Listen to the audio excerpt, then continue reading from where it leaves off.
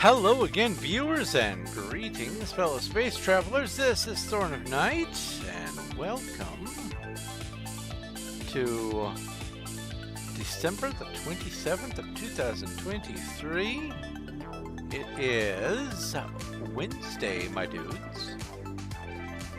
And if you're wondering why I say that, and you just so happen to not know, it's from an old meme.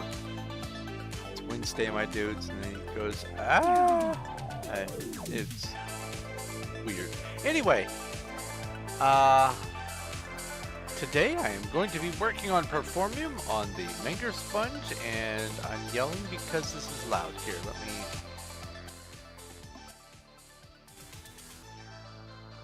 There we go. I'm working on the Menger Sponge on the Wild SMP on Performium, and my goal is to get as much of it done as I can today. I'm trying to be as productive as possible, but before I get into it, let me just go ahead and say thank you to Elmaze11, Dogma, Infinium, Sean, Robert Kemp, Little Cuddles, and XBlaze Ninja Zero for helping to support this channel and make it so that things can run a little bit more smoothly around here. And also for the company that they offer and provide either through Discord or whatever, and showing up and chatting in my streams. I know you're over there. And basically, if it weren't for the support that I get through Patreon and whatnot, I wouldn't be able to offer, like, for instance, the extra features that Dinobot has on the Discord.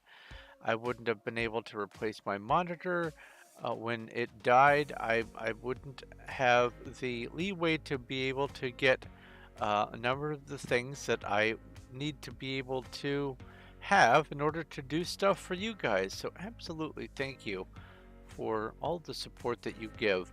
And additionally, if you would like to join the group of Patreon supporters, get your name shouted out here at the beginning of my videos and streams, then follow the link down in the description and you can donate at I think at least a half dozen different tiers that I've set up for different dollar amounts to say, hey, this guy deserves a cup of tea once per month or something like that.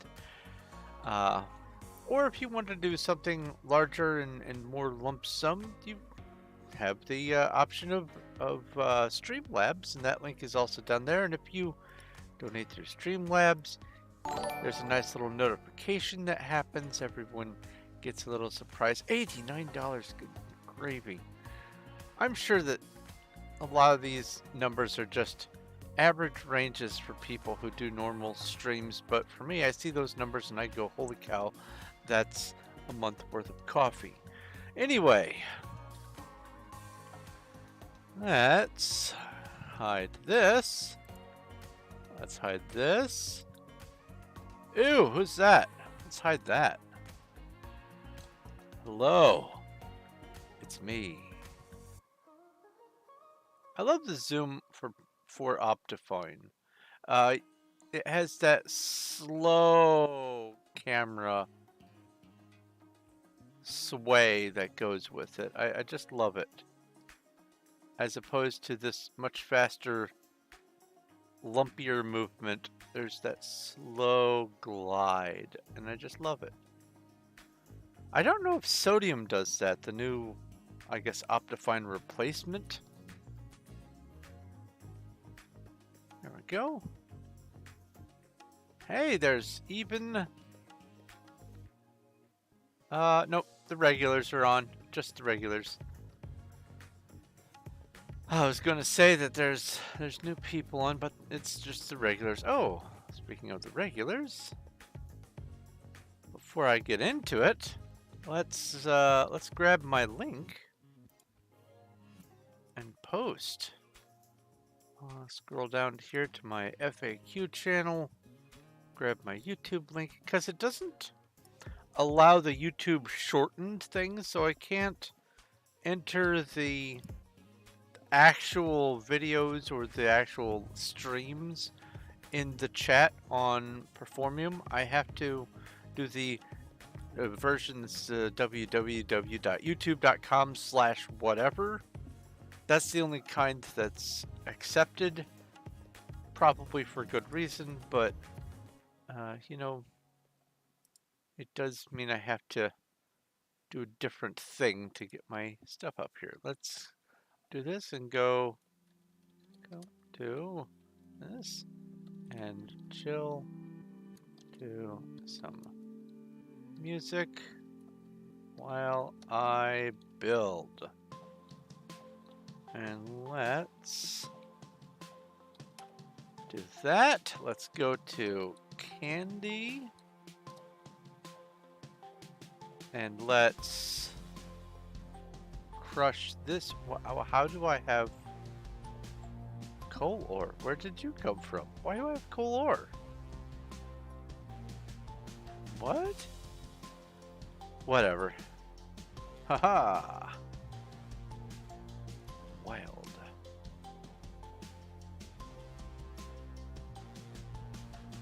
Oh, and P time at noon and P weather clear.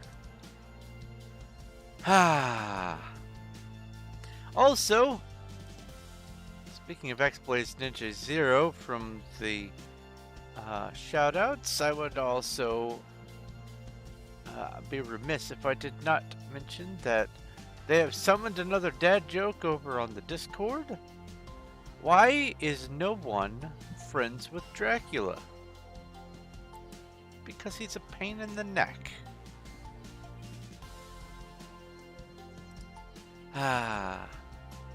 Puns. Alright, so the objective today, put a whole bunch of these blocks here on this thing here to try to make this look more like this.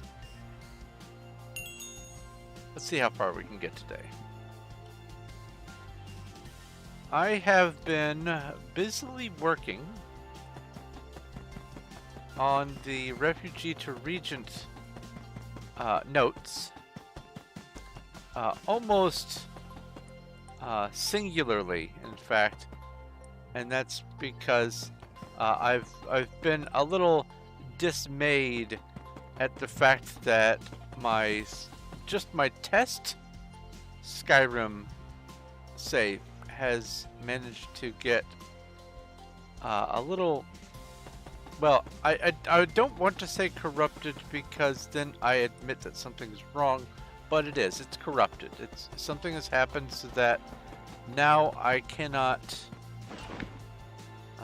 load saves that are done in certain places because apparently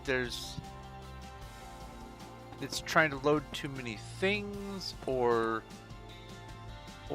the meshes are too complicated, or something. It doesn't seem to be the lighting crash, the shadow crash. Nothing seems to mention shadows. If it was that, I could probably fix it by taking out the lantern, and I might take the lantern out. I might give that a try and see if that maybe fixes it, and if that does, then I'll just have to remember to take my lantern off every single time I save. But we'll see. But instead of worrying about the Skyrim, which I have some backup strategies in case this is a permanent thing, I have been, oh hello zombie, I have been working on filling in the blanks for the Refugee to Regent challenge so that when I get that started, I have everything already figured out. And yesterday I did a stream using the Zim software to work on the outline for what I need to do and make it into a sort of a wiki file so that I can reference things back and forth and have access to all the information.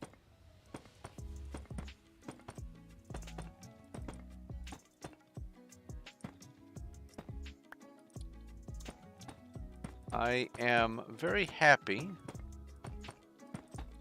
that this software works. I'm glad that I found it when I did.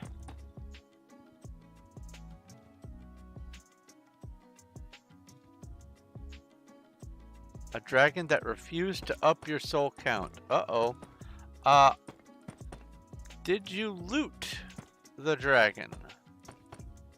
Sometimes you have to interact with it to basically turn it on.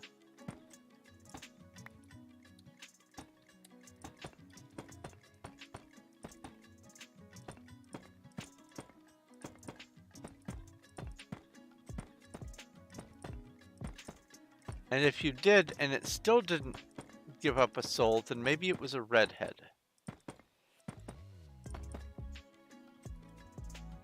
It's a joke, by the way. Everyone knows that redheads have souls. One freckle per each soul that they have stolen.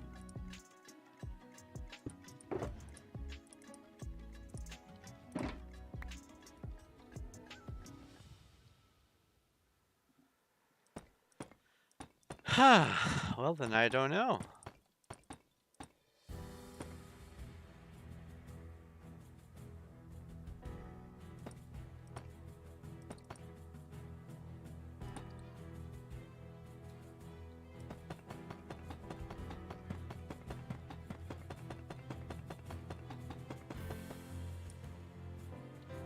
It's probably just chalked up to it just works.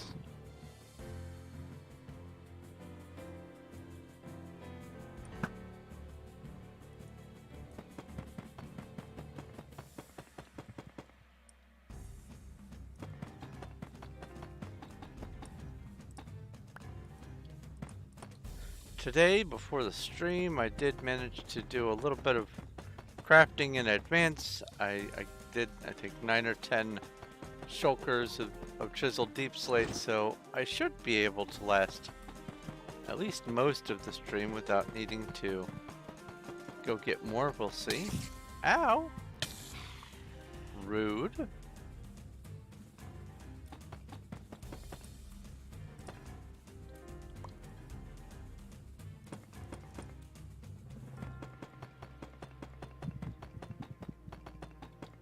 Some people just gotta get on camera. Anyway, my Christmas was pretty uneventful. In my opinion, rather ideal. Not a whole lot happened.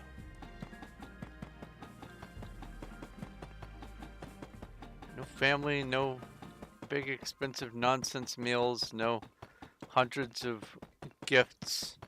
I fed my cats some extra cat spam.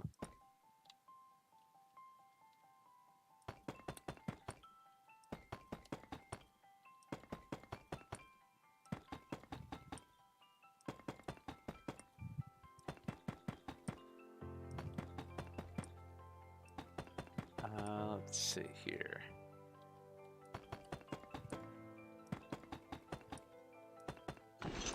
What other recent news? Oh! Even though there was zero chance of anything sticking whatsoever, we got our first snow of the season. It was snowing today. Looked out the window and presto. Which is hilarious because my wife is the one who noticed it, and I'm the one who habitually looks out the window to see if it's snowing, even in July. Even wrote one of my little horror stories about that very thing. But she was the one who spotted it.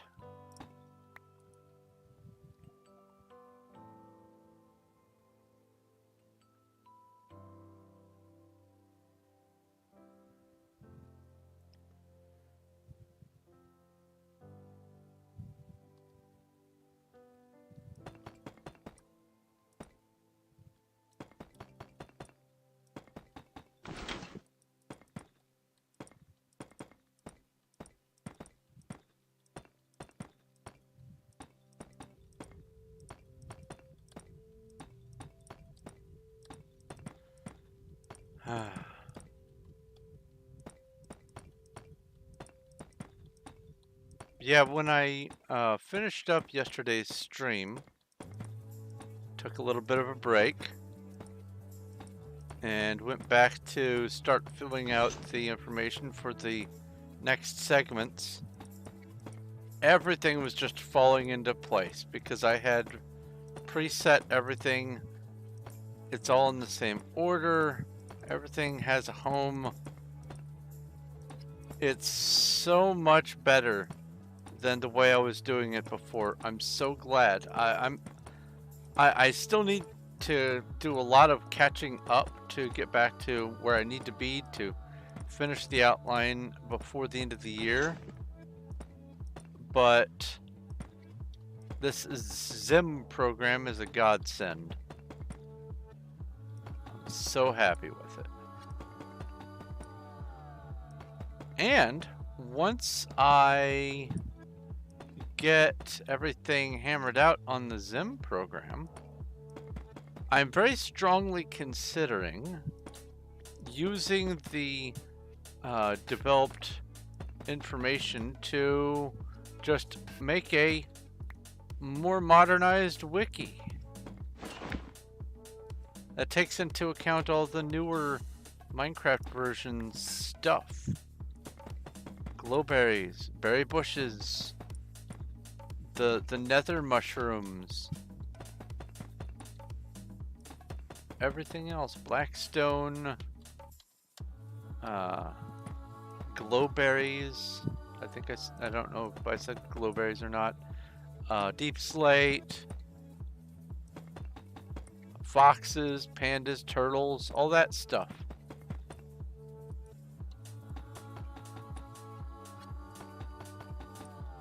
None of that is accounted for in any of the existing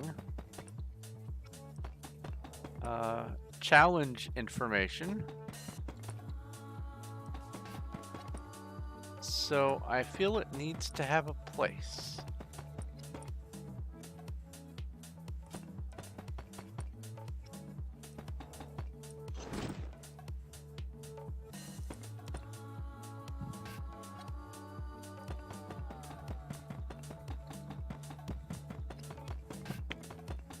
Oh yeah, the work was absolutely worth it. Now it feels like it's just a whole bunch of minor editing and not having to fight and claw for little scraps of information. And I am not even at the point where I have finalized my decision on how I'm going to scale the things to match the new content. So it is just right at the beginning of all the work. It is already far superior to the way I was doing it before. Now, I'm still dreading the timeline, but now I'm not dreading the work, and that's a good thing.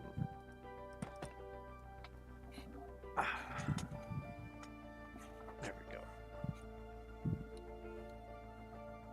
I apparently was starting to scoot my chair back and just hunch forward while playing.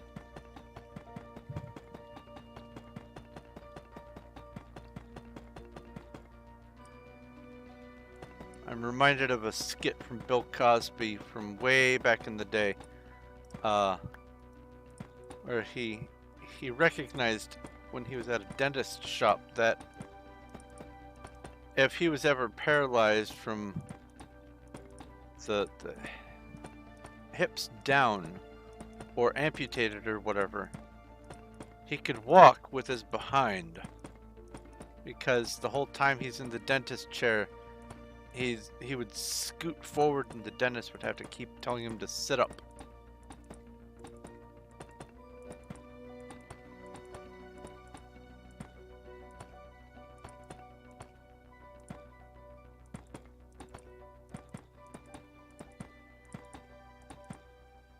What was his name on that show? Dr. Huxtable or something like that? Been a long time. I don't remember.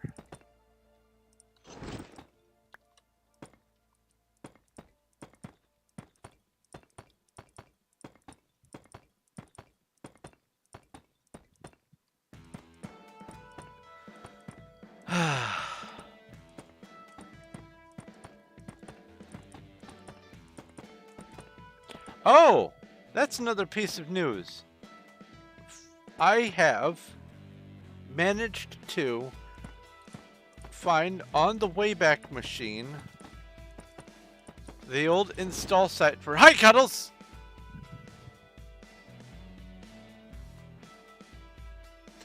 The old install site for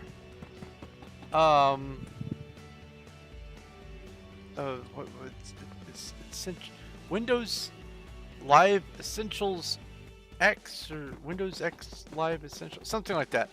The old Windows Live Essentials install. And now I have Windows Movie Maker on this computer, on my Windows 10 computer. I haven't tested all the capabilities of it yet, but it first blush, it seems to be working properly. And this is great news for me. This opens up a lot of possibility because I really wasn't looking forward to having to pop my videos and everything onto a thumb drive, transfer them to the other computer, go work on the other computer, edit everything, save it, and bring it back. Especially now that I recognize that for whatever reason, doing an edit on a resolution that is different from the resolution you record in, on the preview, it causes these terrible artifact issues and makes it seem like your footage is just ruined. And I was under the impression that my footage had been ruined when I made that Skyrim mod rollback video. And turns out it wasn't ruined, it was just fine. It was the difference in resolutions for viewing the preview, something like that. And hopefully by doing the edits on the same computer on the same resolution that the video was taken in, I should be able to avoid that issue, I hope. If not, then I will just have to grow accustomed to things seeming a little blurry and then go back and re-watch. And then if there are any spots that I need to make adjustments on, I can just pop the resulting video back in, make the adjustments, and there we go. But at the very least, software is installed and running and can manage and edit and output a video file. And that is the bare minimum of what I need.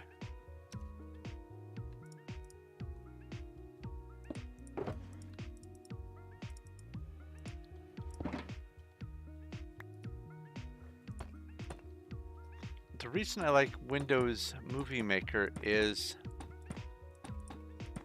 I can just have these clips over on the side, shuffle them around, add images where I need to add images, add sound files over it. I can select a point and duration to add captions, to add overlays, to put in narration if I need to. And I can, while watching the preview, I can just, right there, I hit pause. And I can crop out pieces that I don't need, say the dead air at the beginning or end of a session or whatever, I can just get to the microsecond, hit pause, and crop it out. And in addition to all the other features that I've grown accustomed to with Windows Movie Maker,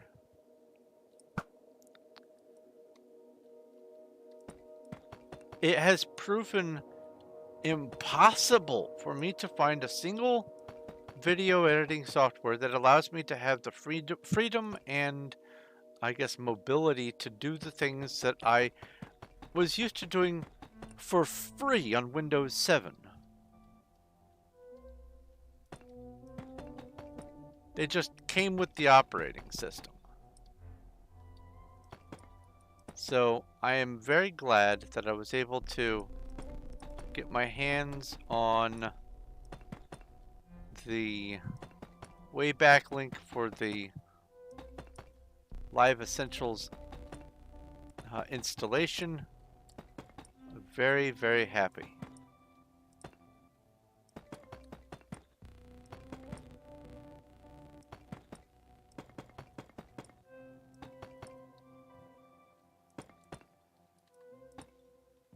One thing that concerned me at first was it said that it couldn't install some of the components or something like that. And it turns out that that's just an error. It did install the components. It's just an error caused by the fact that it doesn't recognize Windows 10 yet. And likely never will. But it seems to be working just perfectly.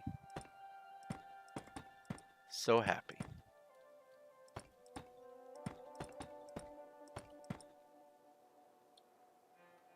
Which means, actually, that I need to refine my scripts for a couple of videos that I've been meaning to record for my channel anyway, so that I can get them up.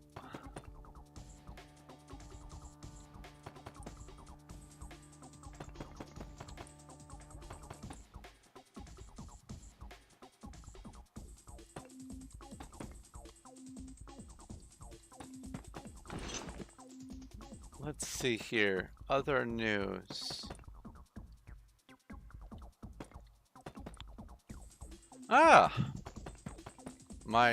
My wrist has improved. I can, without the brace on, I can rotate my hand all the way around upside down. I can't bend it all the way down, like trying to put my fingers toward my wrist. I can't do that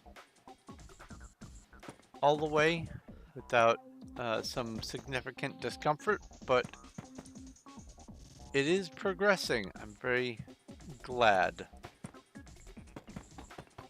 It means that this wrist brace is, if not the best thing for it, then at least a viable solution, because things are improving.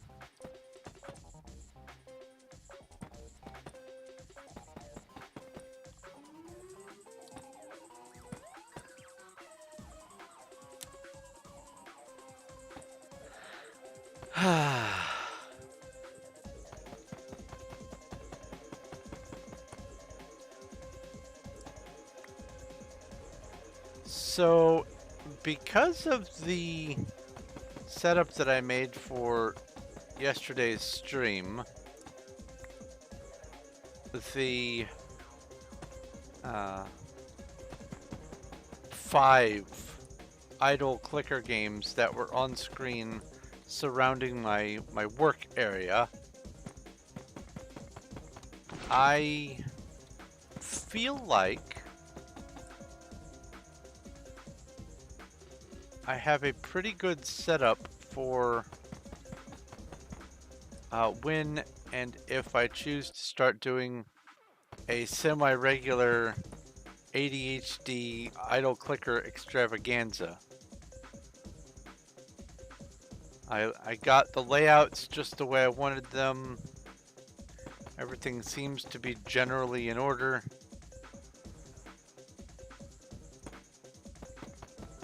But either because of the newness of it, or the content, or maybe the fact that people are still holidaying, there was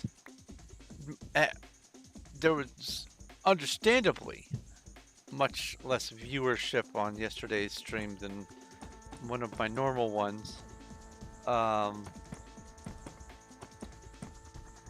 I suspect that at least some of it was due to the fact that it wasn't Minecraft or Skyrim or some well-known game. It was just a weird stream.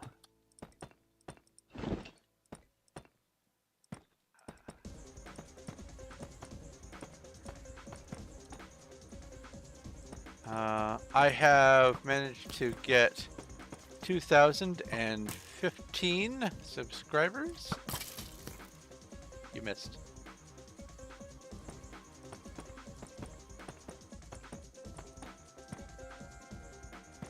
So that's cool. That's the edge of that. What else comes to mind?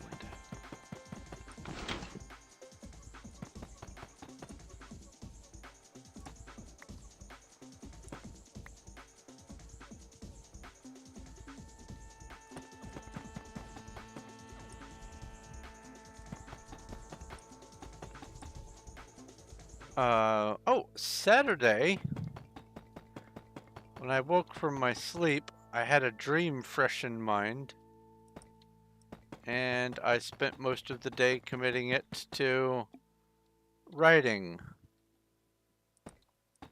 And so now I have a little less than 8,000 words for a scene in a story that looks like I'm going to be able to expand it into a much larger one.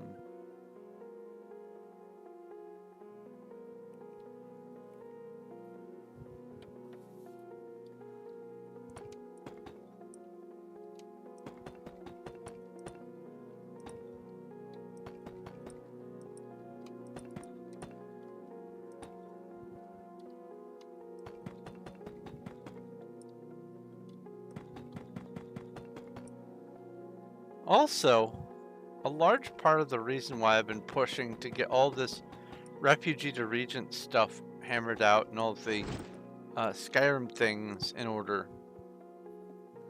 is because I want to be able to have sort of backdrop work where I have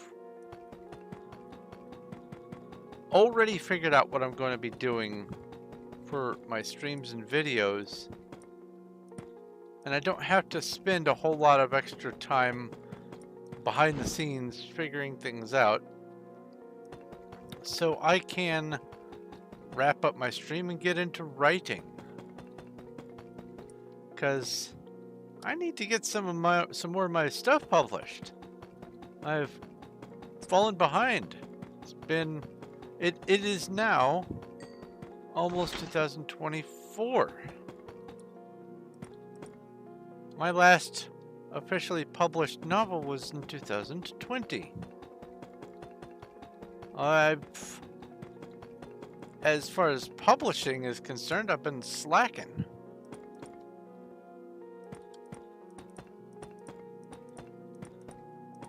So I've been trying to set things up so that I have a little breathing room in my routine so that I can work on my writing and my editing,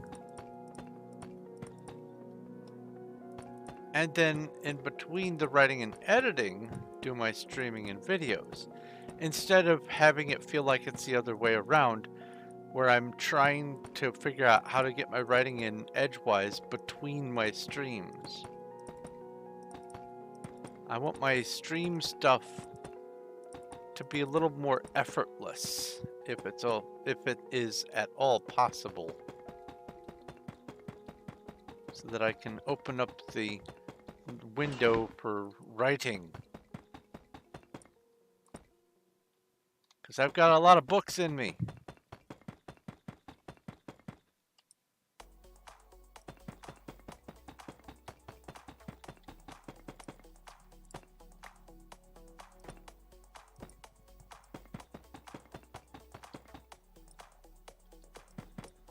Oh, speaking of streams and things, that's another thing I was thinking about.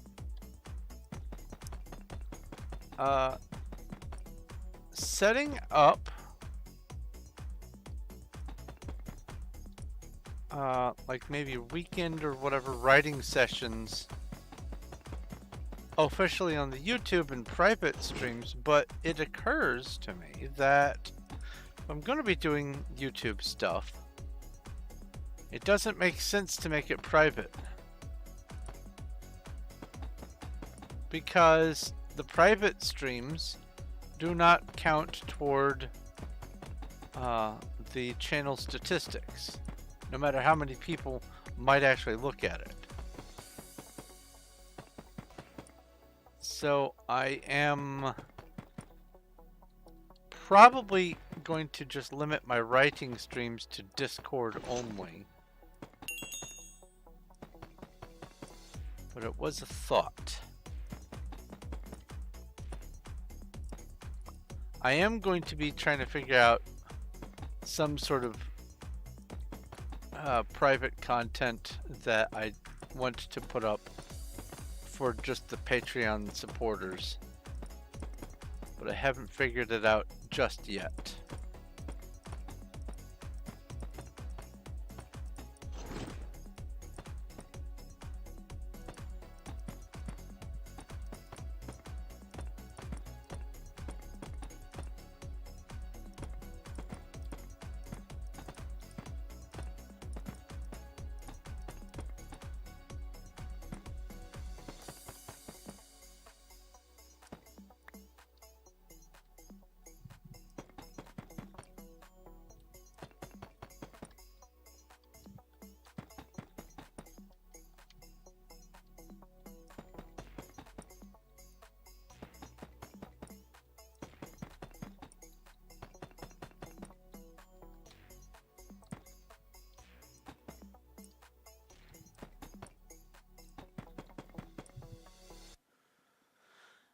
I guess technically, news-wise, let's see here, it's the 27th right now.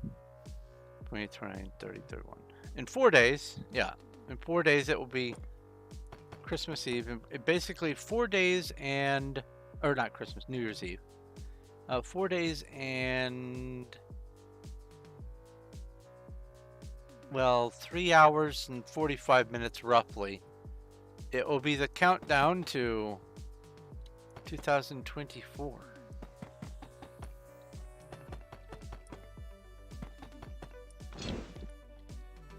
We are 4 days away.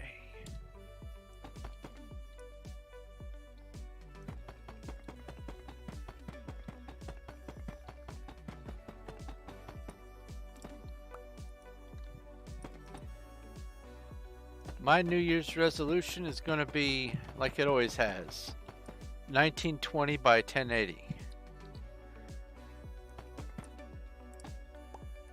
Why change monitors if you like what you've got?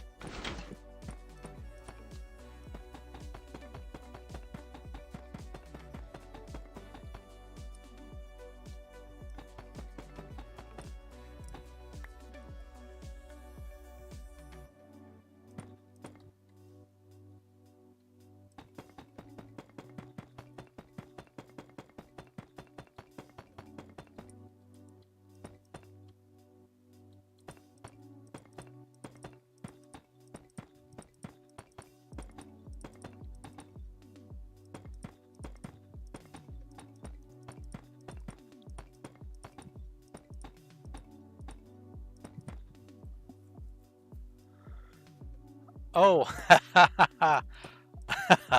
so, um,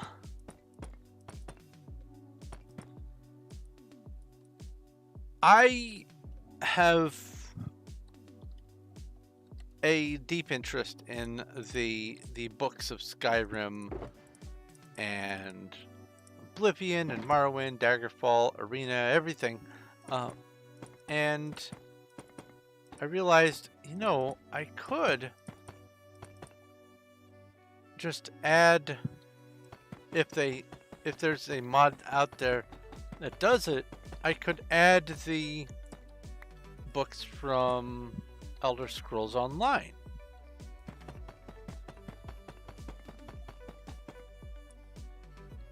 And it turns out that they number over 4,000, apparently.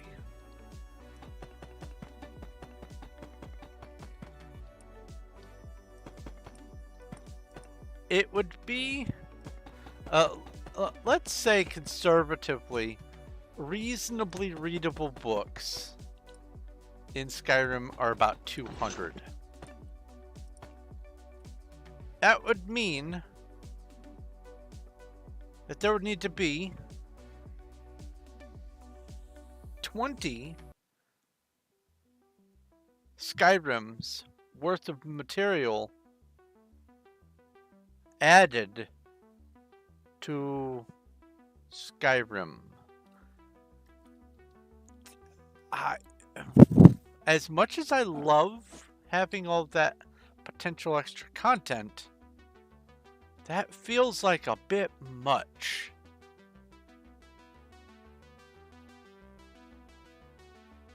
Alright, so this stage...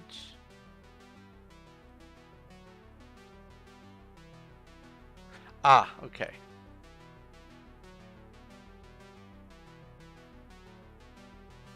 That's that layer done.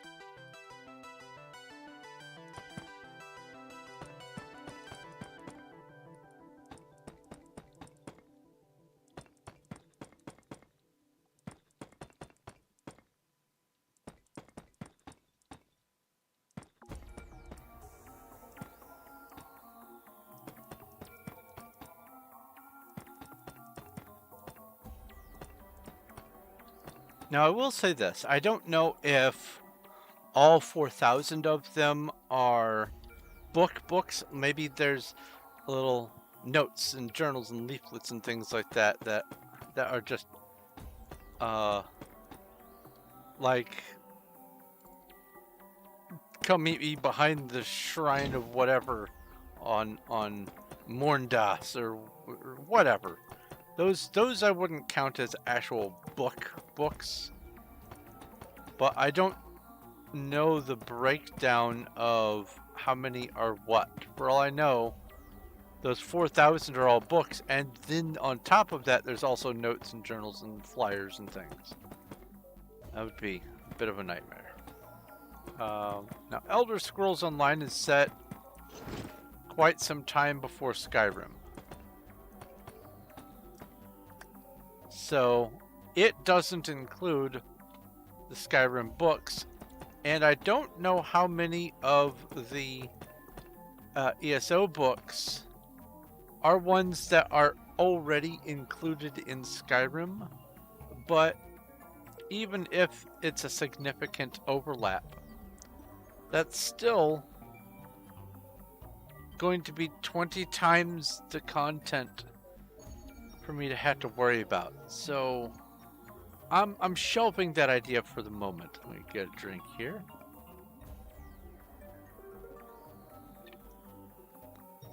That's another thing. There's a boil order for my neighborhood. On the note that they put on everyone's door, it says, until further notice. Doesn't say why. Doesn't say how to find out any more information about it. It just says, until further notice, there's a boil order. If you don't know what boil order is, effectively, our neighborhood is downstream from some sort of, I don't know, a burst water main or something like that. And they have to do the work, and contaminants are absolutely going to get in. And so, if you want to have water be potable, you're going to have to boil it to make sure all the yucky stuff dies. That's what a boil order is. So, for the last couple of days, I've been living off of already made drinks. Have tea, have some juice, and right here I've got a big old jug of V8 Healthy Greens. It's the last of the V8s in the fridge. Not my favorite. It's not bad, but it's not my favorite. Let's see here. It has in it... There we go. Yellow carrot, celery, sweet potato, apple, kale, lettuce, cucumber, spinach, green pepper, and pineapple. If you think that those might taste funny together, you're kind of right. But they are tailored to sort of balance each other out. Sweet versus bitter, that sort of thing. It is an overall sweet drink, no sugar added, but it's... Let's see here. It says low sugar, 75% juice. And one thing I do like about V8 is they don't add a whole lot of nonsense.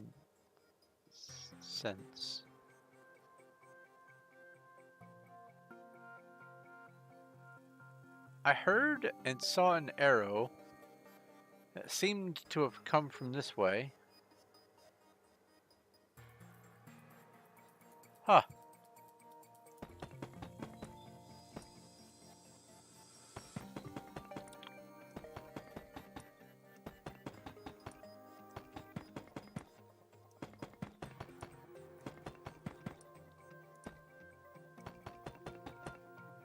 Sadly, after I'm done with this V8, I am going to have to start boiling water. Because I want me some tea.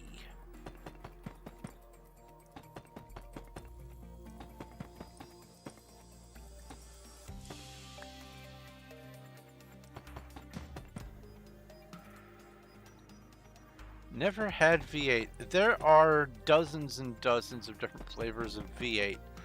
V8 is just a brand, and they make fruit and or vegetable drinks.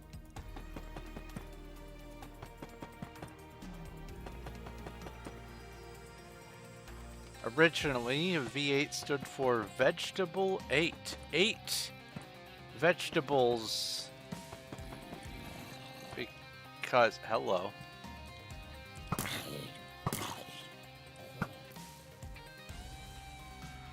Because they had not yet jumped on the bandwagon of recognition that tomato is a fruit.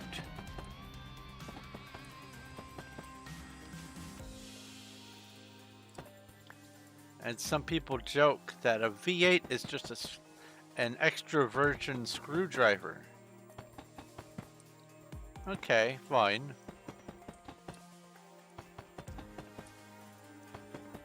Some people say V8 is like drinking ketchup, and that's the ketchup, tomato soup, or tomato bisque, or whatever. They are quite different. V8, while definitely tomatoey. Has its own, the plain V8 has its own distinct flavor, and it's not terrible, but it's definitely not for everyone. Why does it feel like it's getting darker here? Oh, it's because this is the dark side of the block, and it's making it feel dark. That's why.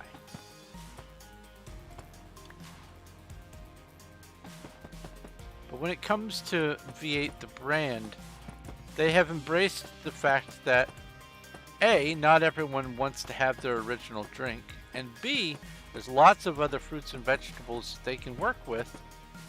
And what has come out of this blessed arrangement are things like V8 Splash, and those are typically more on the fruit spectrum of things, and then a whole bunch of other non-tomato V8s.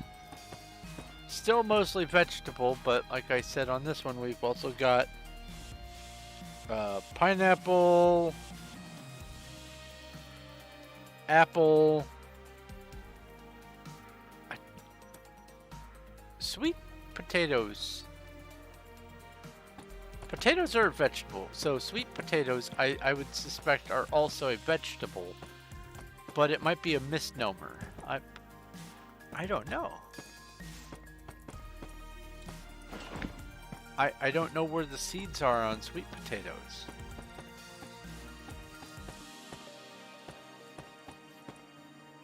That's actually something I want to know the answer to right now.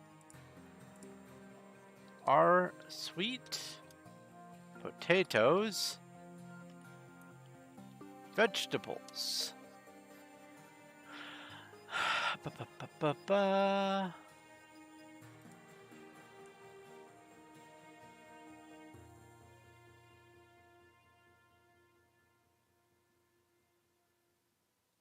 Okay, yeah, it's just a high starch vegetable, just like potato.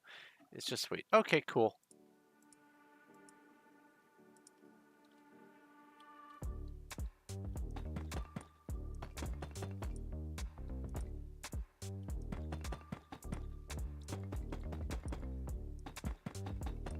I have learned a thing.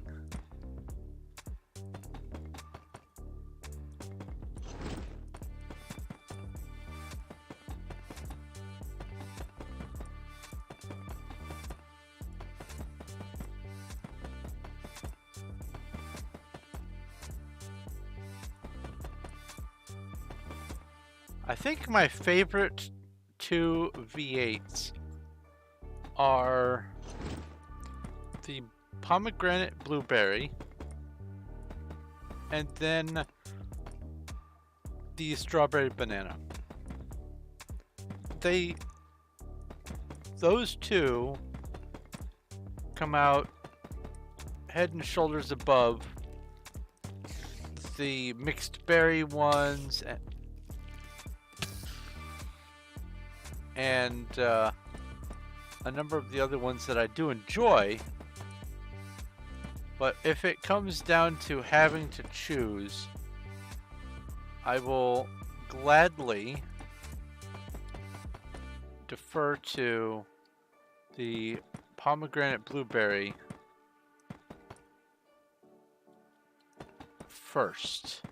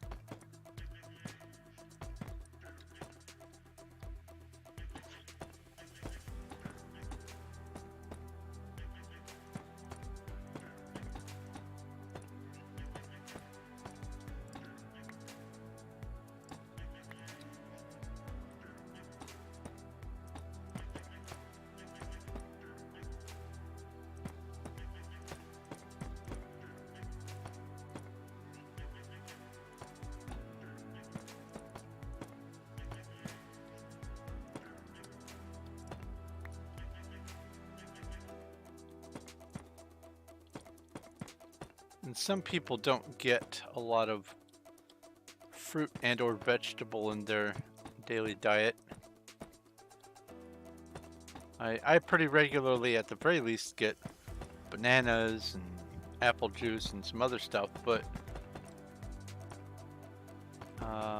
having V8 as an option where you can just glug down maybe something that you wouldn't normally want to eat, I think V8 has a good thing going for him.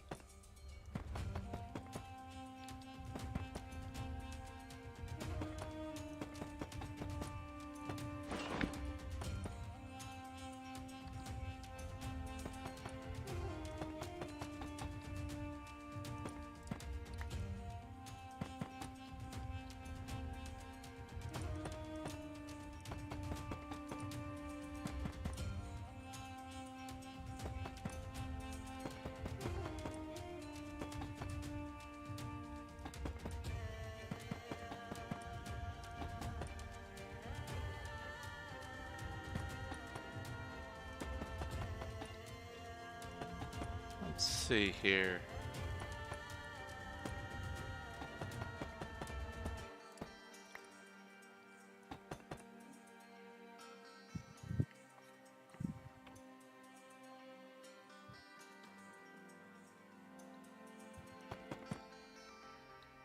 Well, you may think it saves money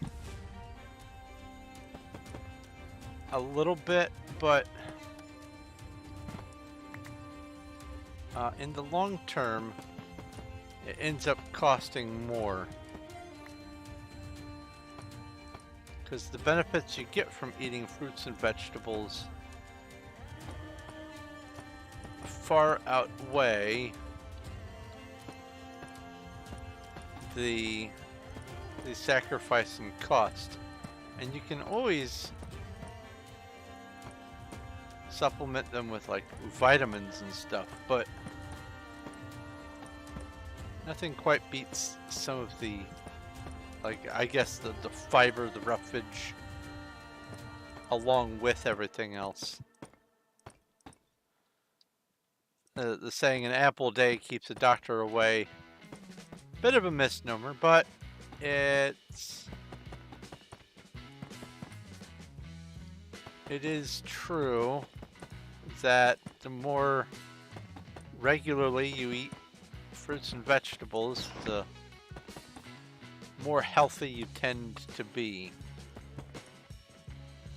But I think that also applies to a sort of a class paradigm. Because fruits and vegetables, good fruits and vegetables, even the more accessible ones, cost far more, like loads more, than the unhealthier foods. And so people who have to be very conscientious about where their money is going will tend to spend more frugally, and so they'll go for the unhealthy food. And it makes, well, that one's lost to the void. It makes for an unhealthy life. Oh, empty.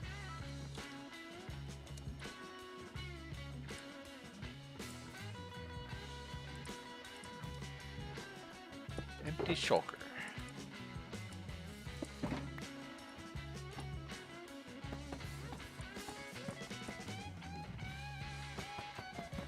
I guess what I'm trying to say with that is if you're in the financial position where you can just regularly afford to get good healthy quantities of fruits and vegetables, you probably also are able to afford better health just in general.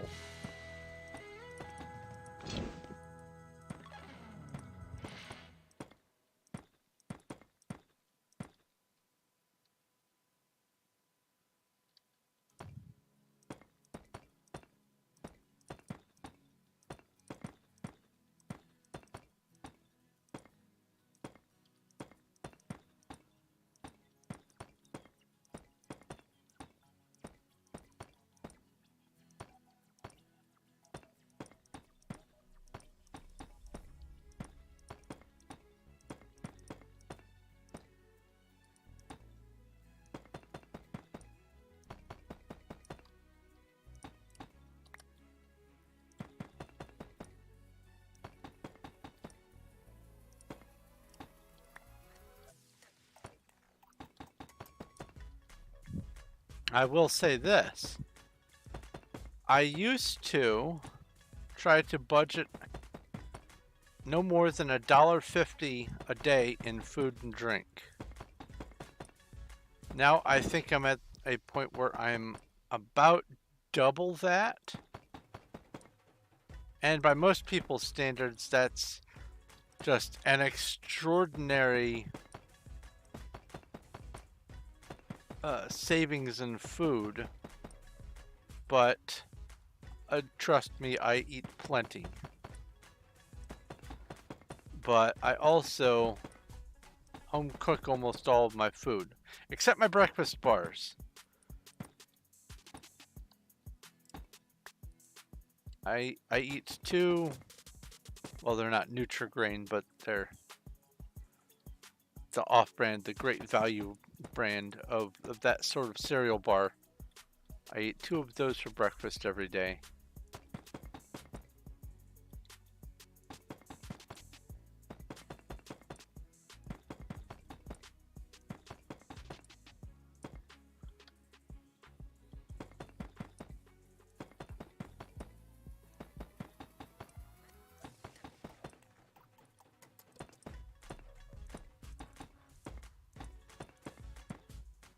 I will say also, I have gone through and priced how I used to eat to keep it under $1.50 a day.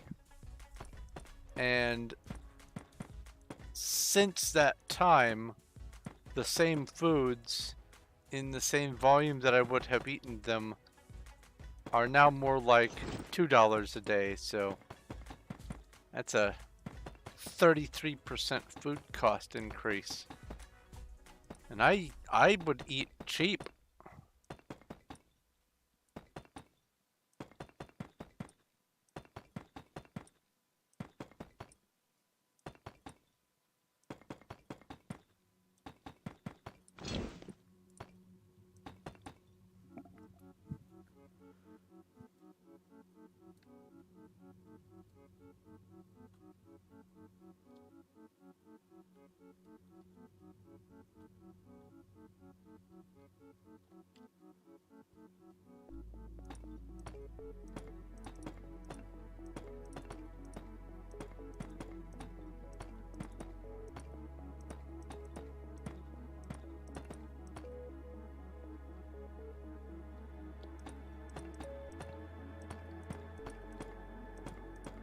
When I realized that that's the ground down there, that's the tops of trees.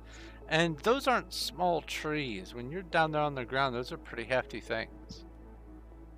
When I realized just the scale of this thing.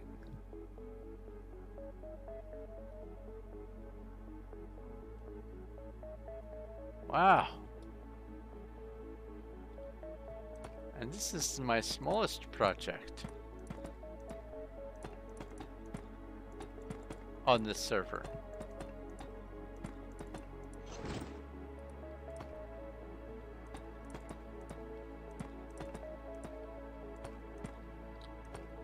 Oh, I forgot to do something. Come over here. Click on this. Come back to this thing over here. Grab this information.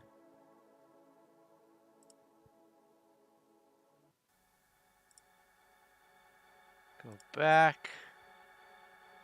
Come over here. I need to add this stream to my Wild SMP Performium playlist on my channel. And put in the tags. I almost forgot to do that.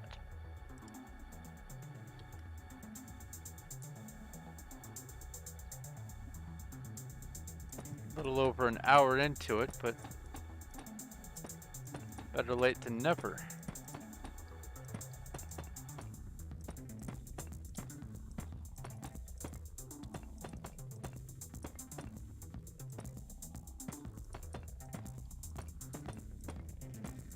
I have found that having the tags in there actually does seem to improve random people popping in and seeing my stuff.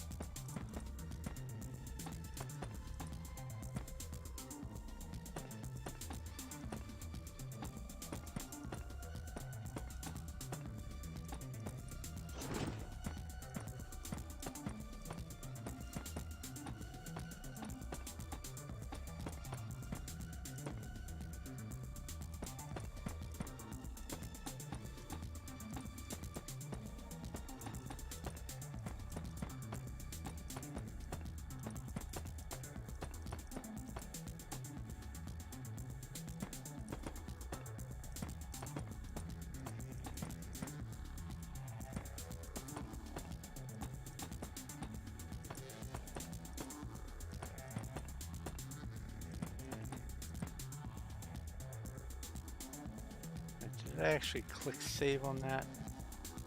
I did.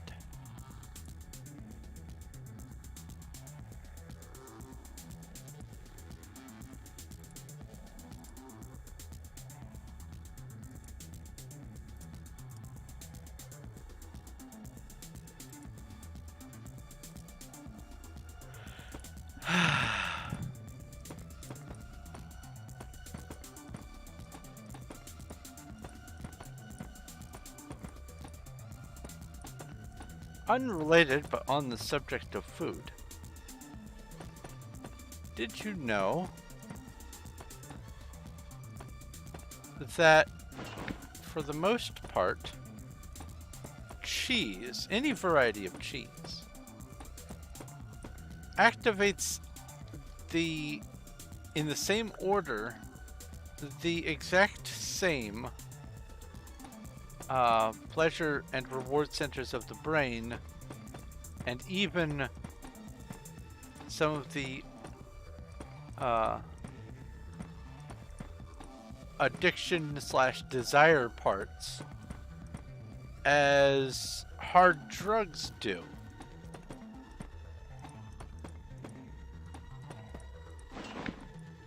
Our brain is so precious that it views mozzarella on par with, like, schneef.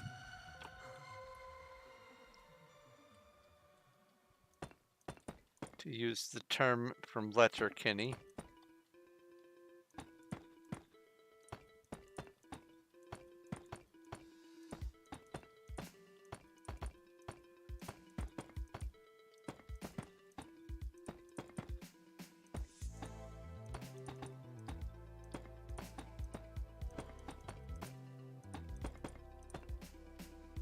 Someone's once pointed out that they never really see advertising campaigns for cheese. And the reason for that is cheese sells itself. If cheese, then desire. And that seems to be regardless of kind of cheese. as long as it is good and proper cheese, like aged cheese and all that, it has the same general effect. Whether it's cow or goat, it doesn't matter what kind of milk the cheese comes from, or the type of cheese.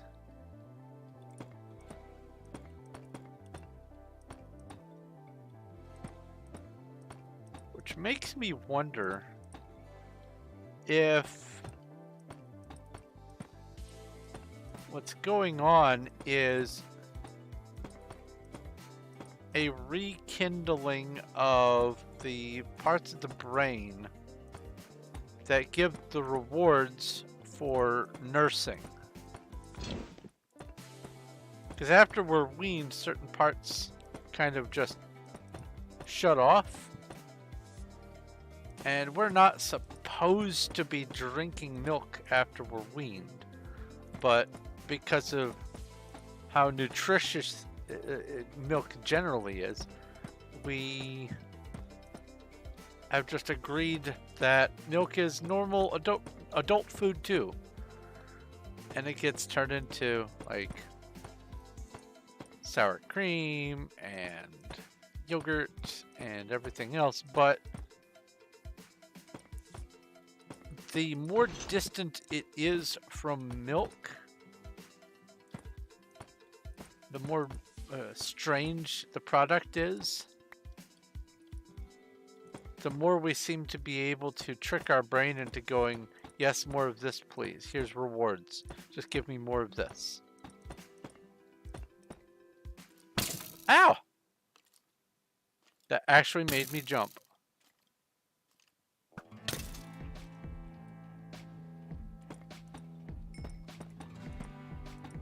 Probably could have heard it, but my right ear is still rather clogged.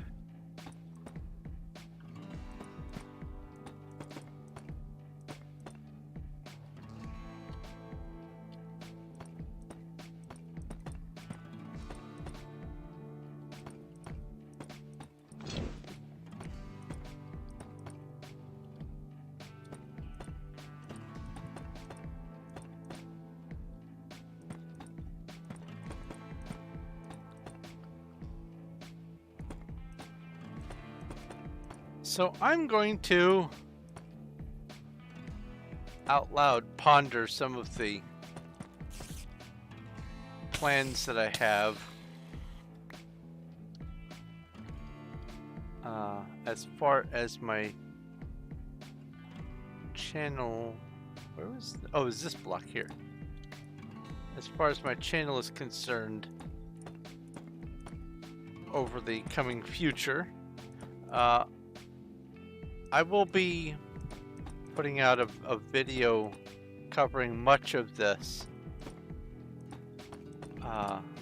here soon anyway, but I want to sort of mull it over and make sure that I have all of my thoughts in order. So we know that I plan on having a large Refugee to Regent series of streams and or videos, but a series nonetheless, regarding the data packs. And I don't see that project taking anything less than a year to do. If I manage to race and get it done before the end of 2024, I'll be astonished. But before I do that, I have to finish the paperwork stuff. Oops. Get everything in order for that. That's one series. Also, all this work that I've been doing with Skyrim, the 300 plus mods and all that, that was going to be applied to at least 2 different character series. And I say at least because if I get to a point, maybe some number of months in, where it just starts becoming too impossible to save or whatever, then I'm going to retire the character, and I have a plan. The next character that I'm going to be playing isn't going to be like some descendant of that one or anything like that. My plan is I want to randomly pick race, randomly pick a religion that's available to that race using Winter Sun. So actually I have to put together a list for that. Randomly pick an alternate Live Another Life start. And randomly pick the fighting / play style for that character. I want it to be random, and I want to force myself to adhere to the qualifiers for the new character as stringently as I can. For all I know, the save file problems I'm having right now are just a random fluke, and they won't crop up anymore.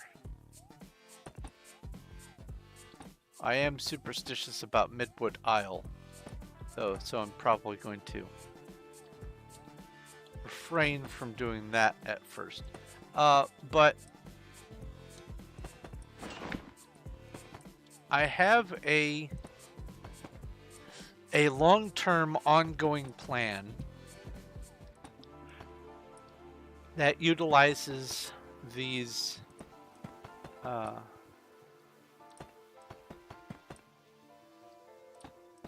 different features added by all the different mods.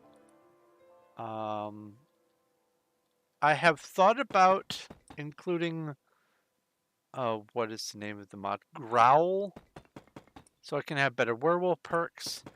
I think Lichdom is one for another. Oh, that's a gap.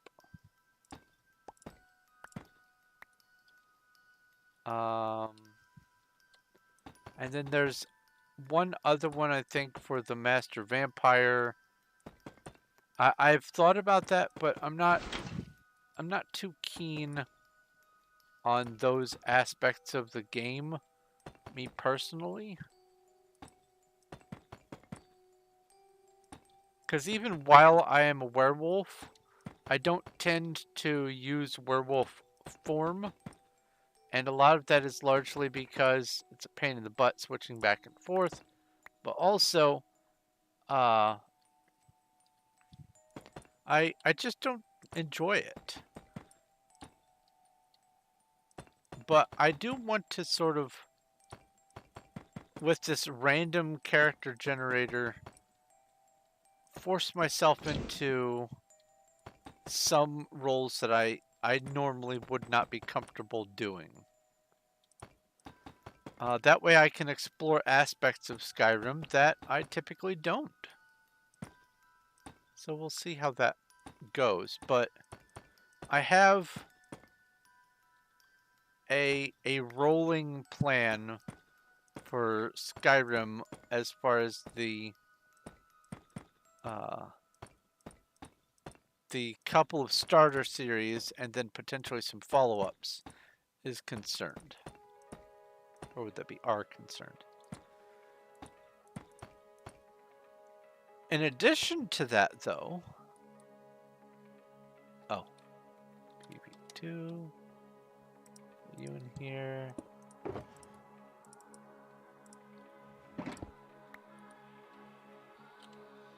Grab a drink.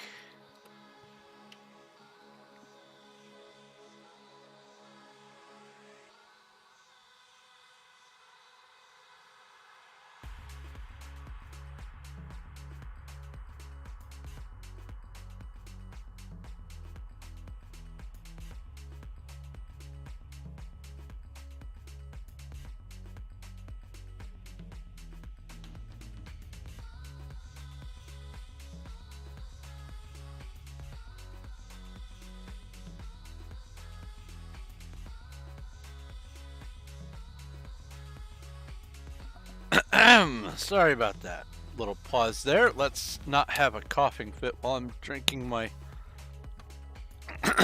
stuff. Wow. Okay. Anyway, in addition to those series,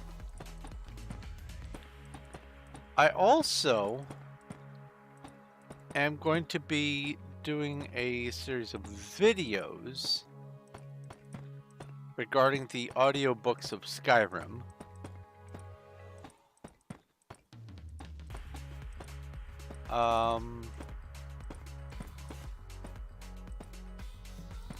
Like I said, I don't know if I want to try to include, even if I can get my hands on them, the Elder Scrolls Online books. Because I know that I found a mod that purports to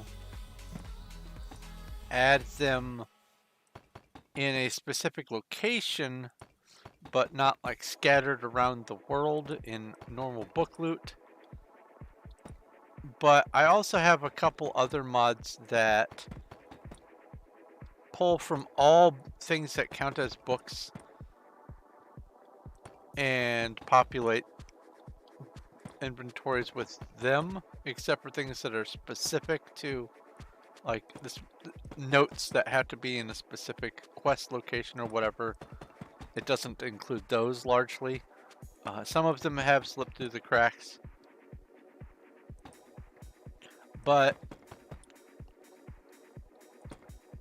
I don't know if I want to dip my toes into the 4,000 books that are Elder Scrolls Online. But I do for sure want to have all of the vanilla Skyrim books, as well as, if I can manage it, all of the books from Oblivion, all the books from Morrowind, and maybe, ooh, a 4-star. And maybe if I can manage it, all the books from Daggerfall and Arena.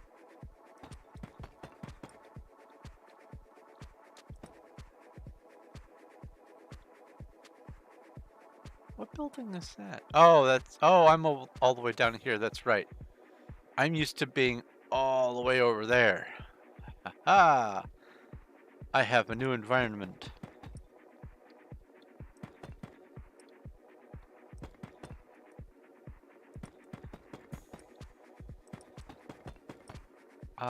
But also,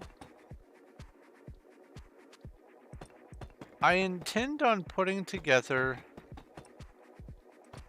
a series that feels like a choose your own adventure story. And this is something that I'm going to have to make just a whole bunch of videos and upload them to private at first, so that they can all be uploaded and have links pointing to each other, and then make them public. So I'm not even started on even setting up for or recording any of that stuff yet, but I have, it is, yeah, I'm not going to spoil it yet, but I do have a plan for a series, and it's going to be uh, largely based on an accompanying book that I intend on publishing.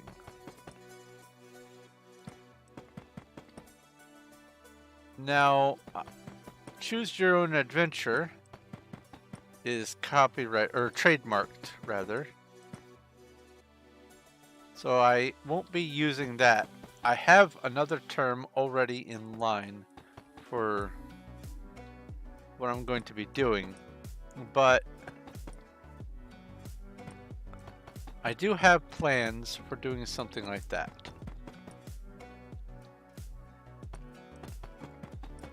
Oops. Additionally, I need to get back on top of... There's something under my mouse. Oh, there we go. Let's wipe off the mouse pad. Wonder what that was. Probably a breadcrumb. Anyway,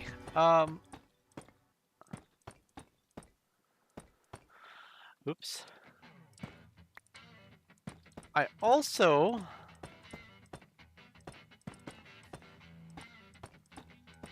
have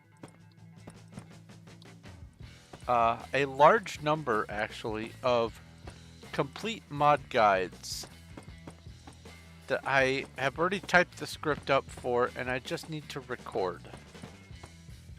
And since I migrated to this computer, I haven't really wanted to do that work because of all the busy work moving every file over to the other computer, and then dealing with all the artifacts and all that kind of stuff. But now that I have Windows Movie Maker on this computer, I think I can move ahead with it. Now, the only downside is I have to contend with CurseForge, Overwolf, that sort of thing.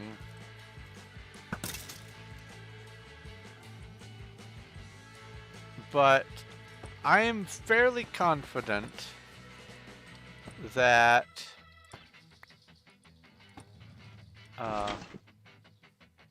they have gotten that whole virus nonsense under control. Because like I was saying in one of my other videos, or in one of my other streams when someone joined and started asking questions, the people who run CurseForge, they're first and foremost a business, and they need to make money. And they can't make money if no one's using their stuff, either because they've abandoned it or because once they use it, they get a virus and can't use it ever again. That's not how to run a business, and they know that. And so it is vital for them to stay on top of the condition of their files. And that's another large reason why a number of, let's say, adult content sites tend to be virus safe, because though they may have gotten a bad rap for some of them, they realize they can't get repeat customers and more money if those customers get a virus. And so, oddly enough, those sorts of sites tend to be among the cleanest. I learned that in my years of working on computers. It usually isn't adult content sites that get the viruses. It's the the bogus emails and uh, the oddly enough, the YouTube ads used to be really bad for it. And apparently some of them still are. They don't vet their advertisers, especially now that they're so desperate to keep their advertisers. They don't vet them well enough, and so scripts and things happen that cause some issues. That's why when people say that it's not a problem now that YouTube is saying that they don't want people to use ad blockers and they will limit usage or prevent usage if they detect ad blockers. What they're saying is, even though we haven't cleaned our stuff, we insist that you watch it anyway. We don't care about you. Which is a concerning thing, because technically YouTube has been running at a loss this entire time. But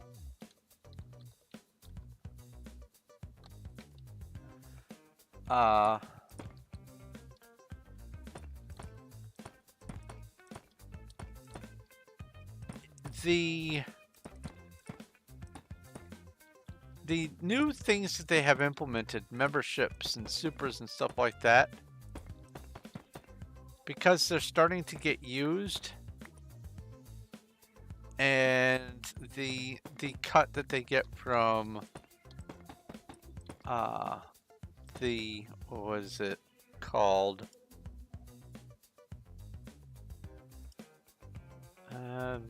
Well, shopping. It says shopping. I don't know what term to use. Basically, they get a cut from whenever you do transactions through the YouTube interface. Things are looking up, but they aren't looking up as fast as they'd like. And now they are at a point of must make profit. And once a business switches over to that must make profit zone, they become a good bit less friendly to the clientele. And we users, we content creators, and we viewers are the clientele. So they are starting to care a little bit less about where the ads are coming from, and just more about having the ads. So I will just recommend that if you can watch YouTube videos safely, do so.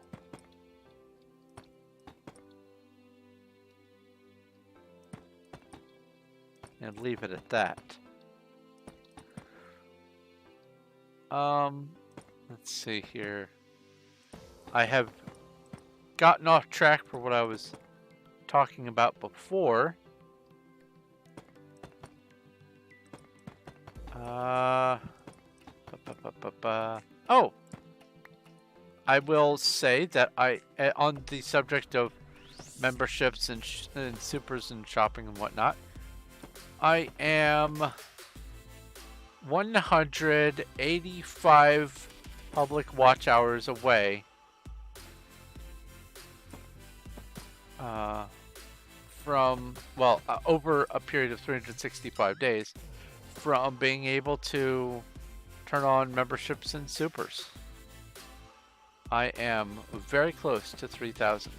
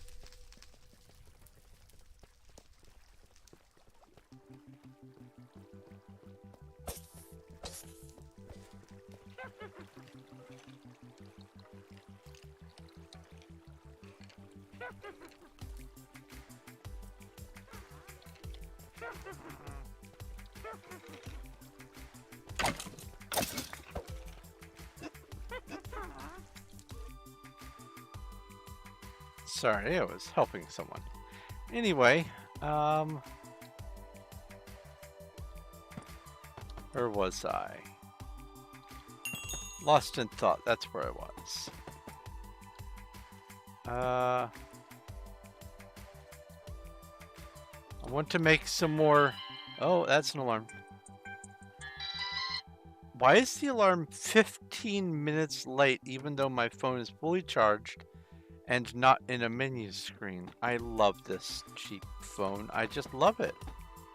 Imagine if I was relying on doing something exactly down to the minute. I would have to have something else other than this phone in order to be reliable.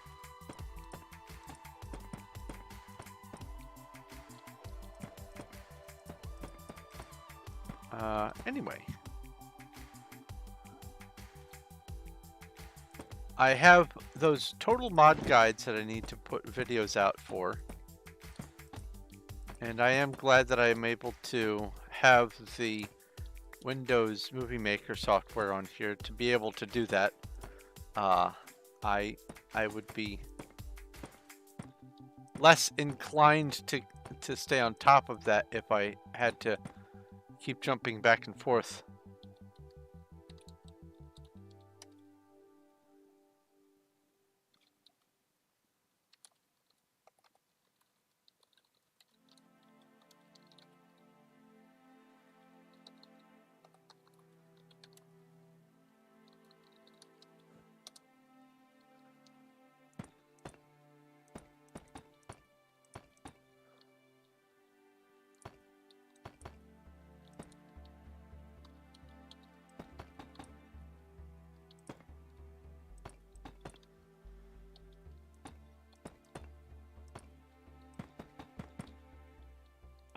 Oh, also, I have a couple of ideas for some ASMR kind of videos that I want to have, for me at least, to listen to on my channel. Because I figure I've got my own YouTube channel, and if I'm going to YouTube to listen to things while I sleep, why not listen to my own things?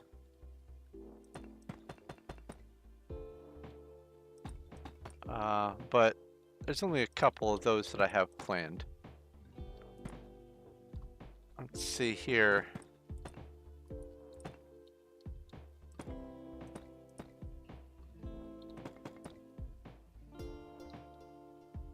Yeah, okay.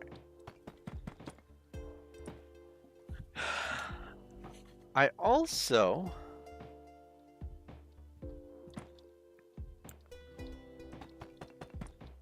do want to sort of stay on top of some of the other at least the RPG games that I started. I haven't, since it went all derpy, I haven't checked to see if Van Helsing is still misbehaving. I don't know how to fix it if it is. But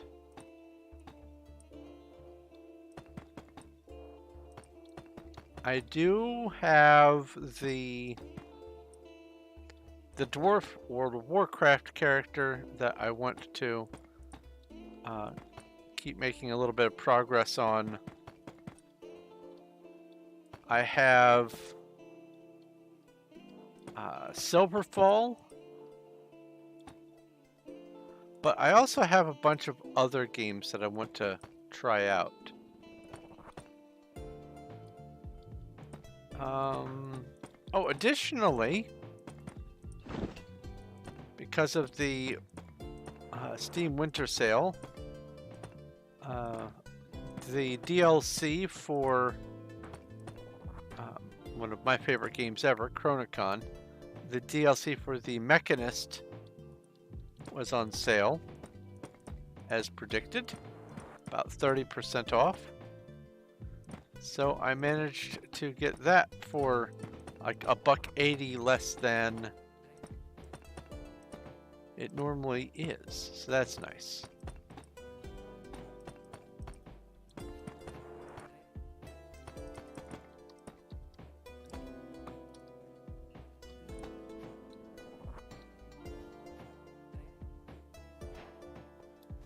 And here we go.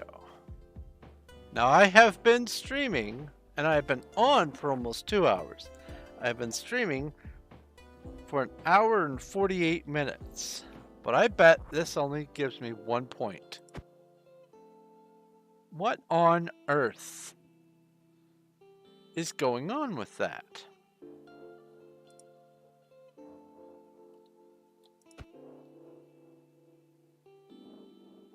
Here, I'm in hub 3.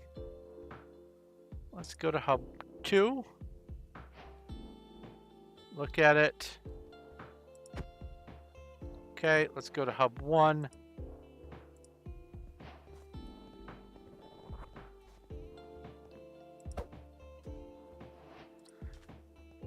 I didn't think you needed to have 5 hours of gameplay to be able to get playtime XP. Maybe I'm wrong.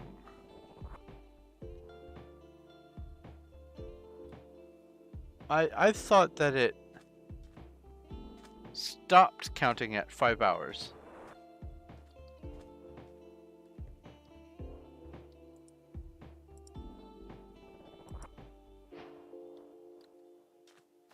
You say go back to the hub. So what you're saying is if I go back to Wild and then come back here, it'll register?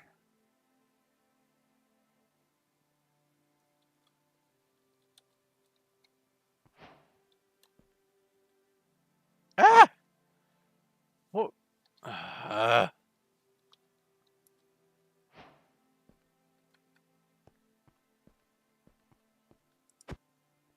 Yeah, no, it's not. This has been an issue for me for a good couple of months now. I only get 1 server experience. I just accept it as life now at this point. This one works, that's 1,000. I get the mystery box, I get the 250 there, and I get the 100 there. But I don't know.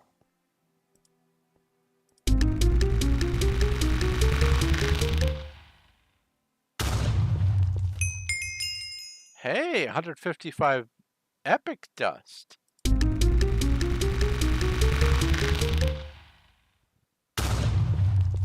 $245 legendary dust.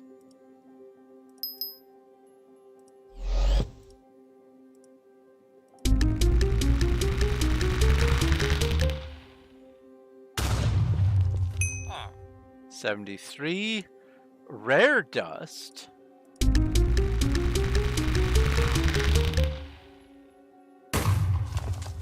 And 259 more dust. Does that give me enough to... No, I am just shy. I need 55 more.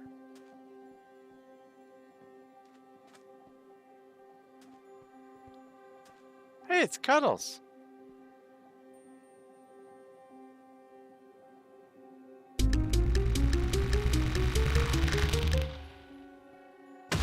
That's not ominous at all.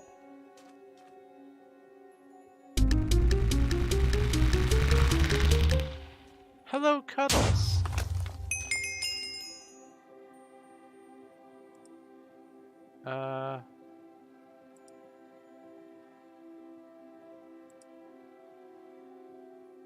Melon launcher.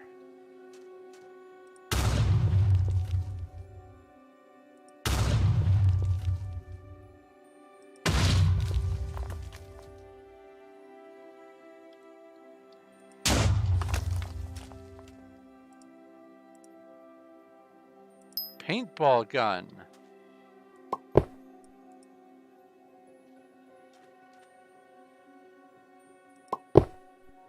Oh, that's funny.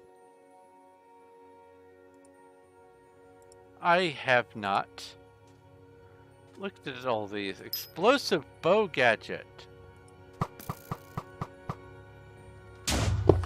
Oh my.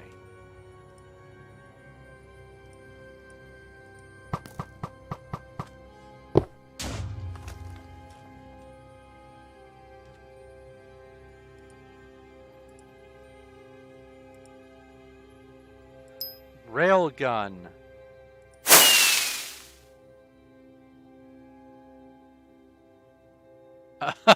5-minute cooldown on the railgun. That's funny. Mob gun.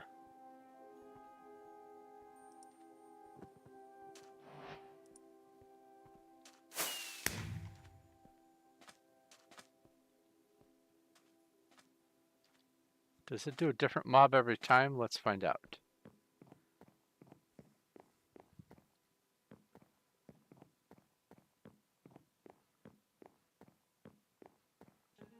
Waiting on that cooldown.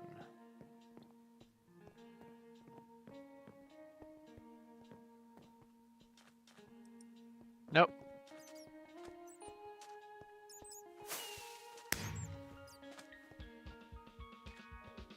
Fun.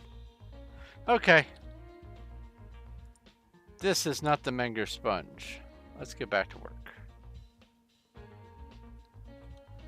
P. Time at noon. P. Weather clear.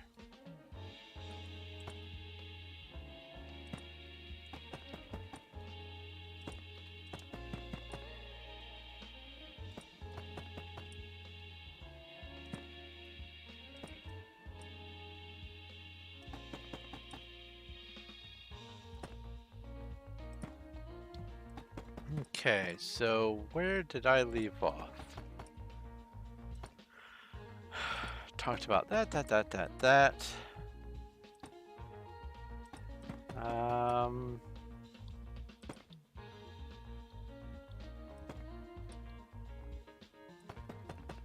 I would like to also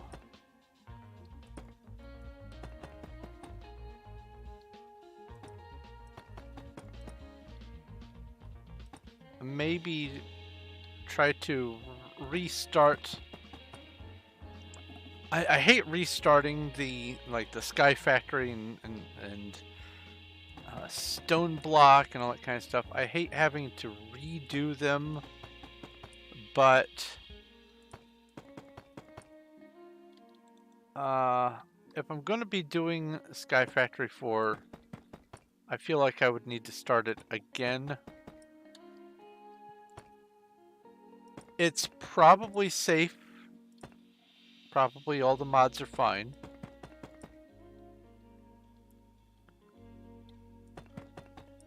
But I don't know if I want to have that large of another project on top of all the things that I'm already wanting to get started.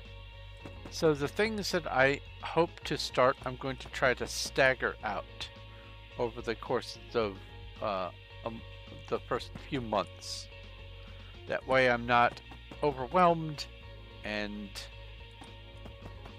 it gives me a chance to not only plan ahead but also react to any weird surprises that might crop up. What's this over here?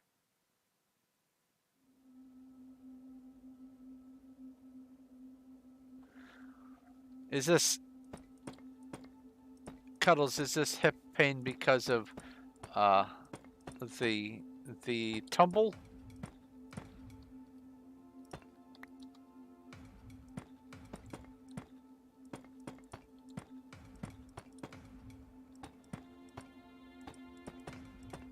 The impromptu acrobatics?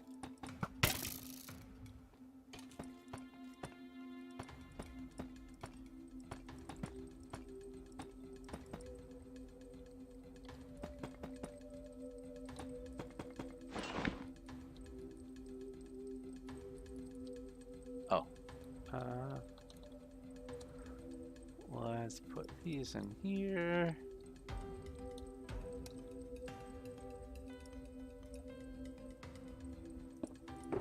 Well, I hope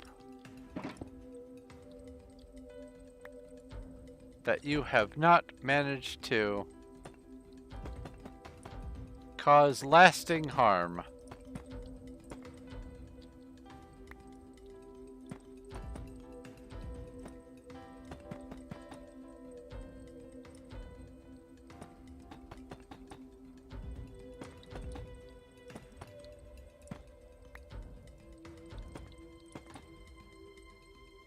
Not to be a fly in the ointment, but I have heard it said that when you get to about 40, that's about the time when life stops giving you things and starts taking things away. So, impromptu acrobatics can be pretty scary with that in mind. Now this layer here that I'm about to do is the layer that gets torches. I have to remember that. And the ones that line up in these 3 spots, the big ones here, those are the ones, and also the ones that correspond going this way. Those are the ones that get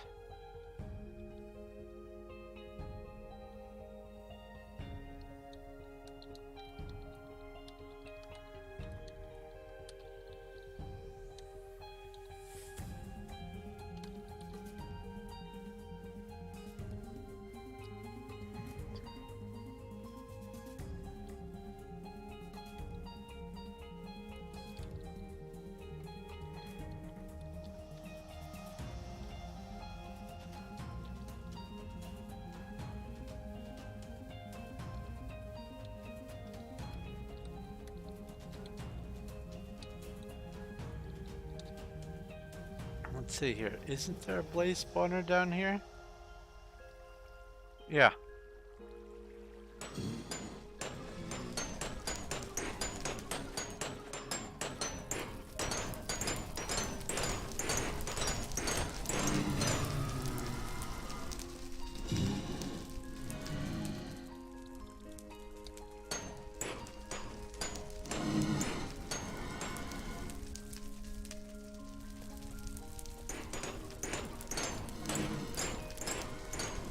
Oh, I can't teleport back after they accepted the teleport.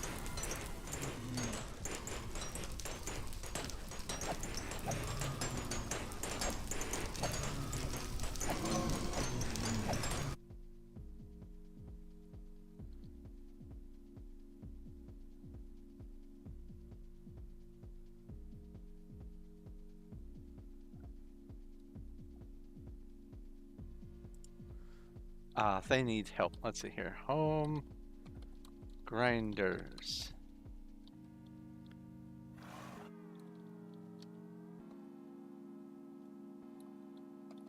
I'll just do the countdown.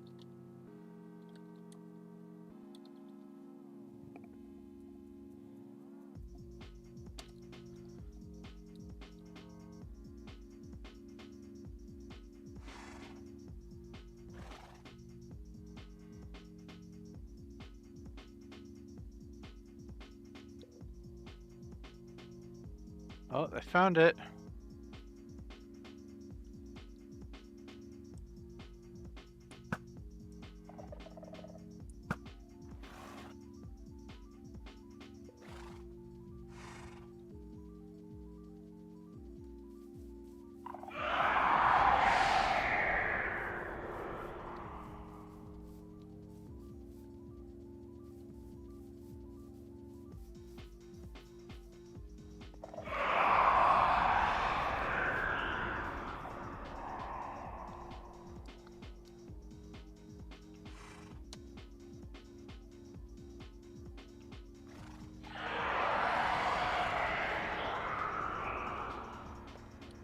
There we go.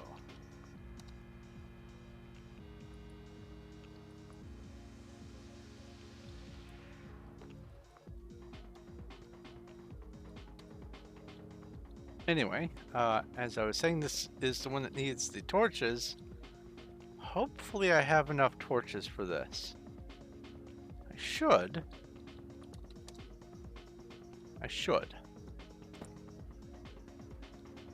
But I am going to need to restock soon.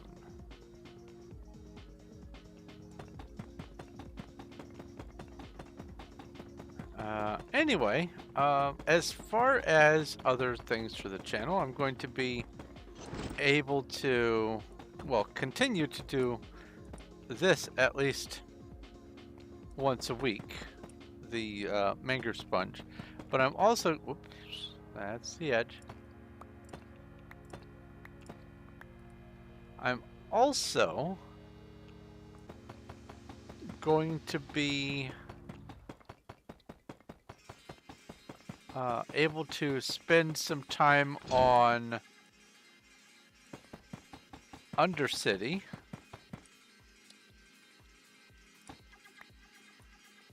As well as the liminal space.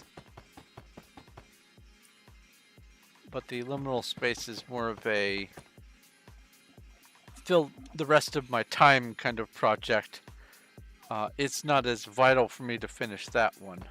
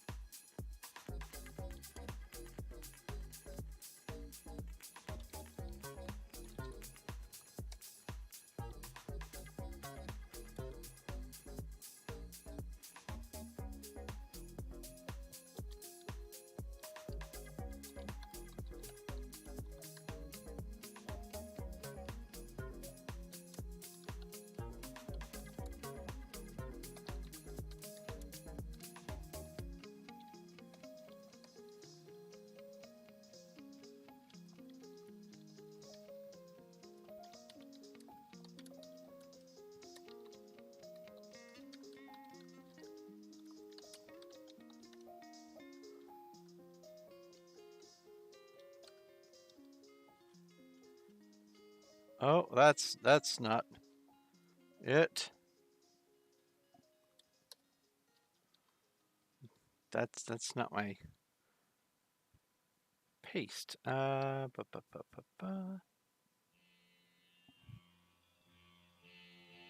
was the tags.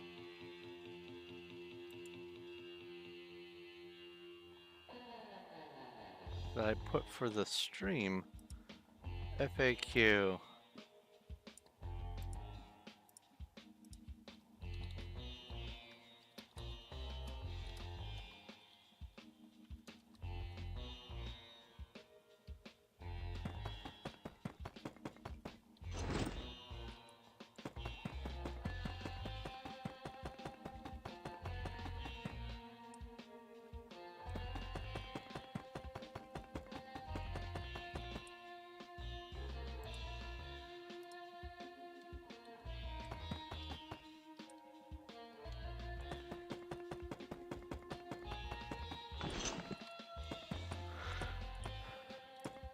But if I do find that I have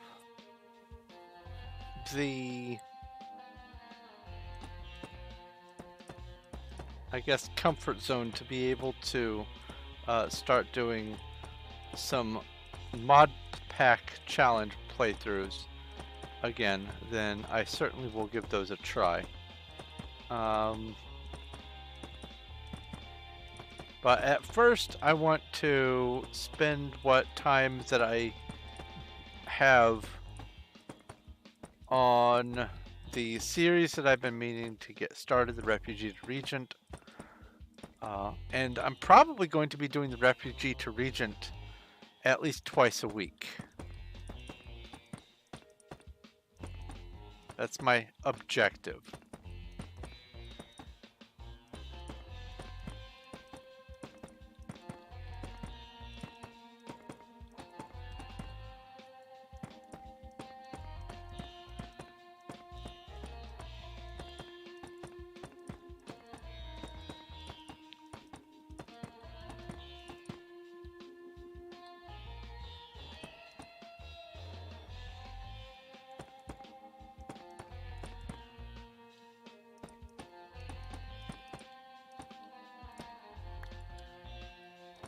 Let's see here.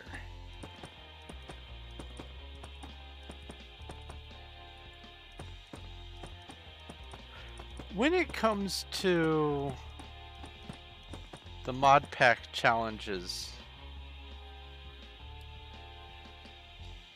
I do prefer the ones that are not left open-ended. Like, there are victory conditions, basically, for most of the kinds of Sky Block and Sky Factory and Stone Block and Ocean Block and all those. Material Energy. There's progression. There's a quest book that goes with it, or a quest log. And the way they are set up, there is an end point. And that's kind of what I like about those challenges, is there is a final point. And you can either try to rush to get to them, or you can go casual, or somewhere in between. But I like for those challenges to have an objective.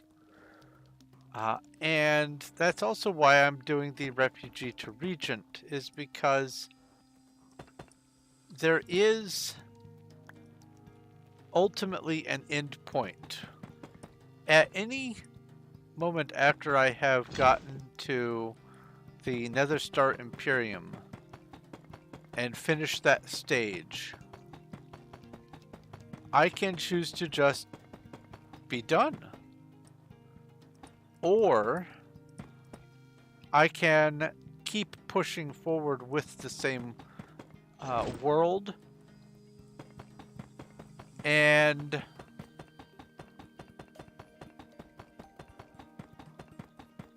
add more kinds of cities.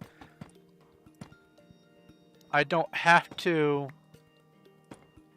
keep adding a new outlier each time, or an extra outlier each time. I can just have one new one and focus on building that up. Or once I finish the first kingdom, I can random teleport and start a whole new kingdom from scratch, restarting the dirt stage, build it up to the Nether Star Imperium, and then have the two kingdoms meet up. Maybe have them go to war. I don't know.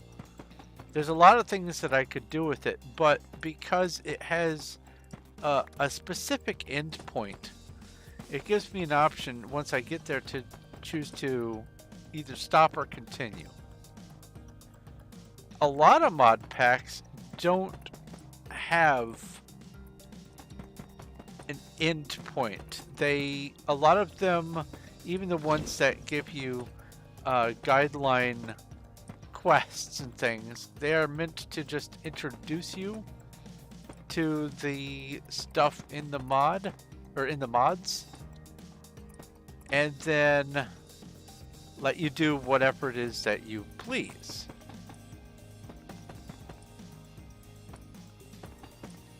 So if I do go after a mod pack, then it's going to be one that is not open-ended, one that has a clear victory point, and I will try to limit everything within that series to getting to that victory point and stopping. That said, there is also the matter of the 1.16.5 mod pack that I was building of my own in hopes of releasing it. And this was just before the whole virus thing started, and I went, oh boy, I don't want to touch CurseForge forever now. And I kind of shied away from it, and then I got this new computer, and so I can't even load what I had before. I would have to start from scratch. I can re-download the files. Should be able to. I don't think any of them matched the ones that they were having issues with on the virus issue. There were actually, I think, 3 different waves of virus discovery on CurseForge, and it wasn't just Minecraft stuff either. It was a whole bunch of things. So it kind of turned me off to going right back into it, which is sad because I have been thinking about my mod pack pretty much every day since I stopped working on it. But a part of me is just afraid to try it and go, oh, well, that one file that everything was kind of pivoting around had a virus on it, and so it's not part of it anymore, and so now I have to rethink everything. That's the terrible thing about anxiety is instead of just trying something, your brain gives you reasons not to try something, even if there's no problem at all. Anxiety makes you miss out on things if you don't say, hey, shut up, brain.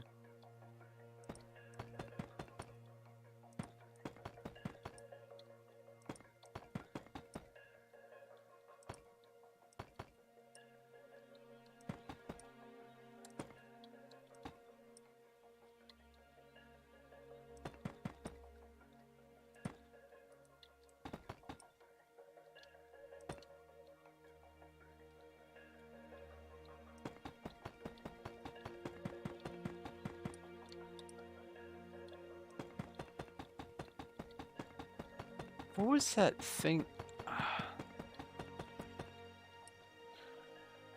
Someone posted something. It was sort of like a comic, but not quite.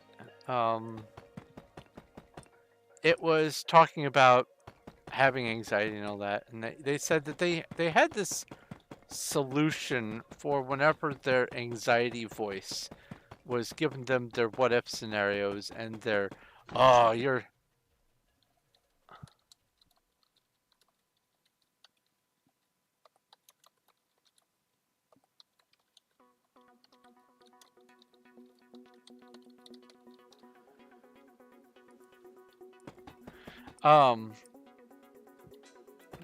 like, it's not necessarily a voice, but you get this nagging part of your brain that says, oh, well, you can't do that. You're not good enough for that. Or what if something goes wrong, or everybody's judging you, or whatever. Anxiety is an awful thing. But they said they had this hilarious solution. They said something to the effect of, that's awful big words coming from someone who has to sit and watch me poop.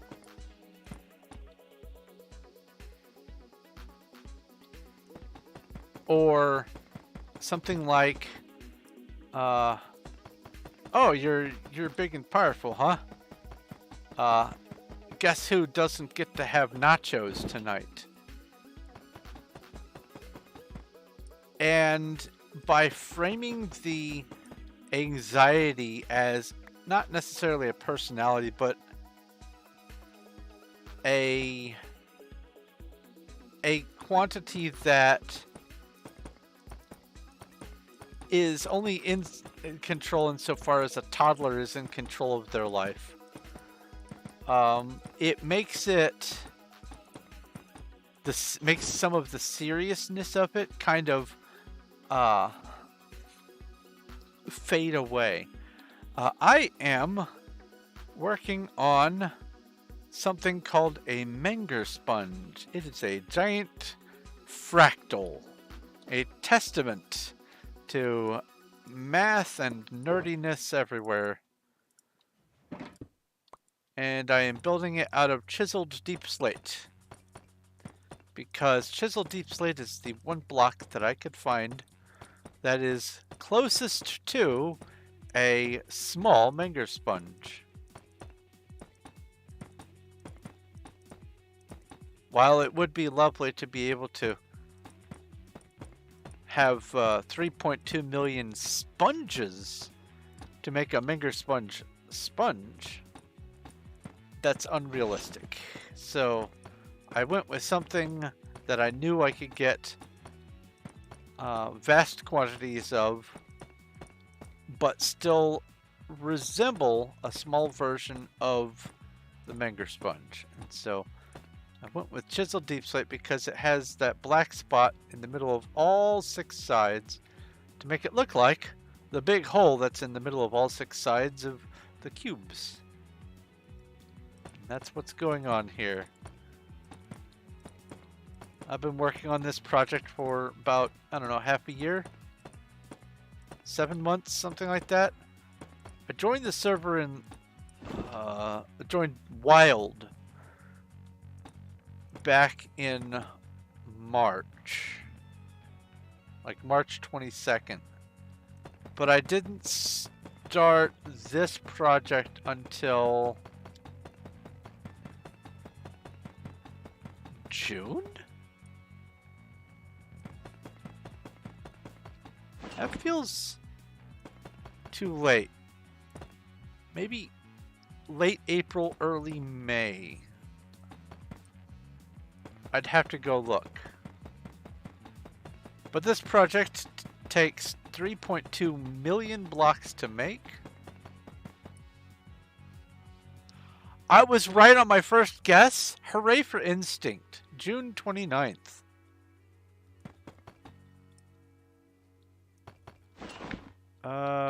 Mending comes with what, obsidian?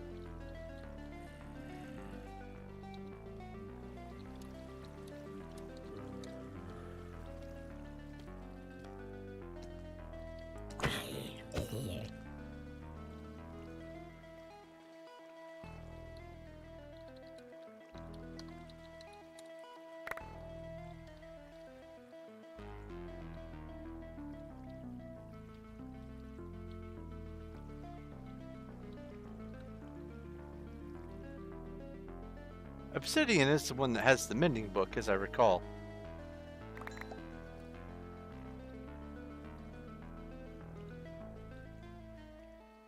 It feels right.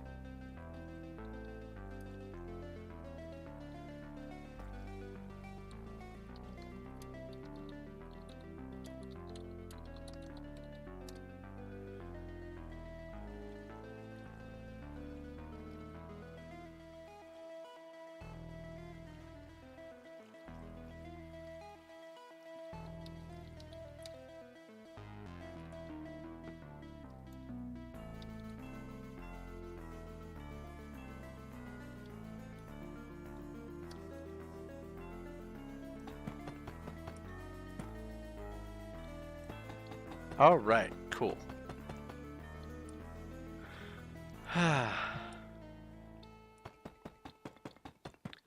Now,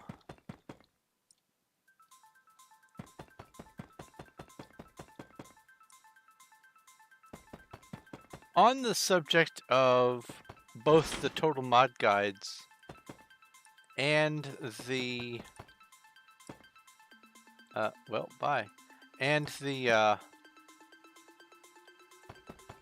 mod pack that I have been wanting to put together. I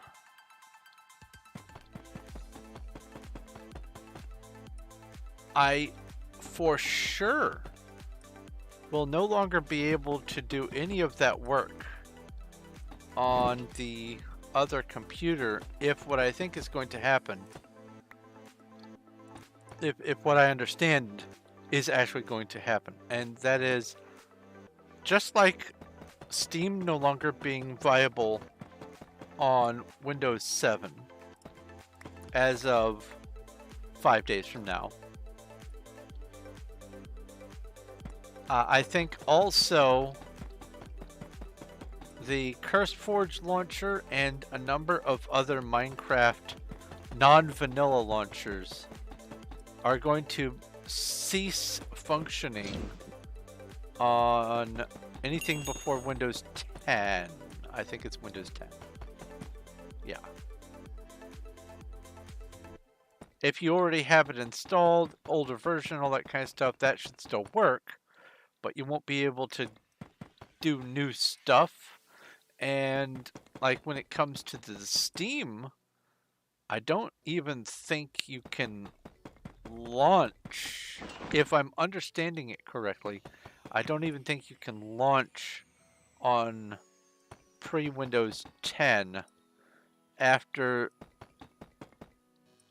whenever they do it. I'm just going to assume it's going to happen right at January 1st. There may be a small grace period, but I'm just going to assume that when they say 2024, I presume means January 1st. And a whole bunch of gaming platforms are turning away from pre-Windows 10 infrastructure for a number of good reasons. But what that means is absolutely perfectly good systems that still work just fine. Better than fine, even. Are no longer allowed to do what they've been doing this whole time. It feels very strong army.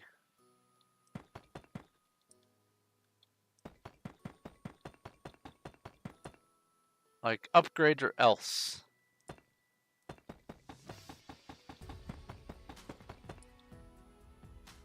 And I'm sure it's partly because the infrastructures that they need to work on, they're being strong-armed into having to work on them. And so they're just passing that strong arm all the way down the line to everyone involved. But it just feels kind of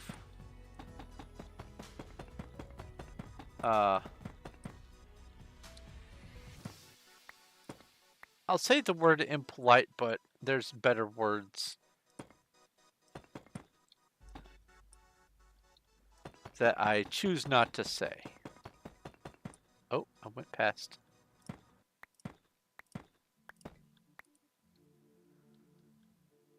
Yeah, and in case you didn't know, 2024 is when they have decided that they are pushing through with the whole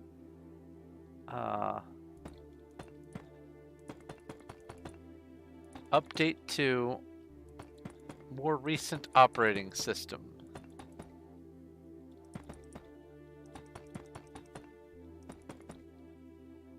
And I knew that it was coming. It's not like you'd be able to use Windows 7 forever, just like you wouldn't be able to use Windows 3.1 forever. And I get it. As great as Windows 98 was, it wouldn't stand up today. And even though Windows 7 feels like it's a good, fresh, modern operating system, and it largely is,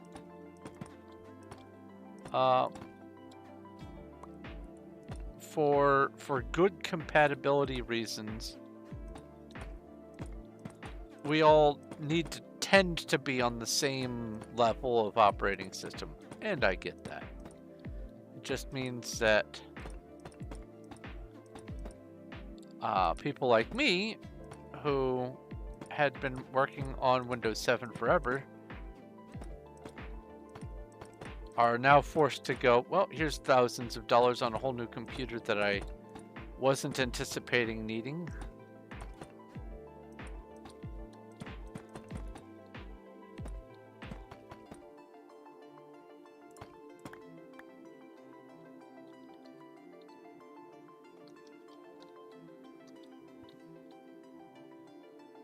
Radiate.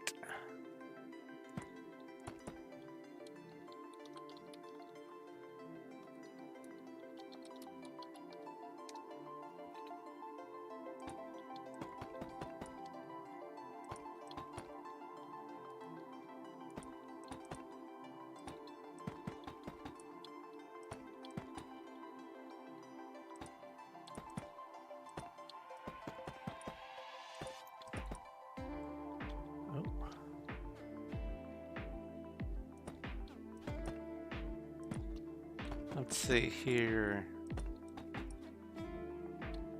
There's the mod pack series. Oops.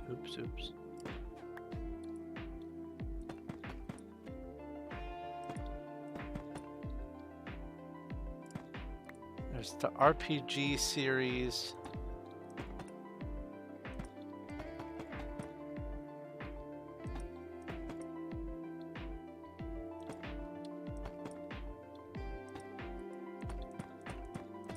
That's, I guess, largely the stuff that I wanted to talk about, but also I have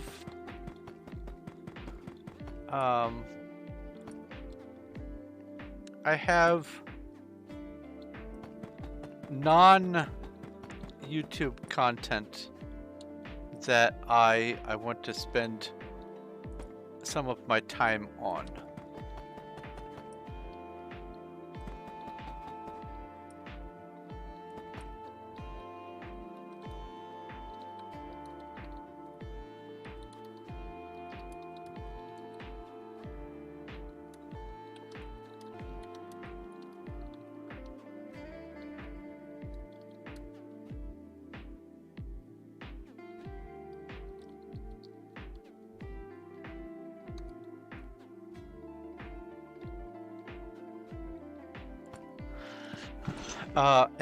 And that manifests in a couple of ways.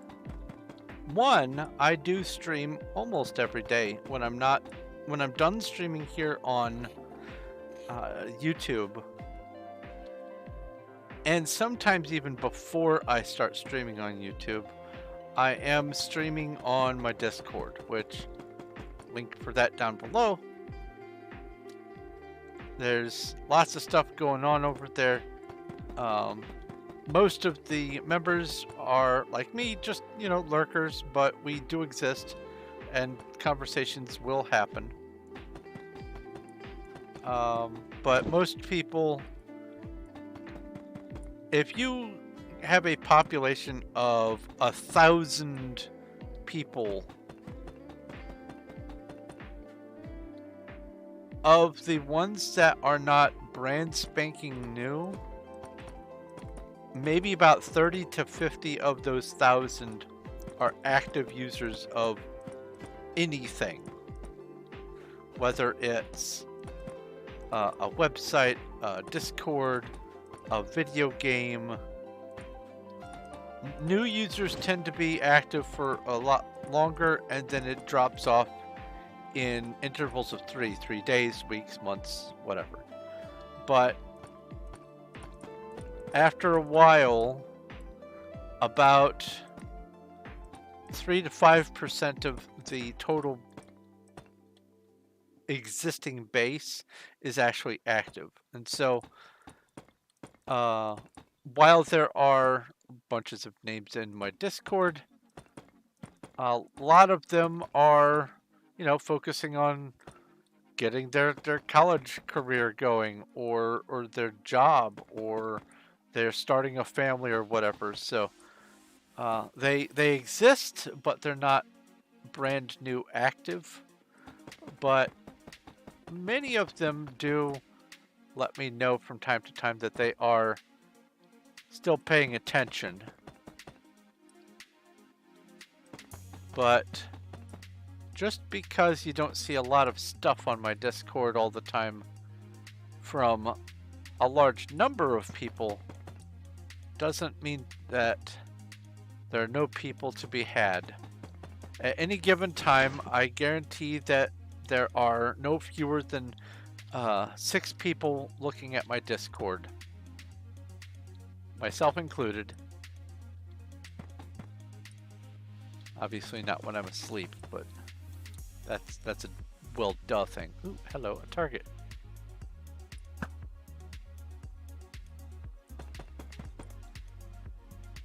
It feels weird going back and forth between Minecraft aiming and Skyrim aiming. They are subtly different enough that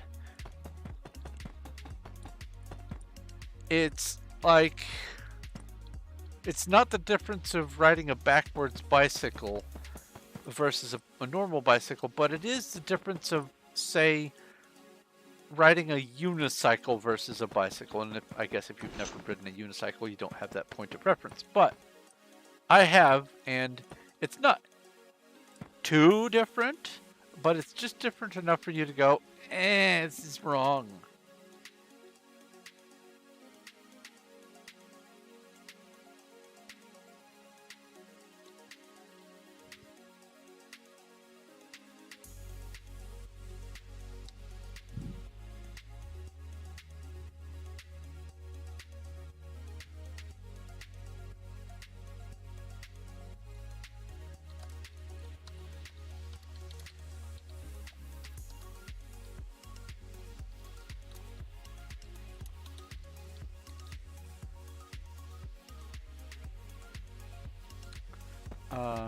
But anyway,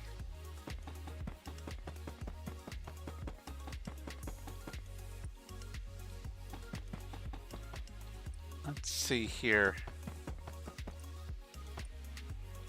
But in addition to the Discord streams, I also am going to be spending more of my time working to get some more of my books published. That's going to include time writing, time editing. I have one that is basically 95% done. I just need to finish editing the thing. Well, bye. Have fun.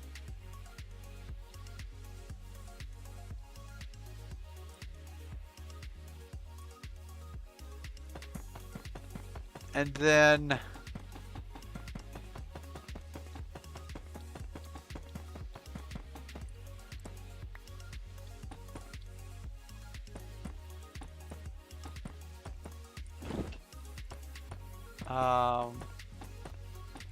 what I'm sort of planning on doing, and I've already been doing a little bit of it, is when it comes to my book writing, I will hop on Discord and screen share my manuscript as I'm working on it.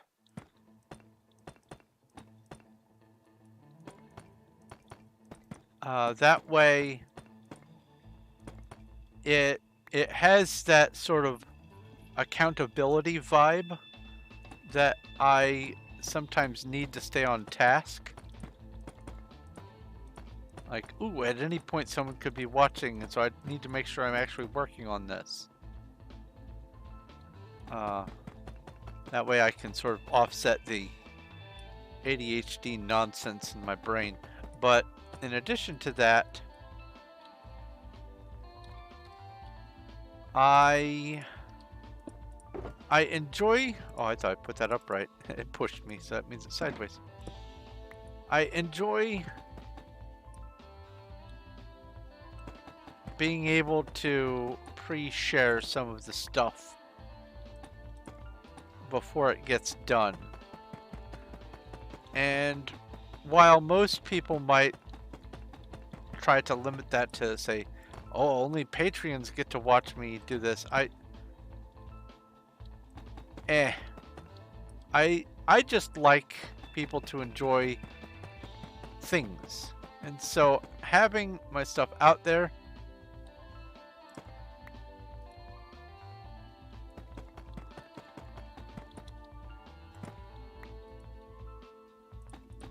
is it feels good. Feels good to be able to share that stuff. Oh, and if you're still watching Branchy Goku, there's a vast difference between raiding and griefing. And what you seem to be doing is leaning more towards the griefing category. Burning their stuff, leaving lol in their containers. Taking their stuff is one thing, but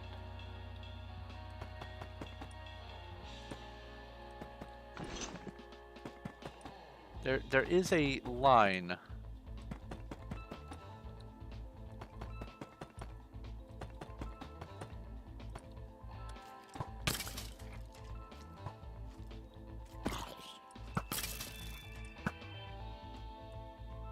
Another mystery box.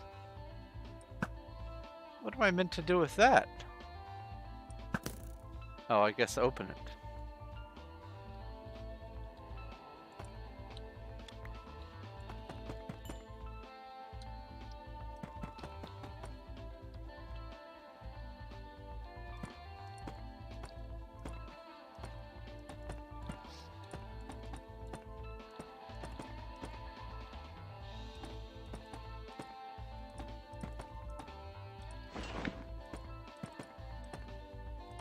In fact,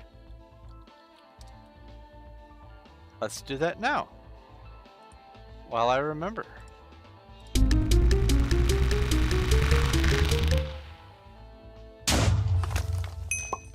$43 dust. So that means I still need at least 10 more dust, 10 or 12 or something like that.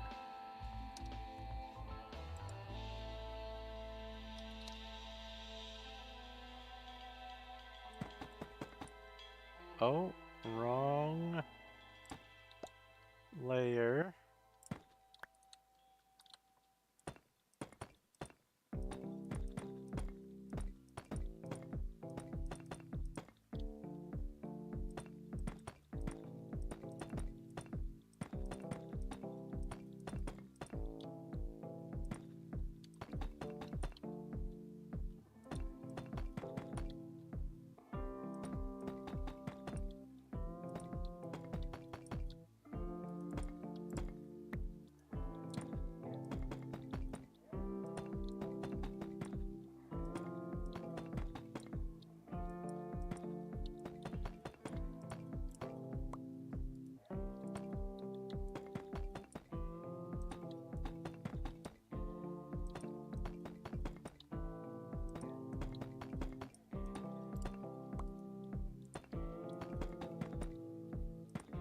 Okay.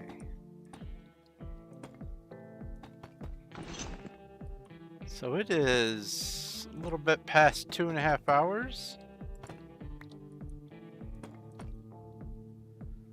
I have 2 more, well, let's call this 3 more shulkers. I have the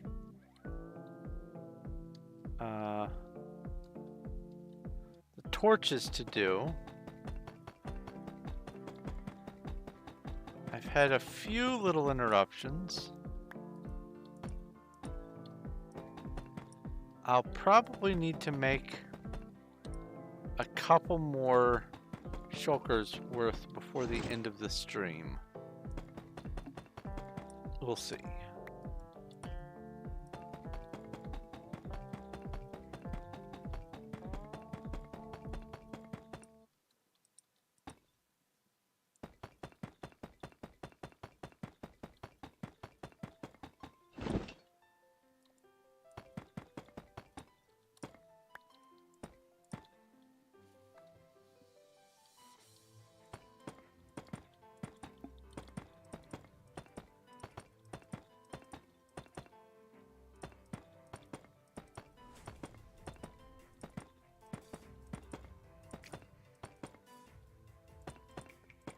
Oh, on the subject of the story I was talking about much earlier in the stream, that I wrote down as hi Cuddles, that I wrote down as a result of my dream.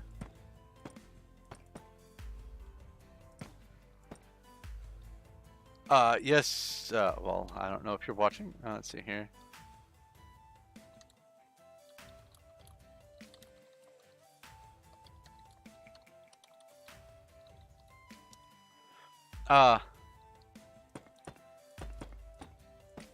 It is a hard sci-fi story.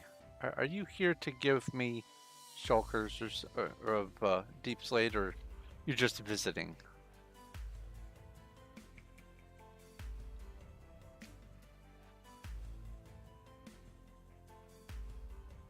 Ah. Oh. I see. Well, now I for sure have enough soul torches. Thank you. Thank you much many. Thank you very large. But as is the case with all good sci-fi, you need to have something, well, sci-fi to go with it. And I have created a substance that is used in both the fabrication of material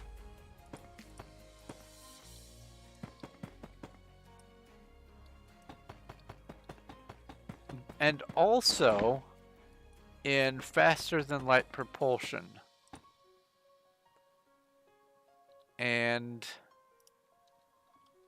PV2, it is time for me to do the torches. This actually goes in Player Vault 3 for now. There we go. That's good. That's good.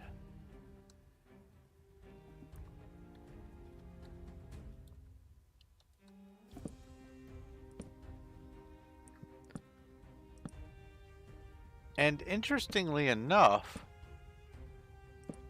the way it manifests, this MacGuffin kind of material, is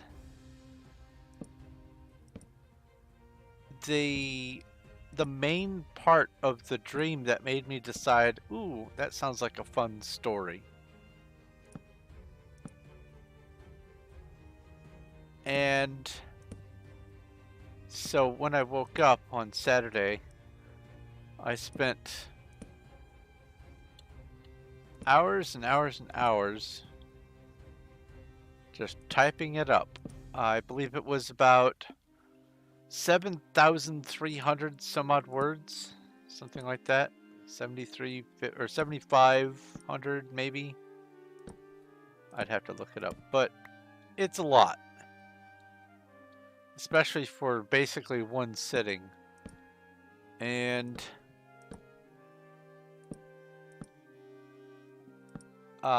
the people who were watching me write it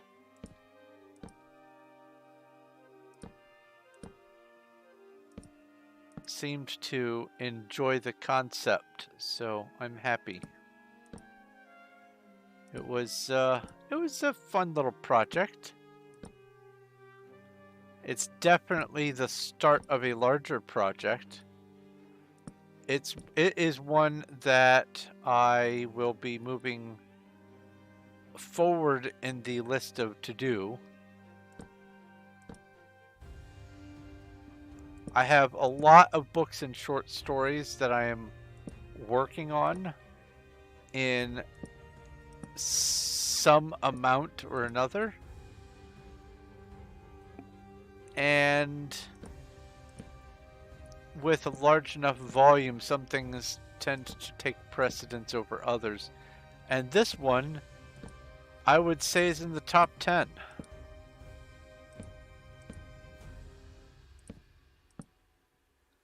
An S-tier story, if you will.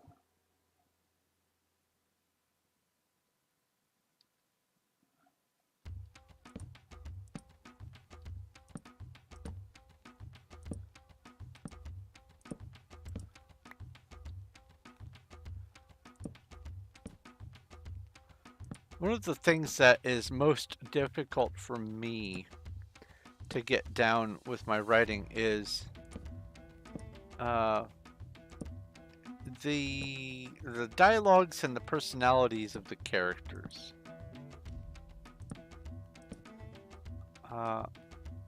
You tend to write what you know, as they say. And I am at a bit of a disadvantage when it comes to human interactions.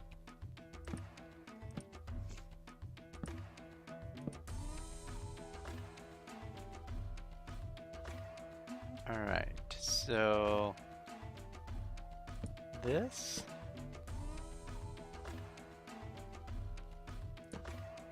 This one. This one. So anyway, when someone says that they like what I've done with dialogues and stuff, it feels nice.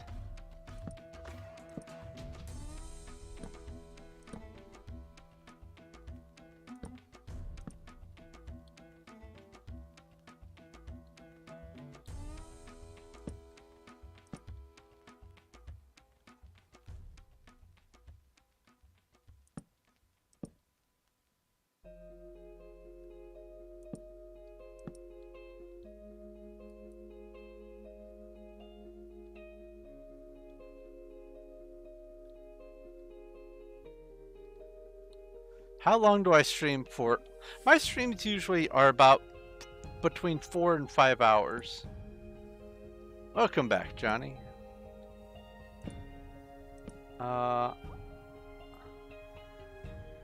Midnight my time. I live in St. Louis area. Oh, that's the wrong one. It's this one that I need. Wait, does that mean...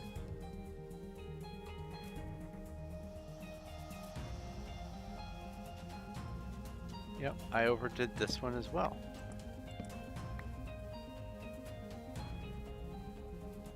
Needs to be just this. And just that. Then I come and do this whole row here.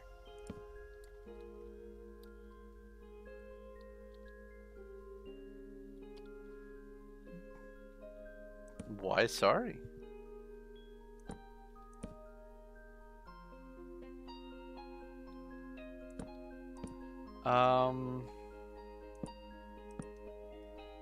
So anyway, regarding the story, it is set in a good old space. It is obviously the future, and there is a sort of meta material that has been developed as a result of a discovery, and this material is used as, think of the substrate that you use for 3D printer, if that same material could be also used to make your ship go faster than light. It doesn't actually move the ship faster than light. It just, I guess, not even folds space, it skips space. And so it's a really useful material, but it's also, under some circumstances, really volatile. And so I am figuring out how to work the story so that the material itself becomes the main MacGuffin for the storyline. And I have a bit of an outline regarding it, but it's definitely still in the works.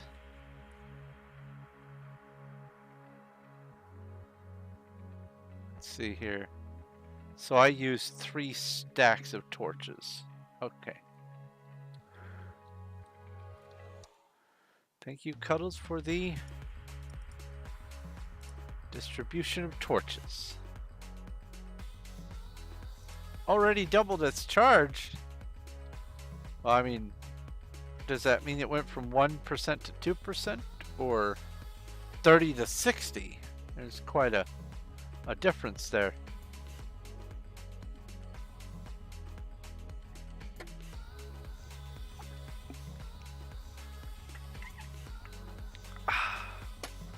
Take a drink. One of my turtles is missing. No. Probably lightning. I blame lightning for some of the turtle vanishings that have happened. And some of the other surface ones. At first I thought my cat got lightninged, and then I found her, or him, all the way down, or no, it was her, that's Chelsea. All the way down on the ground. I have no idea how that happened, but she's gonna stay down there guarding the ground floor now.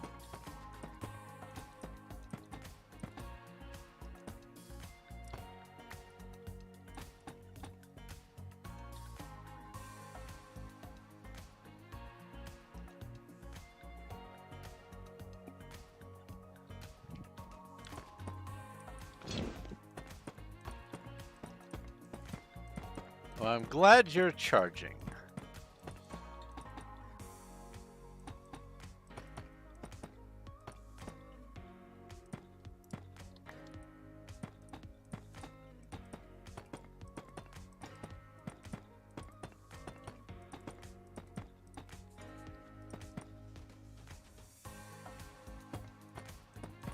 Well, here's the thing. If she had been pushed, then it would have had to be someone who had permissions, because you cannot push an owned animal inside a claim.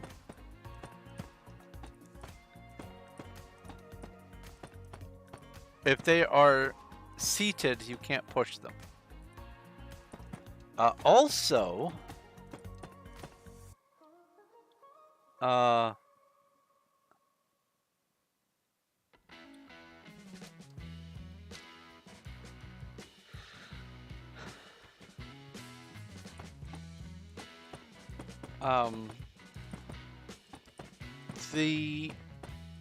the fall at that distance, I don't know if cats survive long falls or not. Maybe they do. Maybe they, quote, land on their feet.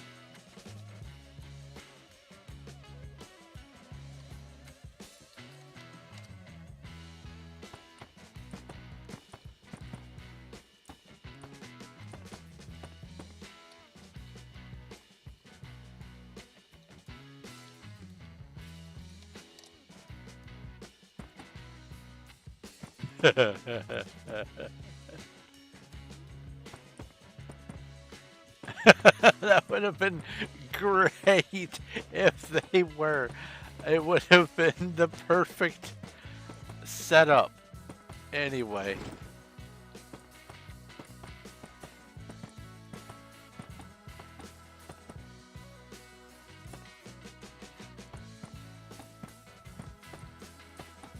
But let's see here. Yeah, they can definitely take fall damage in real life, absolutely. Just because they can right themselves doesn't mean it doesn't hurt. When an organ comes to a dead stop that fast, and the organ goes sloshy sloshy, it turns into confetti. They may be able to walk away from it, but that doesn't mean they survived. But in addition to me not thinking that they pushed it off the edge, they would have had to also then go down to the ground and try to push it further. And what I mean by that is where I found the cat, still in the seated position, undamaged,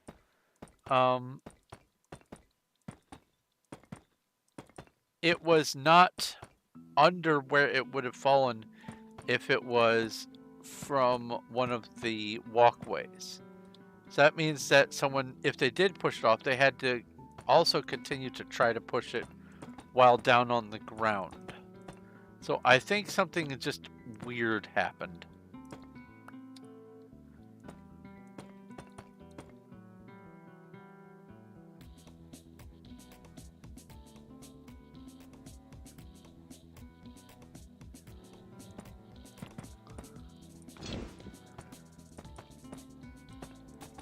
But now the cat is down there keeping an eye on the LA.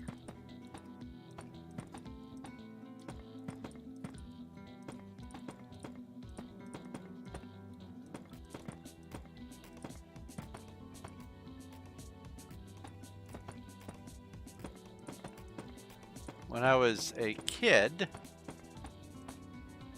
we had, over the course of my childhood, 2 main female cats, 2 primary ones. And both of them had litters. One was named Joy, the other one was named Chelsea. And I named this cat after Chelsea.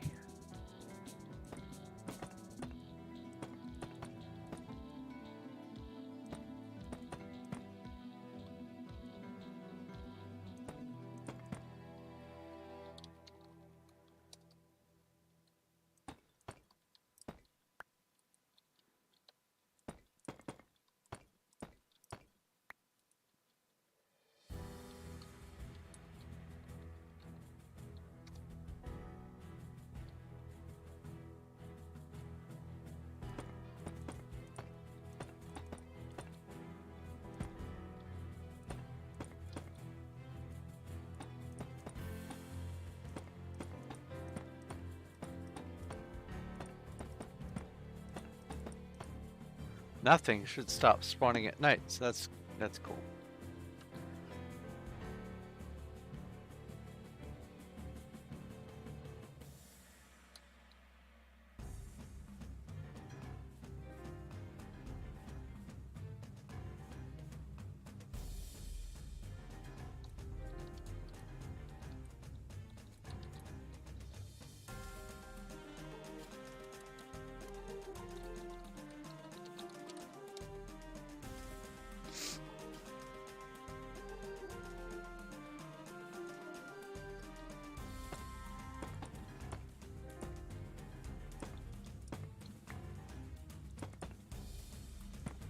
I will type to Branchy just in case they are not watching. It said they looked at the stream, but I don't know if they are continuing to watch it. So 5:30 in the evening. Okay. All right. So that means that usually my stream's in at around 7, anywhere from 7 to 8 in the evening in New Zealand. Okay.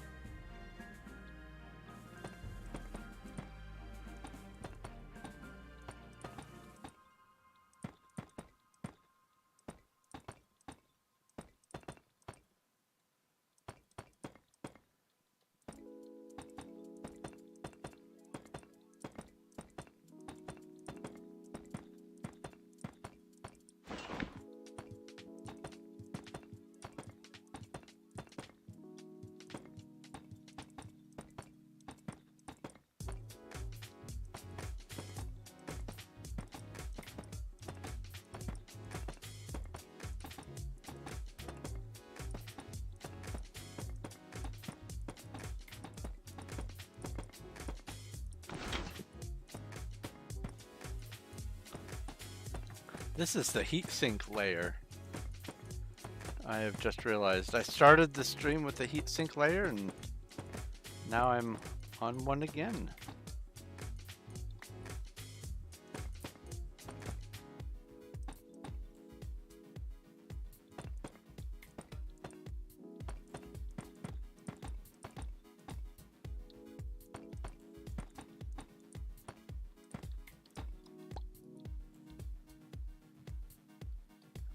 I do not know what cosmic PvP is.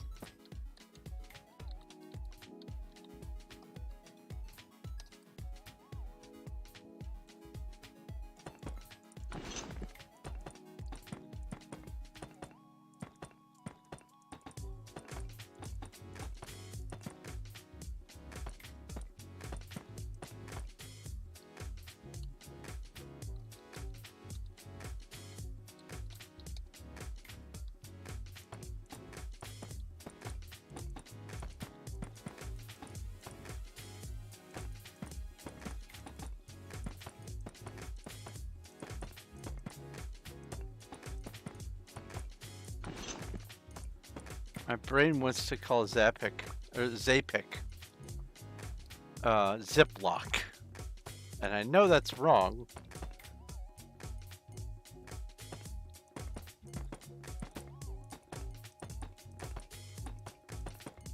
But at a glance, my brain said, "Does that say Ziploc?"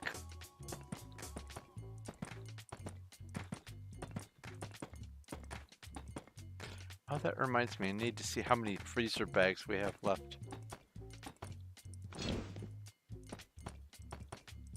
Being an adult is weird. You have to keep track of the things that you use to make sure you don't run out. They aren't just magically appearing in the kitchen anymore. Now you're the one who's doing the magic. And magic sucks.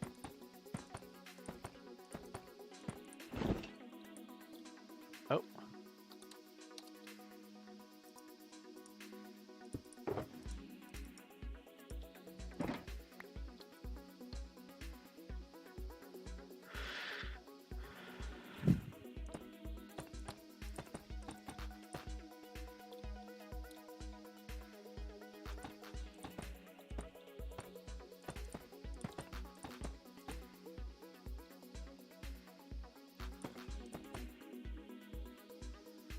Oh, that's funny. I was gonna say that most of the gold people are A-OK, but no. Merlin's not on right now. Probably on candy. Or their auto logger doesn't work anymore or something.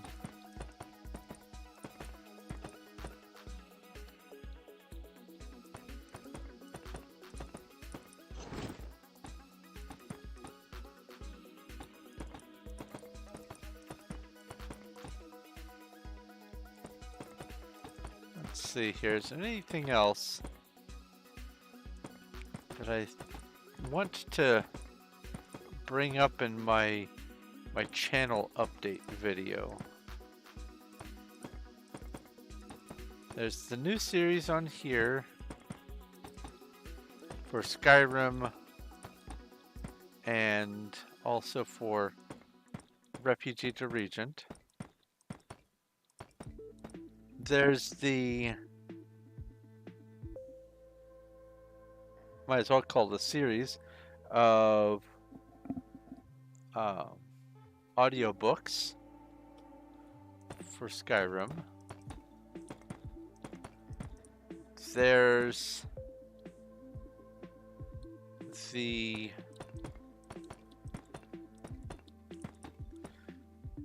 possibility of the mod packs. I should say probability of the mod packs. If not, picking back up with the Sky Factory 4, then at the very least reassessing my Suffer the Dark one.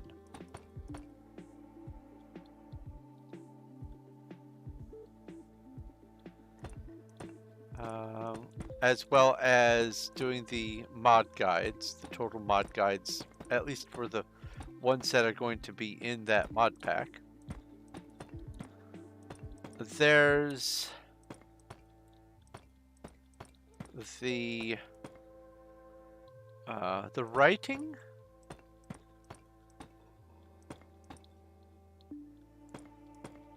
But that's not so much going to be a series as it is just something going on. There is the Choose Your Own Adventure series that I'm putting together.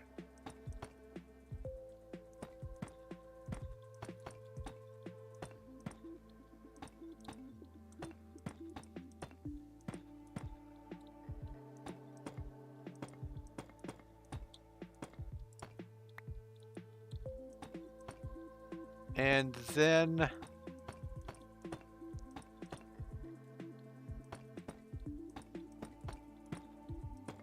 I'm wanting to have at least one more Minecraft series that I want to be working on from time to time. I'll figure out what it's going to be. It might be a mod pack, who knows? But it feels like there's room for another Minecraft series. Oh! And then finally, there is the sequence. You're now Ziploc. Hello, Ziploc.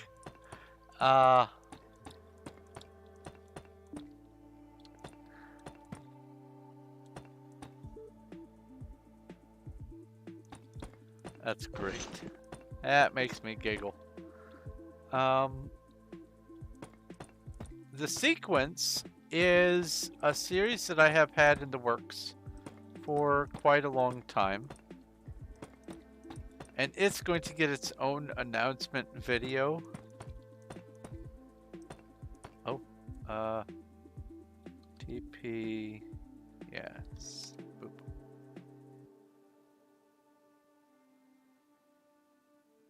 Be careful, Ziploc. Be ever so careful. You are up here. All right. The sequence is the story of a character that is on a research study that sort of gets stranded and has misfortune befall them.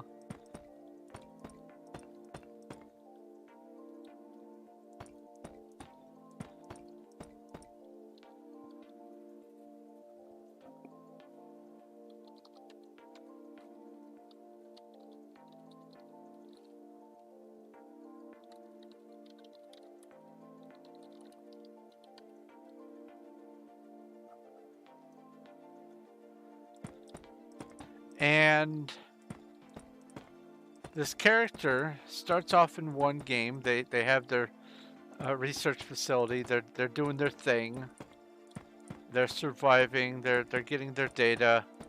They discover something, and then misfortune befalls them. They have to leave, and they end up in a whole other game.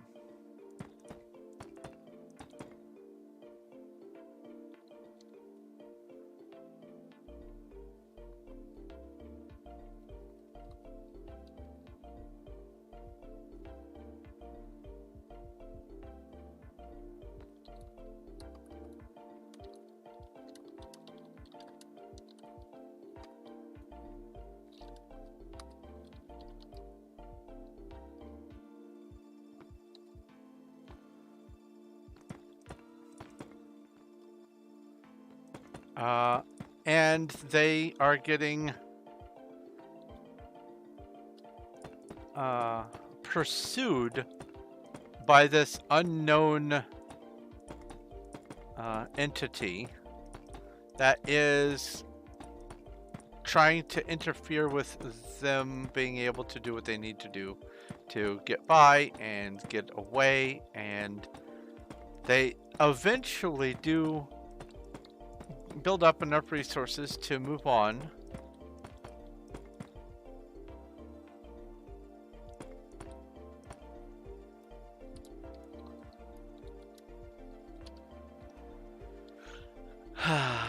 But as they move on, disaster strikes again. And they have to basically rebuild from start, get to a point where they can get mobilized again, and keep trying to work their way back to their objective.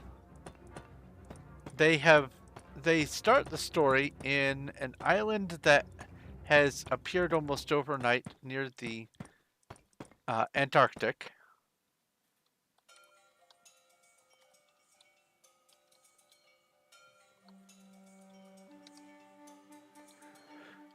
And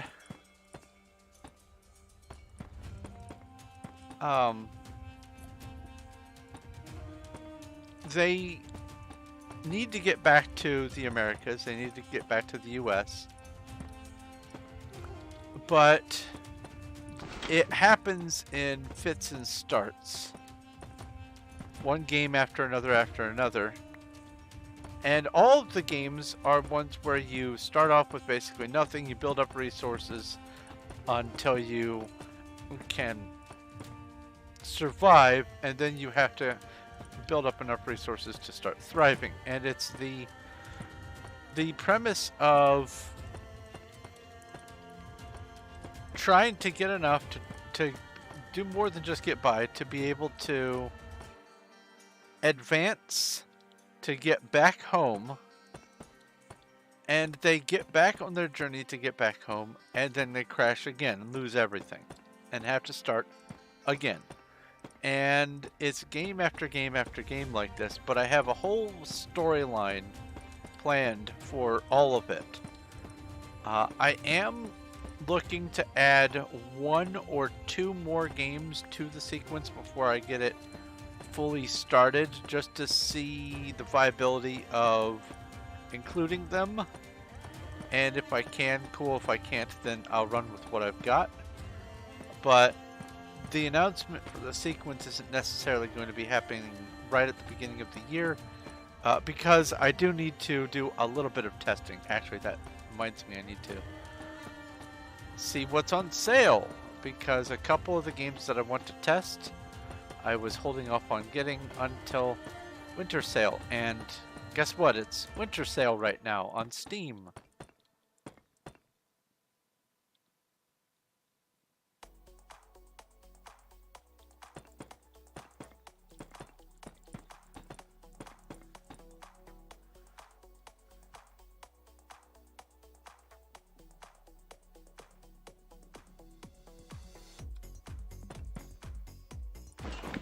Oh, not the shovel.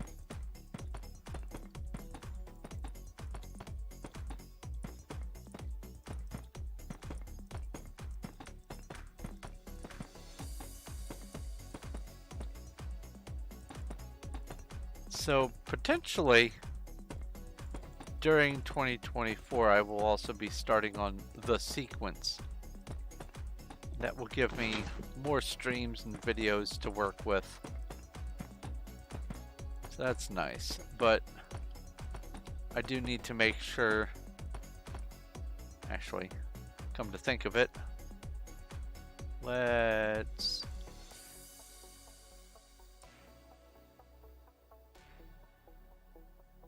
is it the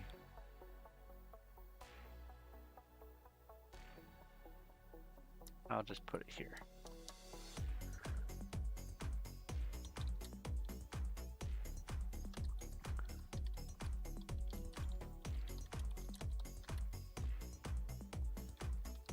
Sequence.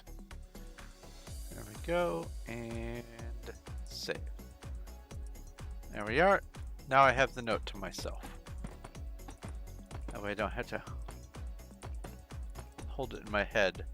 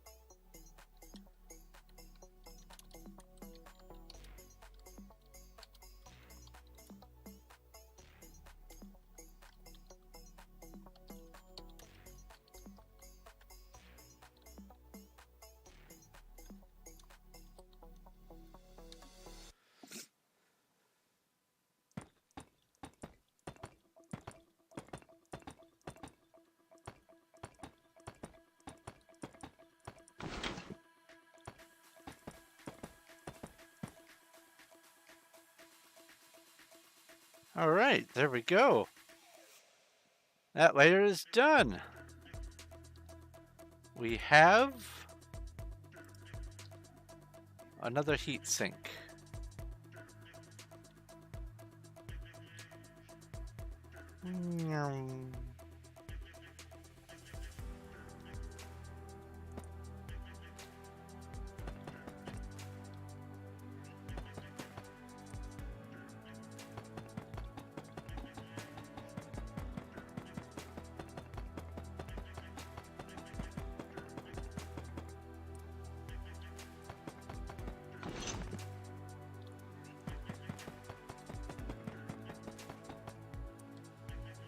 Okay, so that's the edge of that. I have this much and then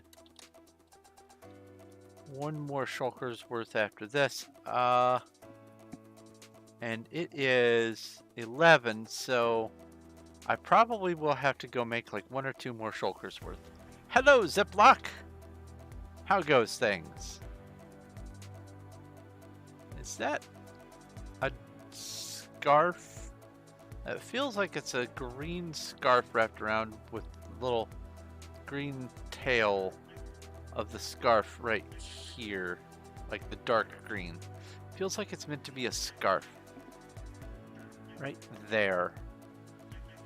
Like you've got a white shirt with a green jacket and a darker green scarf. And it looks like a duck.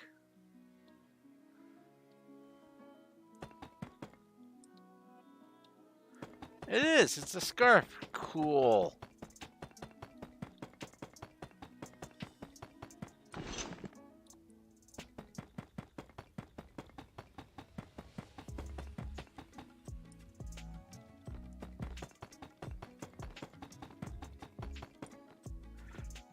Oh, watch out. You remind me, on my server that I guess technically is still up, it is a whitelisted 1.11.2 server, and a whole bunch of us from way back in the day on old Performium, like 2017, 2018, were on it. I was doing some world edits to prepare an area for a project, and some of the players were following along and playing Dodge the World edit, and it was good fun. I loved it. I think I even made a video. Oops. Including their little shenanigans. It was fun.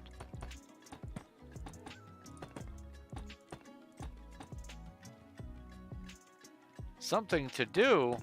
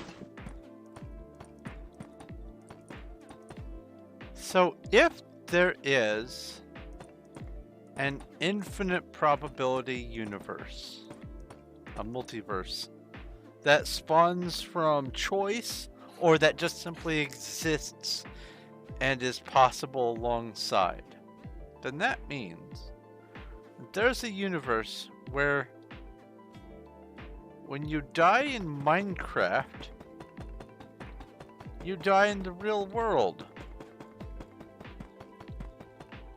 And then also, that means there's a universe, maybe the same one, maybe a different one, where that still happens, but also you get to respawn, but only if you die in Minecraft.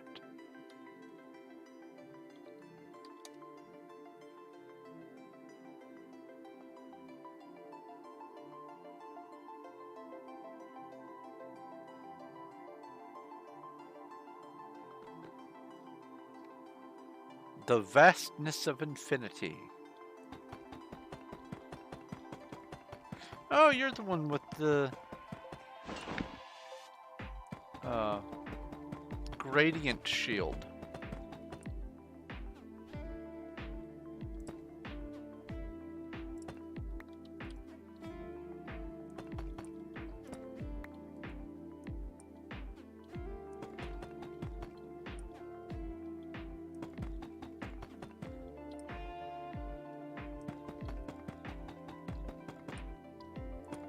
No, but like, it would be the same sort of mechanic as Minecraft. Like, you die in the game, and then you also, because of that, you die in the real world, but you respawn at your bed, and so before your stuff despawns, you need to get back to your computer from your bed so you can get your stuff back. I think that would be just absolutely hilarious.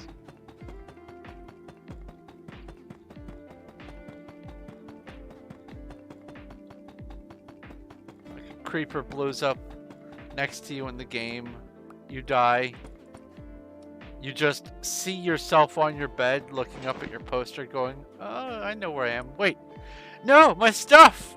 And then you scramble back down the stairs, your parents yell, did you die again? I think that would just be the most hilarious thing ever. Have it, an older sibling, haha, get good, scrub.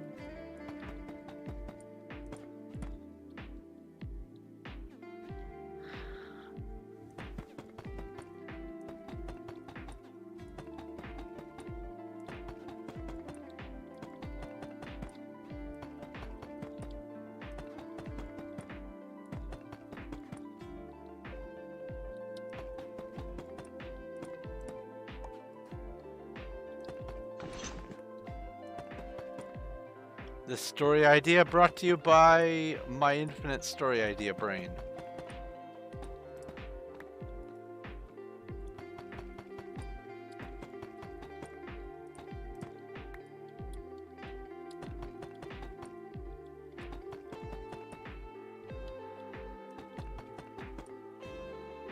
Corporate Republic of Nick.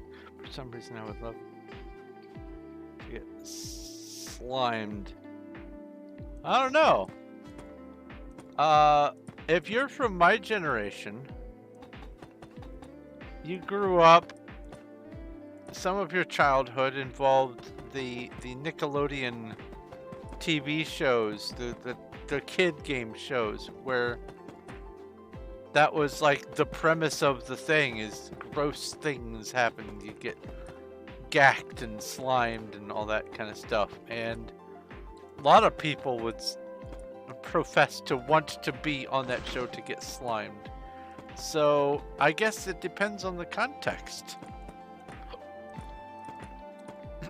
Excuse me.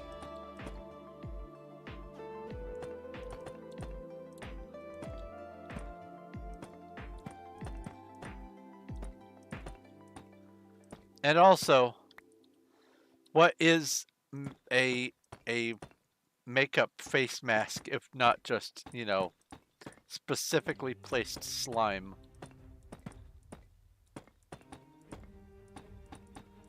And people go to spas to get that done. on purpose because they want to. So I'm gonna guess not that weird.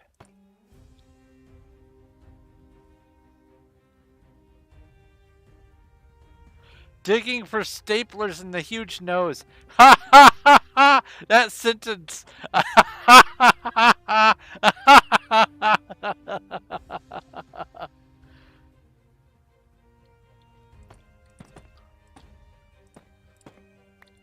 Yeah, the huge nose thing. That was a weird one. Clever, but oh.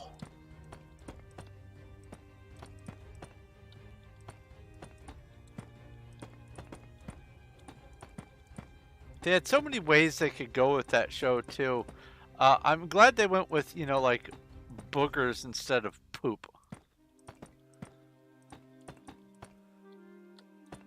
They probably tested poop because poop wasn't a no-no subject back then on TV necessarily, and so they probably did a focus group and poop just didn't go well. Probably made people uneasy. Whereas, you know, boogers, on the other hand, less so.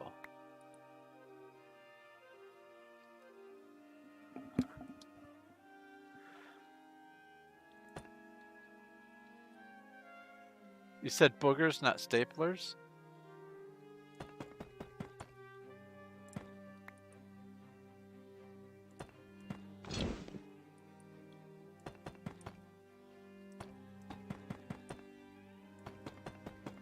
Maybe you misspelled boogers and the filter thought you were trying to say something naughty, so it said some other word. Filter do be weird.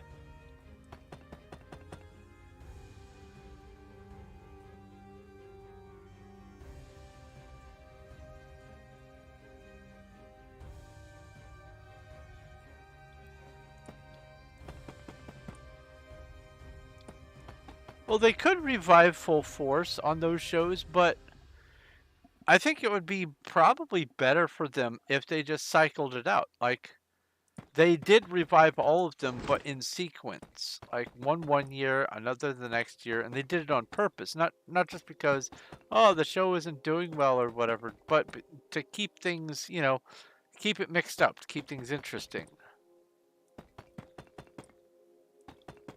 Like, what was that one where everyone was using Nerf bats to clobber each other off of pedestals, and shoot giant Nerf football cannon darts at people out hiding behind cover on the padded field? What game show was that? That was a fun one to watch, and I never remember what that one was called.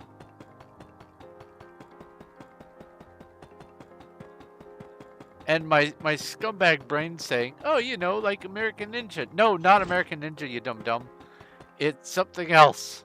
And I know it's something else. Quit saying American Ninja, you stupid brain.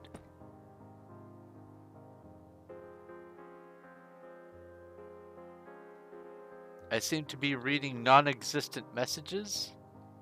Oh, I'm reading messages from inside Minecraft. Wipeout. That might have been it. It might have been Wipeout. Actually, let me look.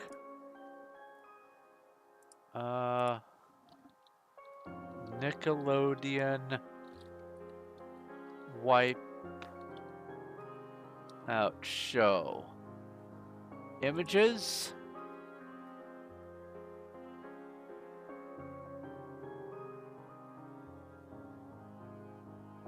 No, that's a different show, but also that was a good one.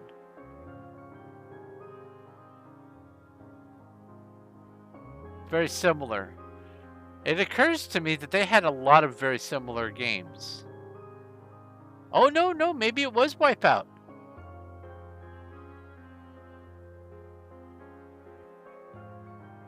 It's just revamped. Okay. Yeah, maybe it was Wipeout. Look at that. Yeah, right there. That was Wipeout. I just thought it was funny watching people just get clubbed by giant foam pads and falling off. That was great. That was good fun. Then there were the shows where you had to, you know, touch beetles and pick up spiders and do ew gross things. Ugh. You want to see the FPS? There's the FPS. I throttle it to 60.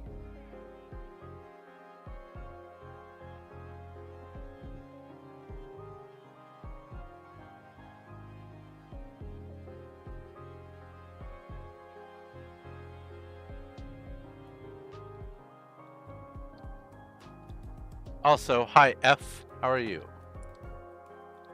I am playing on mc.performium.net, a free public server. This particular server that I'm on is set to 1.19.4, and so I am playing in a 1.19.4 launch.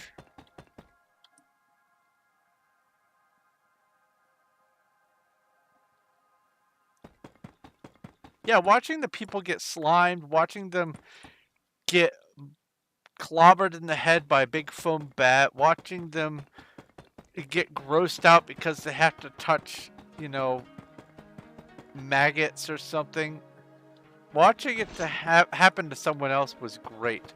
I sometimes enjoyed the old game shows where, like, you had a certain amount of time to get as many video games in the shopping cart as possible before time ran out. And that was all good fun, but it didn't hit the same as watching someone just get, you know, gross.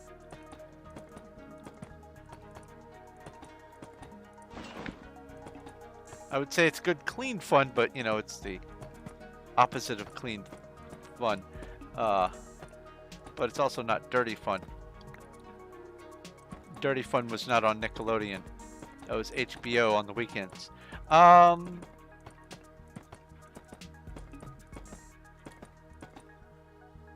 What was that show?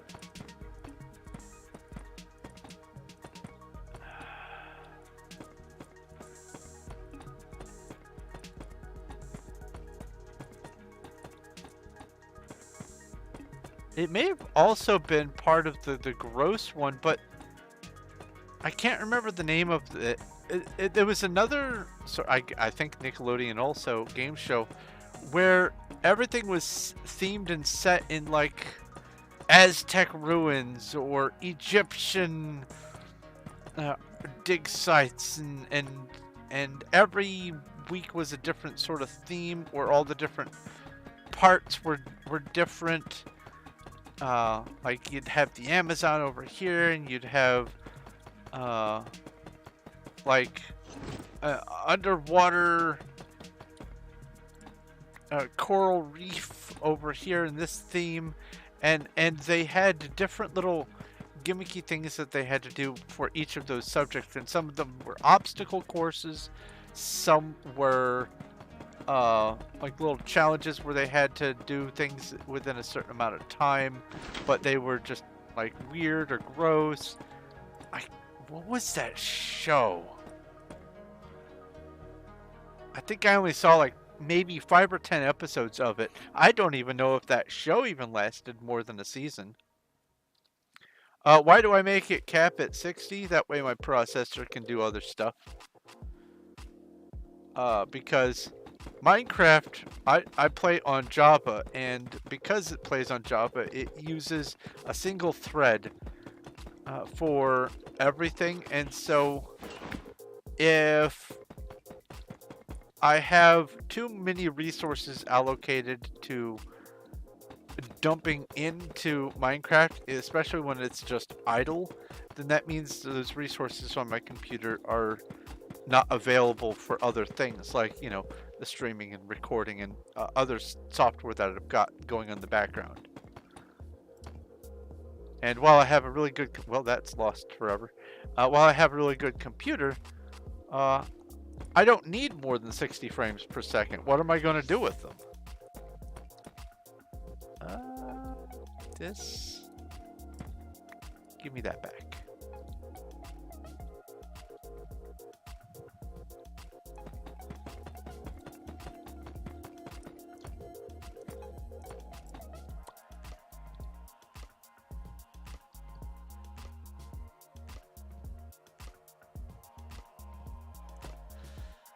Those sorts of game shows kind of died when the plague happened.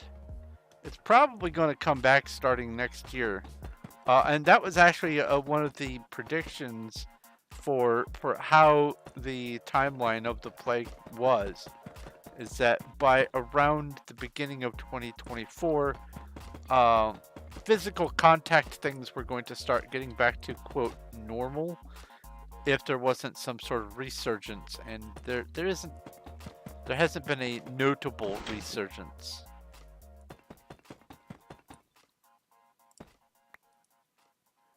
Is go.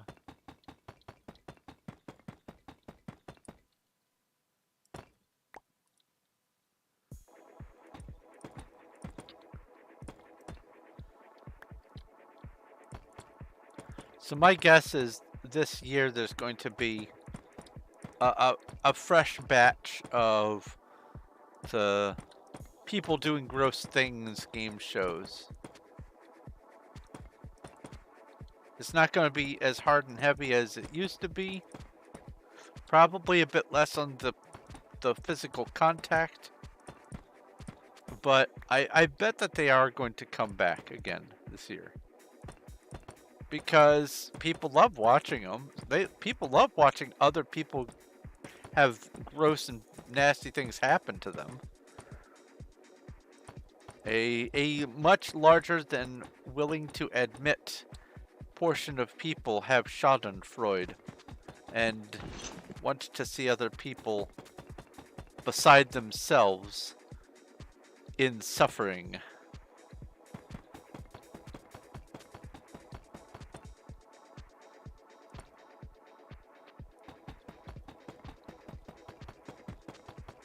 Oh, that's one too many.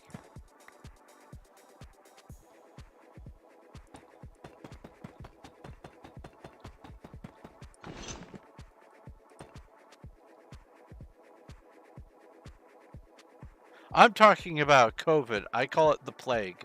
It's the modern plague.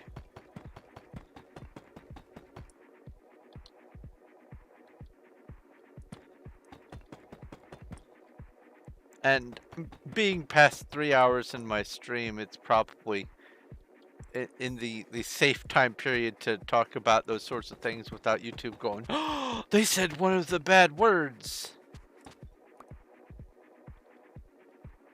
That's why I say the plague. That's why a lot of YouTubers say things like unalive and stuff like that, or at least used to. Oh, well, it looks like it is time for me to go get at least 2 or 3 more. Let's go 4 more shulkers.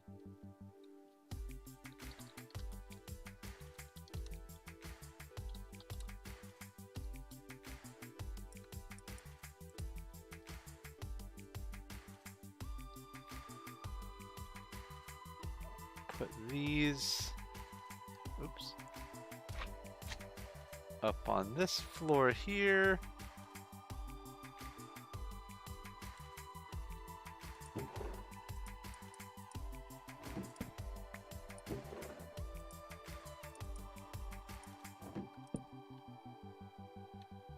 Come back over here.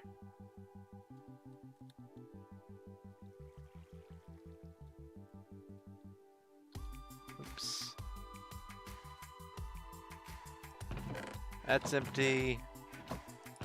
Nope. I'll go with 4.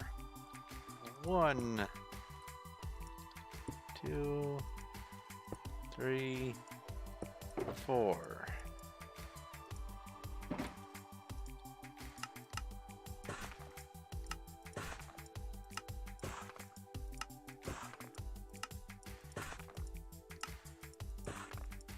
I do miss when there were a lot more people on Wild.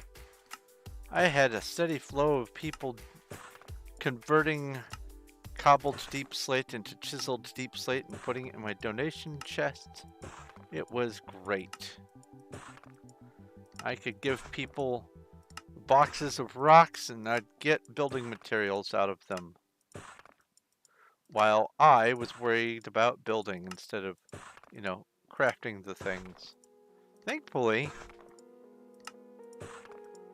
you can go straight from the cobbled to the chiseled using the stone cutter. If this were not the case, things would be a lot more sad.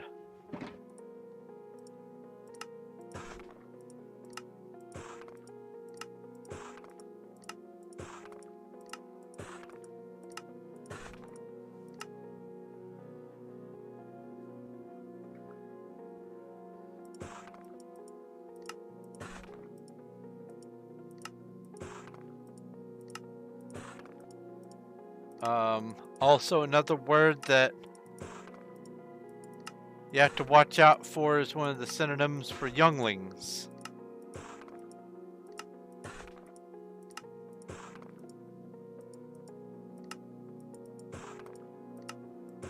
It's more for videos than for streams, but if some of the words do show up in the first portion of a stream, it also becomes a hassle from my end. So I have to be selective with which words I am saying on my streams and my videos, but my streams, I don't really have the luxury of being able to edit things out.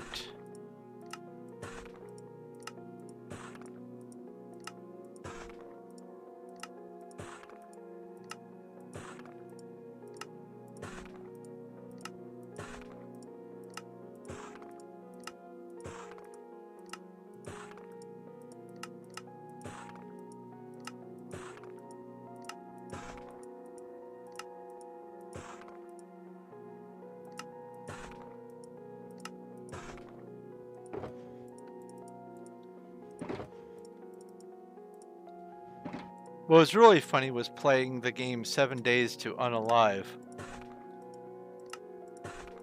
Obviously, we know it's 7 Days to Die, but still.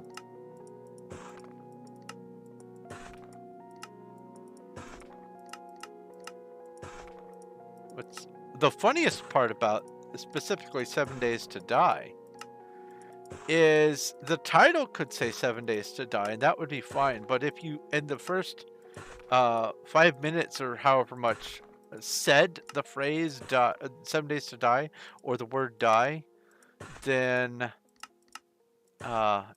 your video would be flagged for demonetization in certain areas.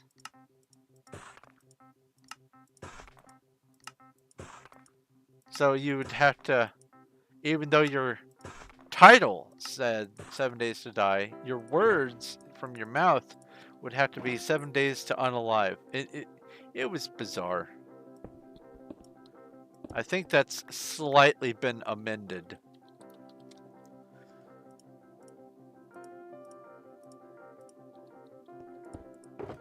But capitalism drives some of the most weird things. All right. Hey, look, I'm right back where I was with a nice new complement of building materials. All is right with the world.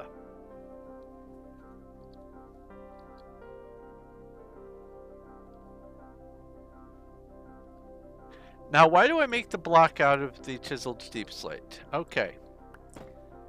I had, when I started the project, I had to decide on some certain criteria. The main criteria had to be readily available. So it was going to have to be some sort of stone block or Deepslate block or dirt block or something that could be gotten on the quantity of precisely 3.2 million blocks. That's how many it is for this whole project. To better imagine what 3.2 million blocks is, if you take 34 double chests and put in them shulkers full of chiseled deepslate, so 1,728 of these goes in one box, and then you put one box in all the slots of a double chest, you would need 34 double chests just to have enough to do this project. Actually, 34 and some change. Crotch teeth. That's funny. No, it's YouTube doesn't like videos that have kids in them, either actually physically or by mention. And even me saying that right there risks this stream when it gets put up being limited monetization just by saying it in that one spot 4 hours in. But I wanted to say it just to test it anyway. They are persnickety.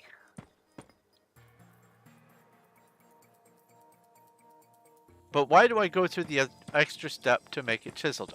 Back to the thing. It needed to be something that was readily available, but also it needed to be something that, as best as I could get, looks like a miniature Menger Sponge. And if you look at... Oops. If you look at this, ignore that black spot there and that black spot there, and just look at the central hole. If you look at this, on all 6 sides, top and bottom included, there's that hole that goes straight through the middle. Well, what a Menger Sponge is...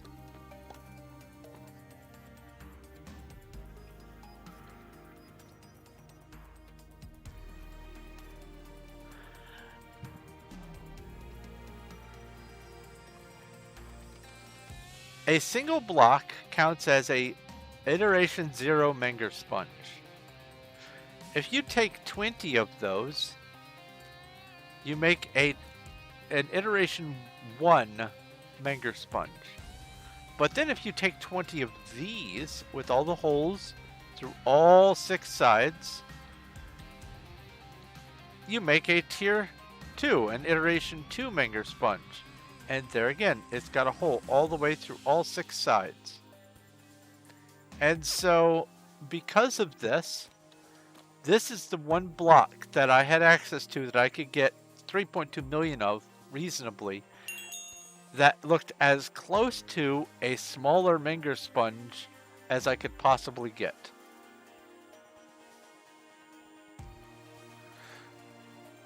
I actually went through, spent a day hemming and hawing over different kinds of blocks. I had a whole bunch of them lined up. I had the list of, well, I can make this one easy enough. I can't get this one too regularly. I spent a lot of time deciding on what block I wanted to use, because the main thing was that it needed to be the same block for the whole project. So I had to decide at the beginning, what am I going to be stuck with?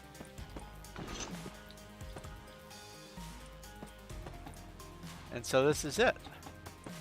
And because of the specific hue of the grays that are in this block, instead of using a regular torch, using a soul torch actually makes everything kind of connect. It brings the whole thing together.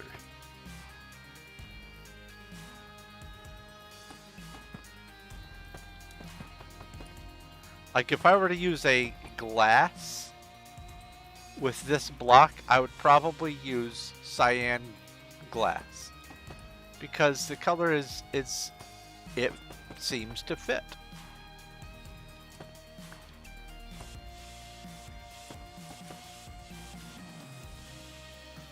Yeah, Chiseled Deepslate, and it wasn't until after I had begun this project, some time after, that someone pointed out that the Chiseled Deepslate is supposed to be, and if you don't know this, this will crack you up. That right there is supposed to be a warden head. Granted, it's an old version of the warden, but even though it's an old version of the warden, they still kept it in here as the Chiseled Deepslate.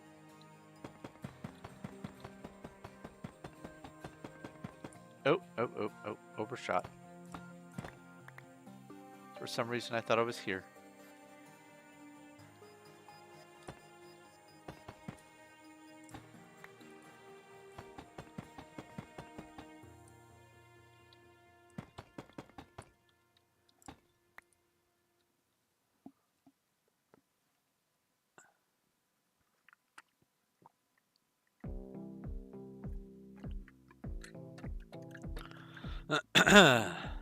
Drink some more of my drink. Definitely after this stream, I need to boil some water. I want me some tea.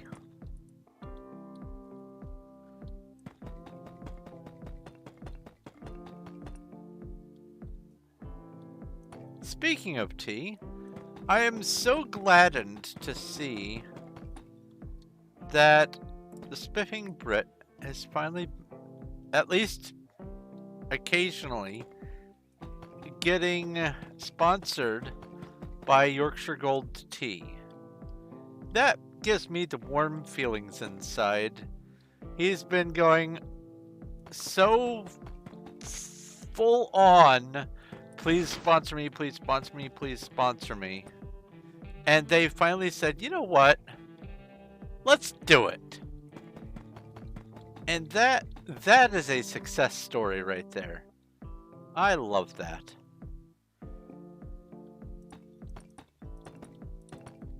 Now, I don't know if I would want to be sponsored by tea.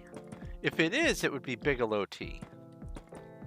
Because of their variety, their rotating variety, like their seasonal stuff. But also, I have enjoyed Bigelow for a very long time. But there are some teas that you can't get with Bigelow that I think even now with twinnings are sort of difficult. I have found it more troublesome to replenish my Lapsang Souchong tea because of the smoking that is used for making some of the flavor. Some places don't want to sell that kind of tea because of the smoking process. And okay, fine, but there's nothing wrong with it. Whatever.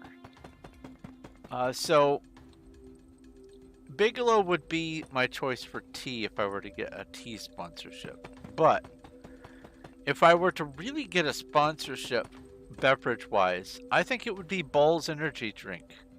BAWLS. They have at least a half dozen different flavors. Let's see here. The original root beer, cherry cola, orange, ginger ale. At least 6. They have at least 6 flavors. and I really enjoy them.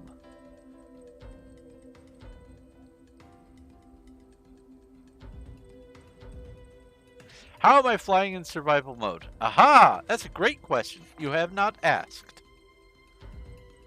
I have... if I do kit... You see all these kits down here? Amethyst right there is my rank. I am Amethyst rank. One of these ranks comes with fly. I think it's netherite? It might be bedrock. Bedrock might come with fly. I don't remember. I should know that. But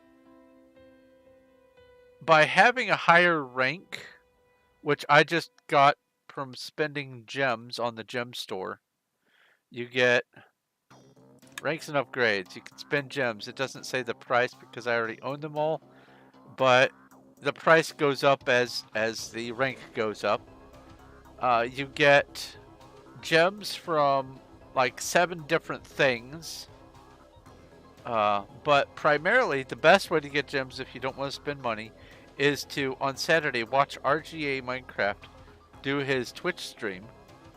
And when he dies, inevitably, trying to get to the dragon, or if he beats the dragon, he opens up a mini game where everyone's invited to come in and mine the world.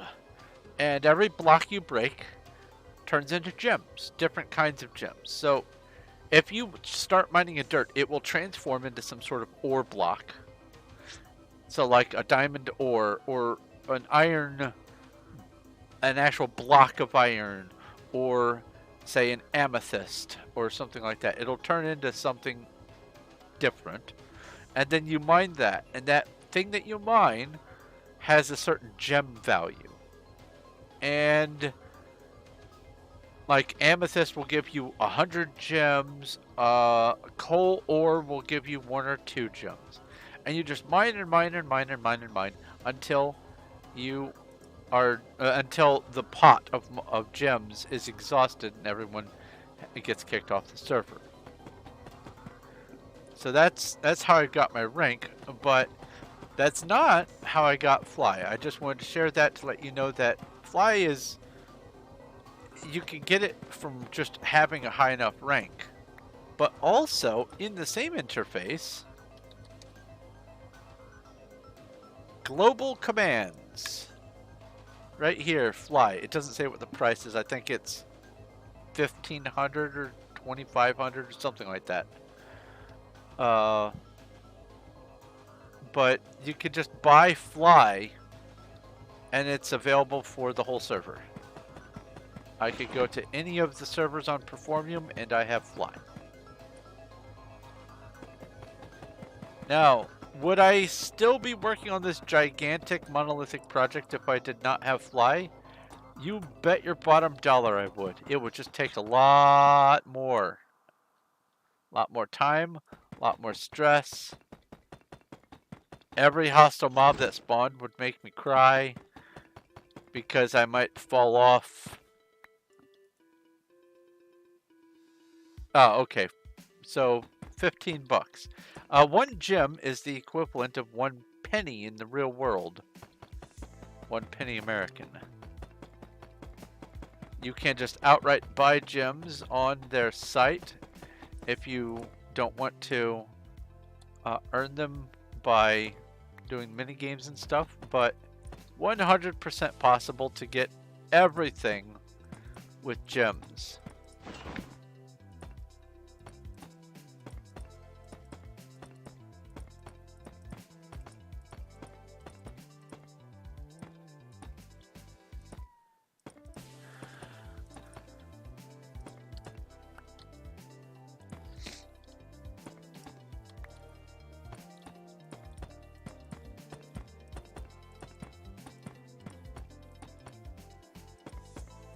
Interestingly enough, I actually did a tier 4 Menger Sponge on that server that I was mentioning on our whitelisted server, the Refuge.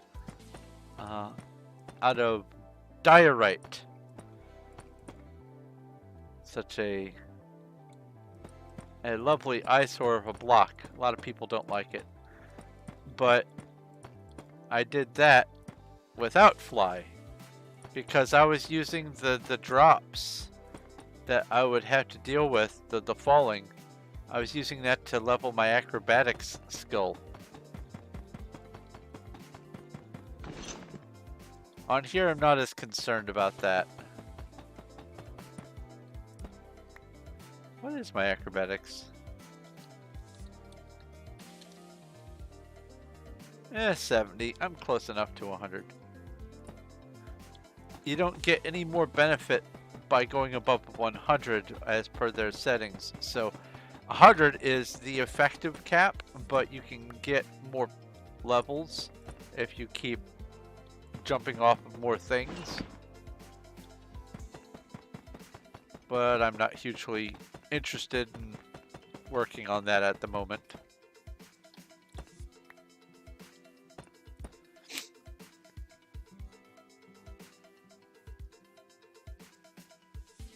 Well, actually, the flying is not enabled on the server. That's funny because back in 2017, 2018, they had that problem because of the Minecraft glitch where if you tried to stand on a fence, you would get kicked for flying. So even if you had permission to fly, you would still get kicked for it. And there were people who would get banned for standing on fence. Banned for flying. You don't have fly, you're banned. And then they would have to go through the ban appeal process. Bro, I landed on a fence. Well, don't do that.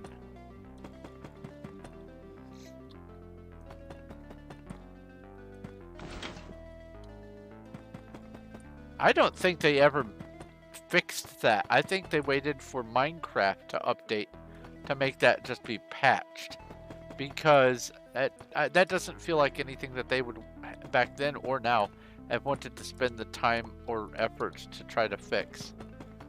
But that was funny / unfortunate.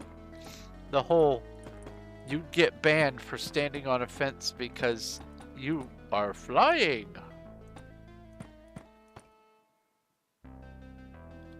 Another one was, it was a bit harder to do, but if you were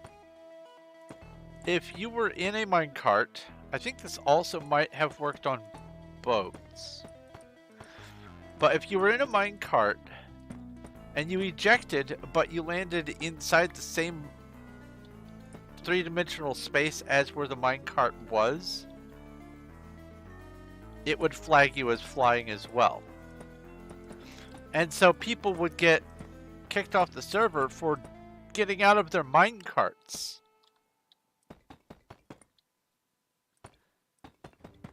That one was one I think they actually went through the effort of trying to patch themselves, I think. Or maybe an update just happened during that time, but I saw it for a brief amount of time and then I stopped seeing it. But it was good. It was funny watching people just talking in chat. Then you would server wide you would hear the thunder sound, and you would know that someone was banned somewhere on the server, and it turned out it was, you know, someone who just got out of a minecart wrong.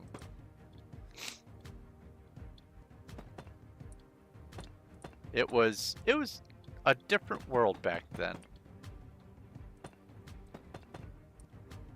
I will say this. The owners have definitely matured a lot since.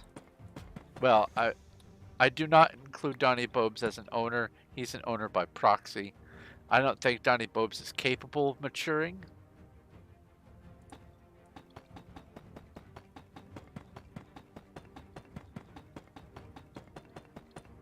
But at the very least, Mac is pretty solid. RGA is eh. I mean, he's got a wife and kids. He's got a mortgage. He's adulting, and he has that, I think, software job, and he also does this on the side, and so he's also transitioned into treating this more like a business than just a pastime. But the Performium environment back in the day was a whole different thing. It was driven by trolling and hacking and griefing and nonsense. And now it's a legitimate server. It's actually been accepted onto the official Minecraft Mojang server list. Donnie Bobes, okay. Donnie Bobes owns Skyblock Network. And Skyblock Network merged with Performium 2019, I think. And so technically he's an owner, but it's because he wanted to merge the servers. He doesn't do anything with his Skyblock network at all.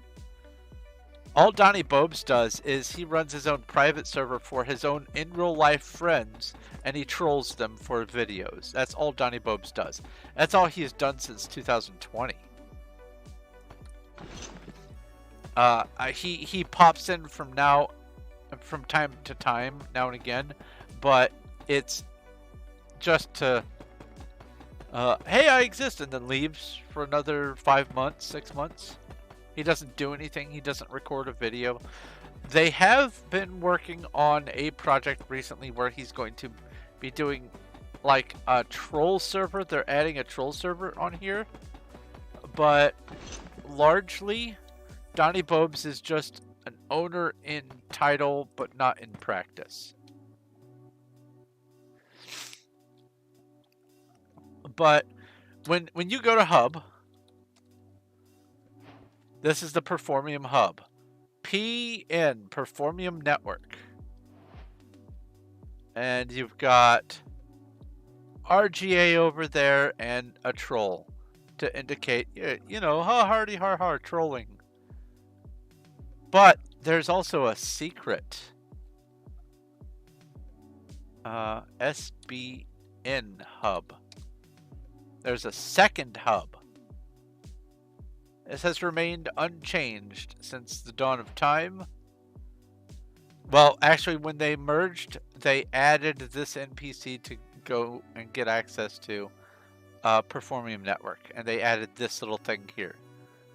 But this was the duck,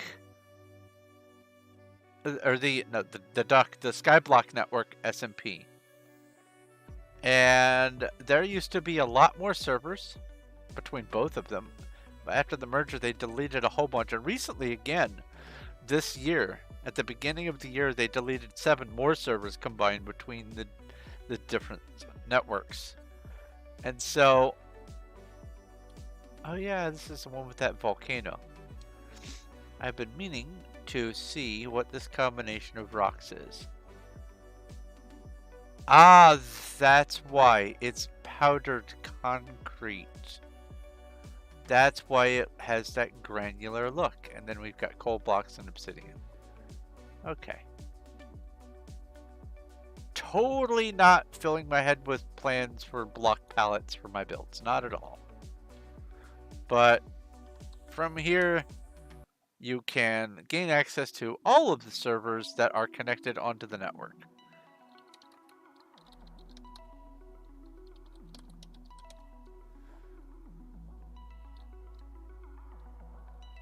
All right.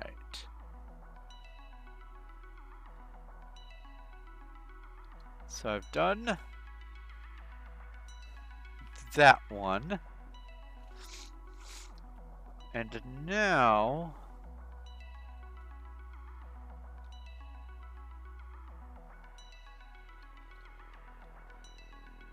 I do Ah, okay. The 9. And then 18.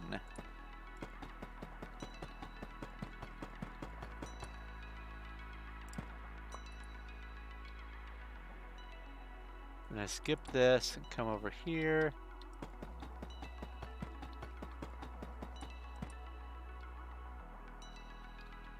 And then this.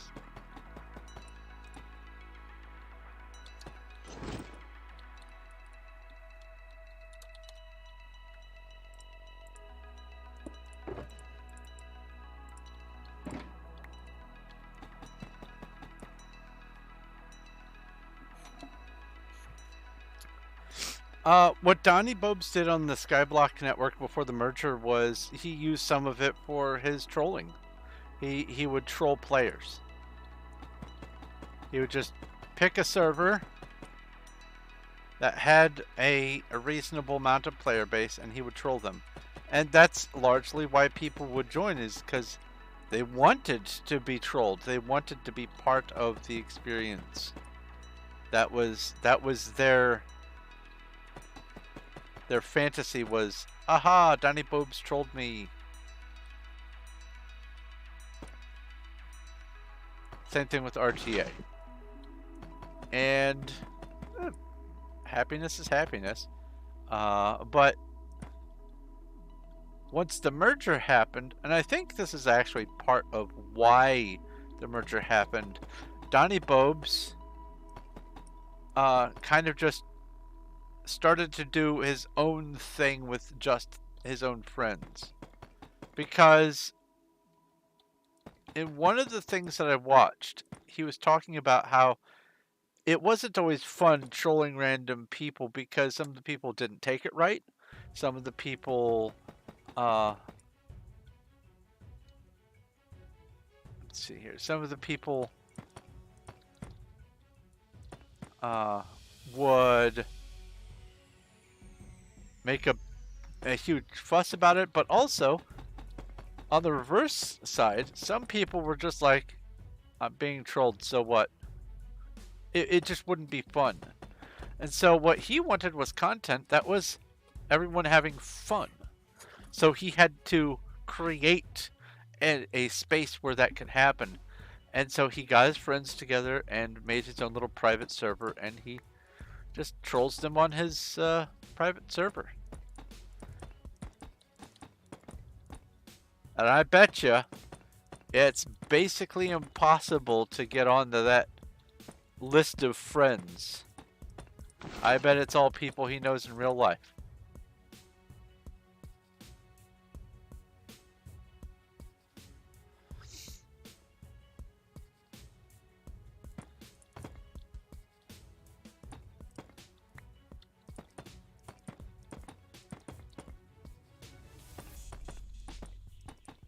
Which is fine.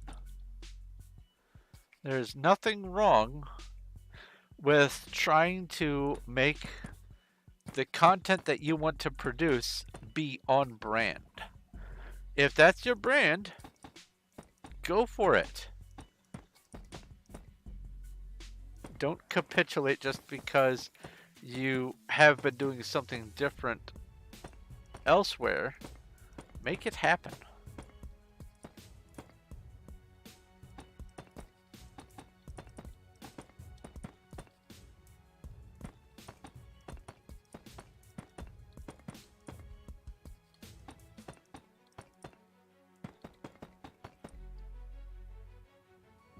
There's different kinds of play styles too, and or not play styles. There's different kinds of content creator styles. I'll say that, and there's a stark difference between what Donnie Bobes does and what RGA does. Whereas in the past, they might as well have been the same content creator. they have become completely different. And I'm another example. There's no way I could ever get comfortable doing the clown nonsense. I can't. I've tried, and it was so uncomfortable for me that when I was done with the attempt, I had a long-term investment with the bathroom for a while out of anxiety and gastric duress. I'm not that kind of person, and so I have to tailor my content around the kind of person that I am, the kind of personality that I have, and that manifests like this. I do huge, big projects of monumental nonsense and scale because I enjoy the project. I enjoy the process of doing the project. I enjoy the tasks. I set myself with goals like the Refugee to Regent Challenge and 300 mods on Skyrim and stuff like that. I do that because I enjoy the big task.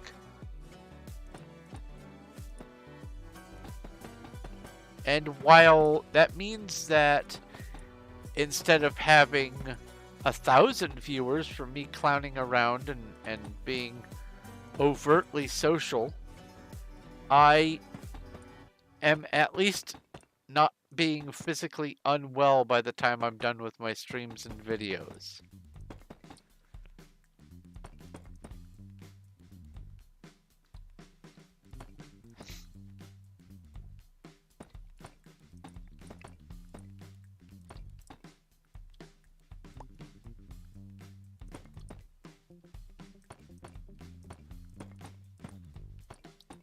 Like, I had considered putting in a face cam and doing the whole wigs and funny glasses and hot pepper jelly bean stuff that all the YouTubers and Twitchers do, but that's just not me. I'm glad that they enjoy doing it, and I'm glad that they are able to make Boku bucks doing it. I will never be able to make Boku bucks doing it because I can't. I can't bring myself to do that sort of thing. So, I do this. Is it enriching? Yes. Is it enriching in the wallet? No. Do I care? Maybe a little sometimes.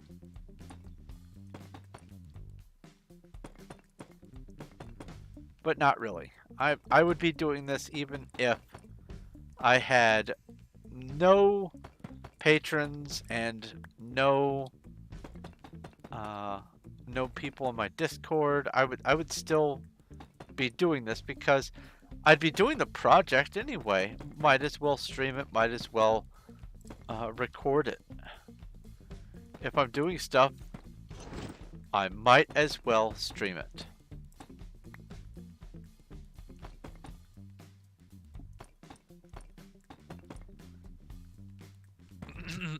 Excuse me.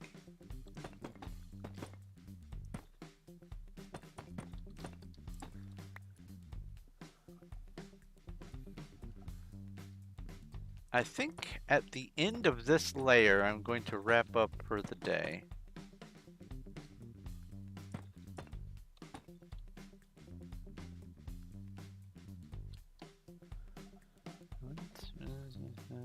Okay, yeah, that's right.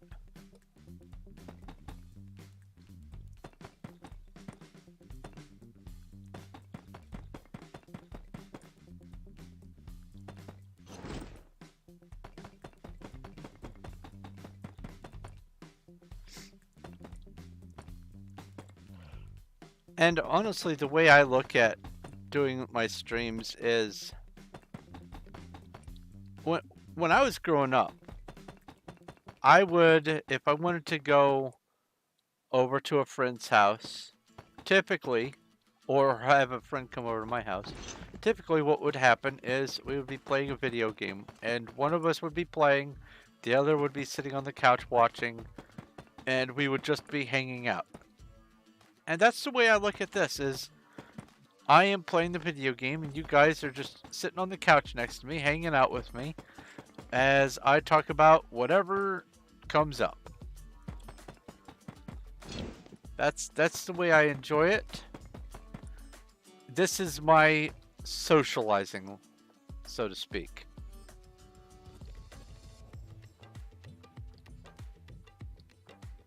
I am making a tier 5 Menger Sponge. To put it in perspective, this one that's standing up here is a complete tier 4 Menger Sponge.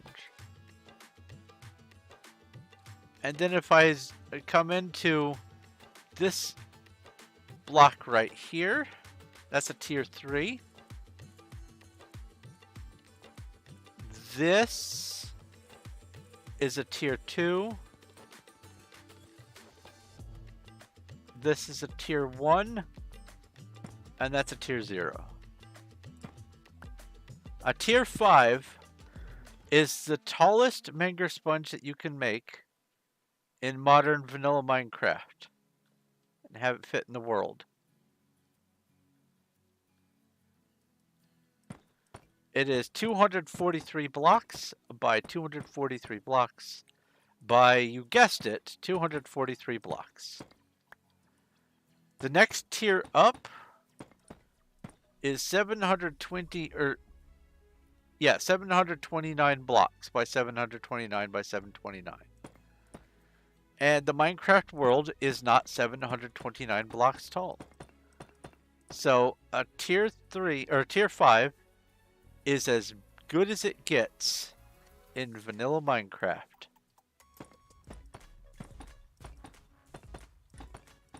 And honestly, the thought of building a tier 6 by hand is terrifying. That would be like 5 years worth of work for me.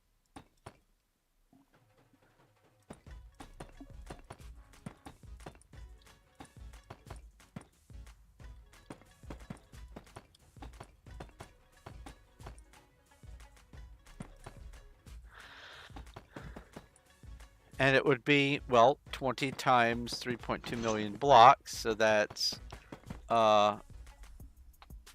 64 million blocks.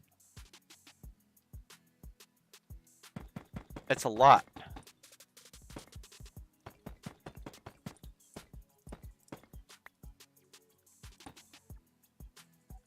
Hello, Cuddles.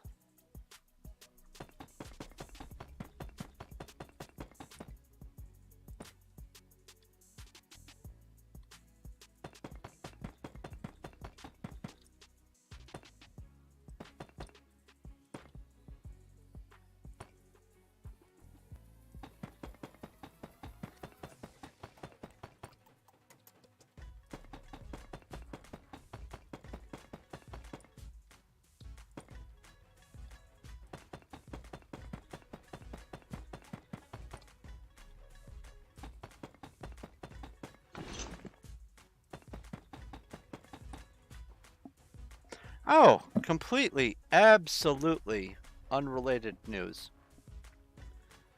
I, as you might imagine, like things to stay the same. I use the same brands of stuff that I have always used. I use the same versions of things that I have always used. I try not to change things up too much because I like what I know. I get the same pasta all the time. And it behaves the same as it always has. Until the most recent batch of pasta that I made this weekend. There are two different types of pasta. Well, there's more, but what I'm saying is there's pre-rinsed and then there is the You have to rinse it when you get it. And the pasta that I have and have always been using, or at least have been using for a long time, is the pre-rinsed kind. And the reason you rinse it is to get all the excess starch off so it doesn't turn the water into, well, Nickelodeon slime. And it lets the pasta actually cook thoroughly and all that. If you don't rinse pasta that is not pre-rinsed, you're in for a hard time when it comes to draining or stirring. And the eating is also just a terrible adventure. So this pasta that I get is consistently and always pre-rinsed. Except one of the 2 boxes that I used for this last batch was not pre-rinsed. And I found out because I used the same method of put it in the pot and walk away, set a timer, and come back and stir when the timer goes off. That I always have. For years and years and years. Except this time, when I went back to stir the first time, it was like a Jell-O mold.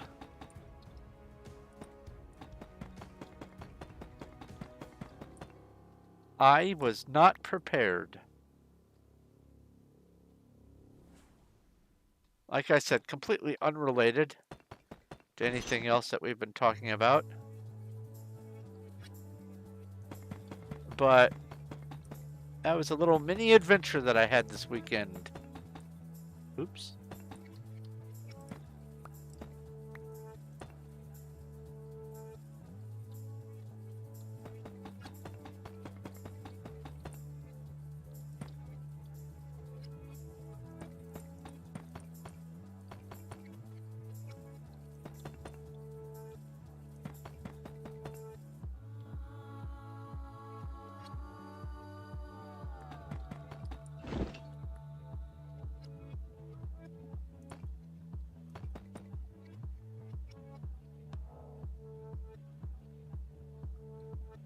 Was there a message that appeared and then disappeared? I swear I saw something happen in chat, but... Oh, there it is. Just add green food coloring. Yeah.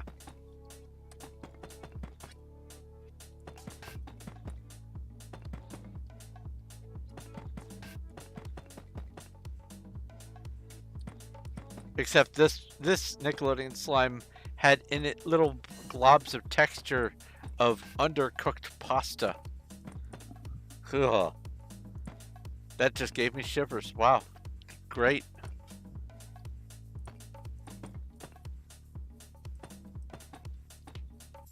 Wow, that was 2 poorly aimed blocks at the same time.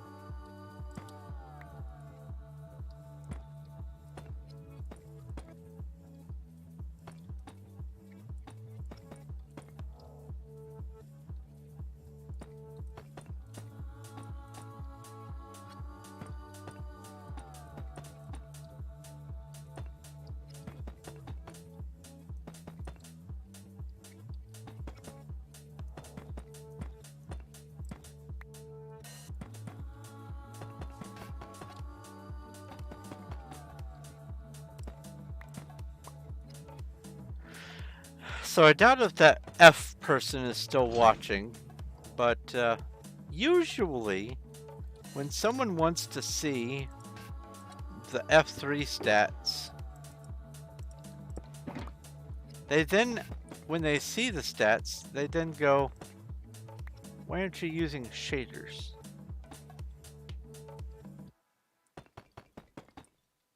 I was just reminiscing earlier about that F person from the chat. And I was already prepared to answer their question, but since I have the answer holstered, I feel like I ought to use it. So when I go to wrap this up, I'm going to demonstrate why it is that I do not use shaders for most of my work here. I could very easily be doing it. I have a good enough computer to not even care if I'm using shaders. It ostensibly makes no difference as far as the hardware is concerned. Shaders, no shaders. Graphically intensive game, graphically simple game, meh, it's all the same.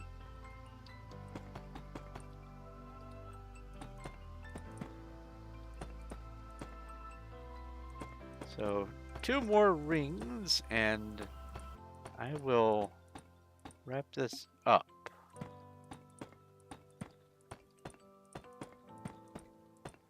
Because it is now 8 minutes after midnight. 1208, isn't that the name of that one Stephen King story, 1208? With like the cursed apartment or whatever?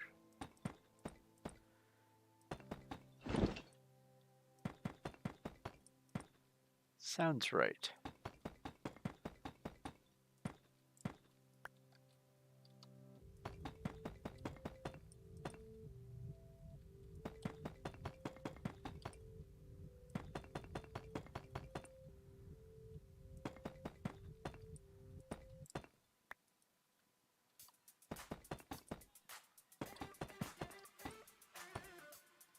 Derp twice.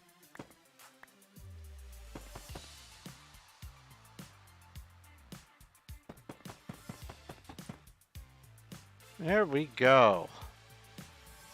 That layer is done. So out here, it doesn't really make a whole lot of difference if I use the shaders, but I'm going to do it anyway. Options, video settings, shaders, BSL shaders.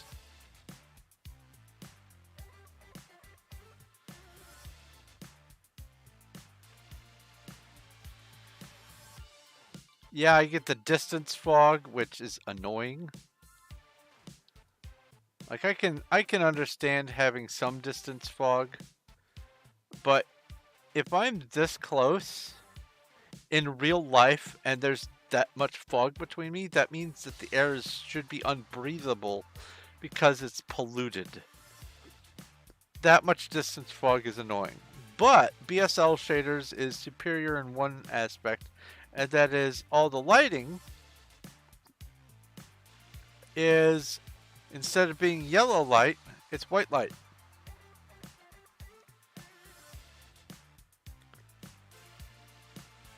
Oh yeah, I have to finally get to have the beacon glow, and that is slightly yellow when I have BSL shaders on. But out here, it makes very little difference whether or not I'm using shaders. That stuttering was just, you know, the world rendering or whatever. But here's why.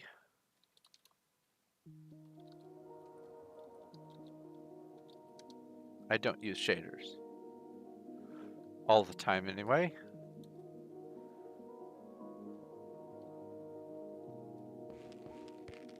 Here's the warehouse. It's not too bad. I've got light under this carpet. I've got light here. I've got some torches up there. And that, here's another thing. I can see the distance fog between me and the ceiling. That's too much distance fog. Stop it, BSL. Stop it. If I knew the setting, I would turn it off. But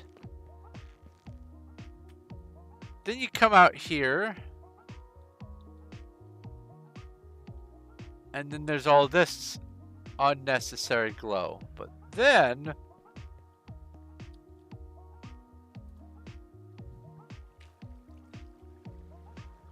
if you come all the way up here,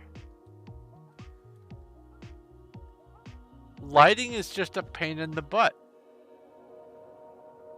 with shaders on in an enclosed space. Outdoor, whatever, it's fine. Indoor, enclosed space, visible lighting starting to run into a problem. And as you can see, I'm fine. Let's see here. Shaders. Yeah, still 60 FPS, no problems. But where's the help? I'm lost.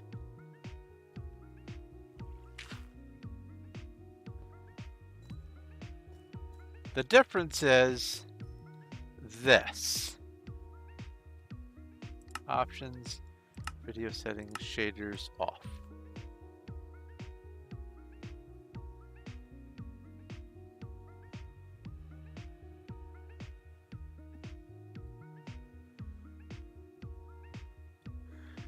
The colors don't get washed out by the light, and everything looks the way it will to a person who doesn't have fancy bells and whistles, who doesn't have a resource pack, who doesn't have shaders. And when I do my builds, what I want to do is have people be able to see the vanilla experience. So that means I need to be able to see what they are seeing in the vanilla experience. And so with this kind of lighting, this is what they'll see. If people want to use shaders, they'll see the shader experience, which might wash things out. But as far as keeping the coloration and everything the way I want it to in the vanilla experience, no distance fog between me and this light, I go without the shaders. Because it's better all around. That is the reason. Anyway, they're probably not watching. Maybe they didn't even care to know that information, but I had it in the tank and I wanted to step on the gas and get rid of it. So anyway, let's go /back. Come back here. See, look, no distance fog. None. If I could get rid of the distance fog, just that, from the BSL shaders, it would be a perfect shader for me. But anyway, this is where I'm going to be wrapping up and cutting off for the night. Wow, words. 1, 2, 3, 4, 5, 6, 7, 8 layers. Not bad. Especially considering many of the layers were, let's see here, 1, 2, 3 of them were full on everywhere that needed to have a block, got a block. As opposed to these empty space layers like this right here. Anyway, I'm going to go ahead and wrap things up. Thank you guys very much for watching, spending time hanging out, chatting, and, you know, being buds, sitting on the couch next to me and watching me play the video game and hanging out. I enjoy the company. I enjoy being able to do these projects and share them with you guys, and I'm happy that you guys want to come along for the ride. If you have any questions, comments, or suggestions, hey Cuddles, please leave them in the comments section, or you can message me on Discord.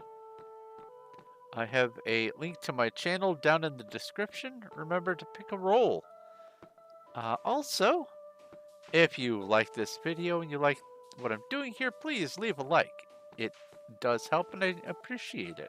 And if you haven't already, do please subscribe so that we can get to 3,000 subscribers. I have gotten past 2,000. Now we are going for 3,000 subscribers. Let's do it. Hello, Bandless. You have joined for the end of the stream.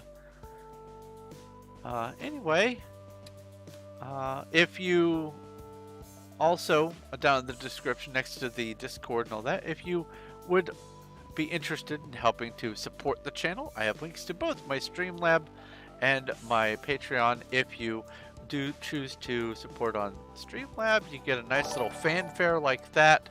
And also on Patreon, I give a nice little shout out at the beginning of my streams and videos to the people who are able to help support the channel. And also people who support on Patreon get extra perks on Discord, as well as signed copies of my books and things like that. But that's going to be it for me for today. Thank you once again for watching. This has been Thorn of Night on the Performium Network, mc.performium.net. That over there is little Cuddles, stopping by to say hi, holding some chiseled Deepslate. Hello. This has been a lovely Wednesday stream. I will be back again tomorrow, possibly doing some Skyrim. We'll see. But until then, this is Thorn of Night, and I will talk to you. Yes, you, right there.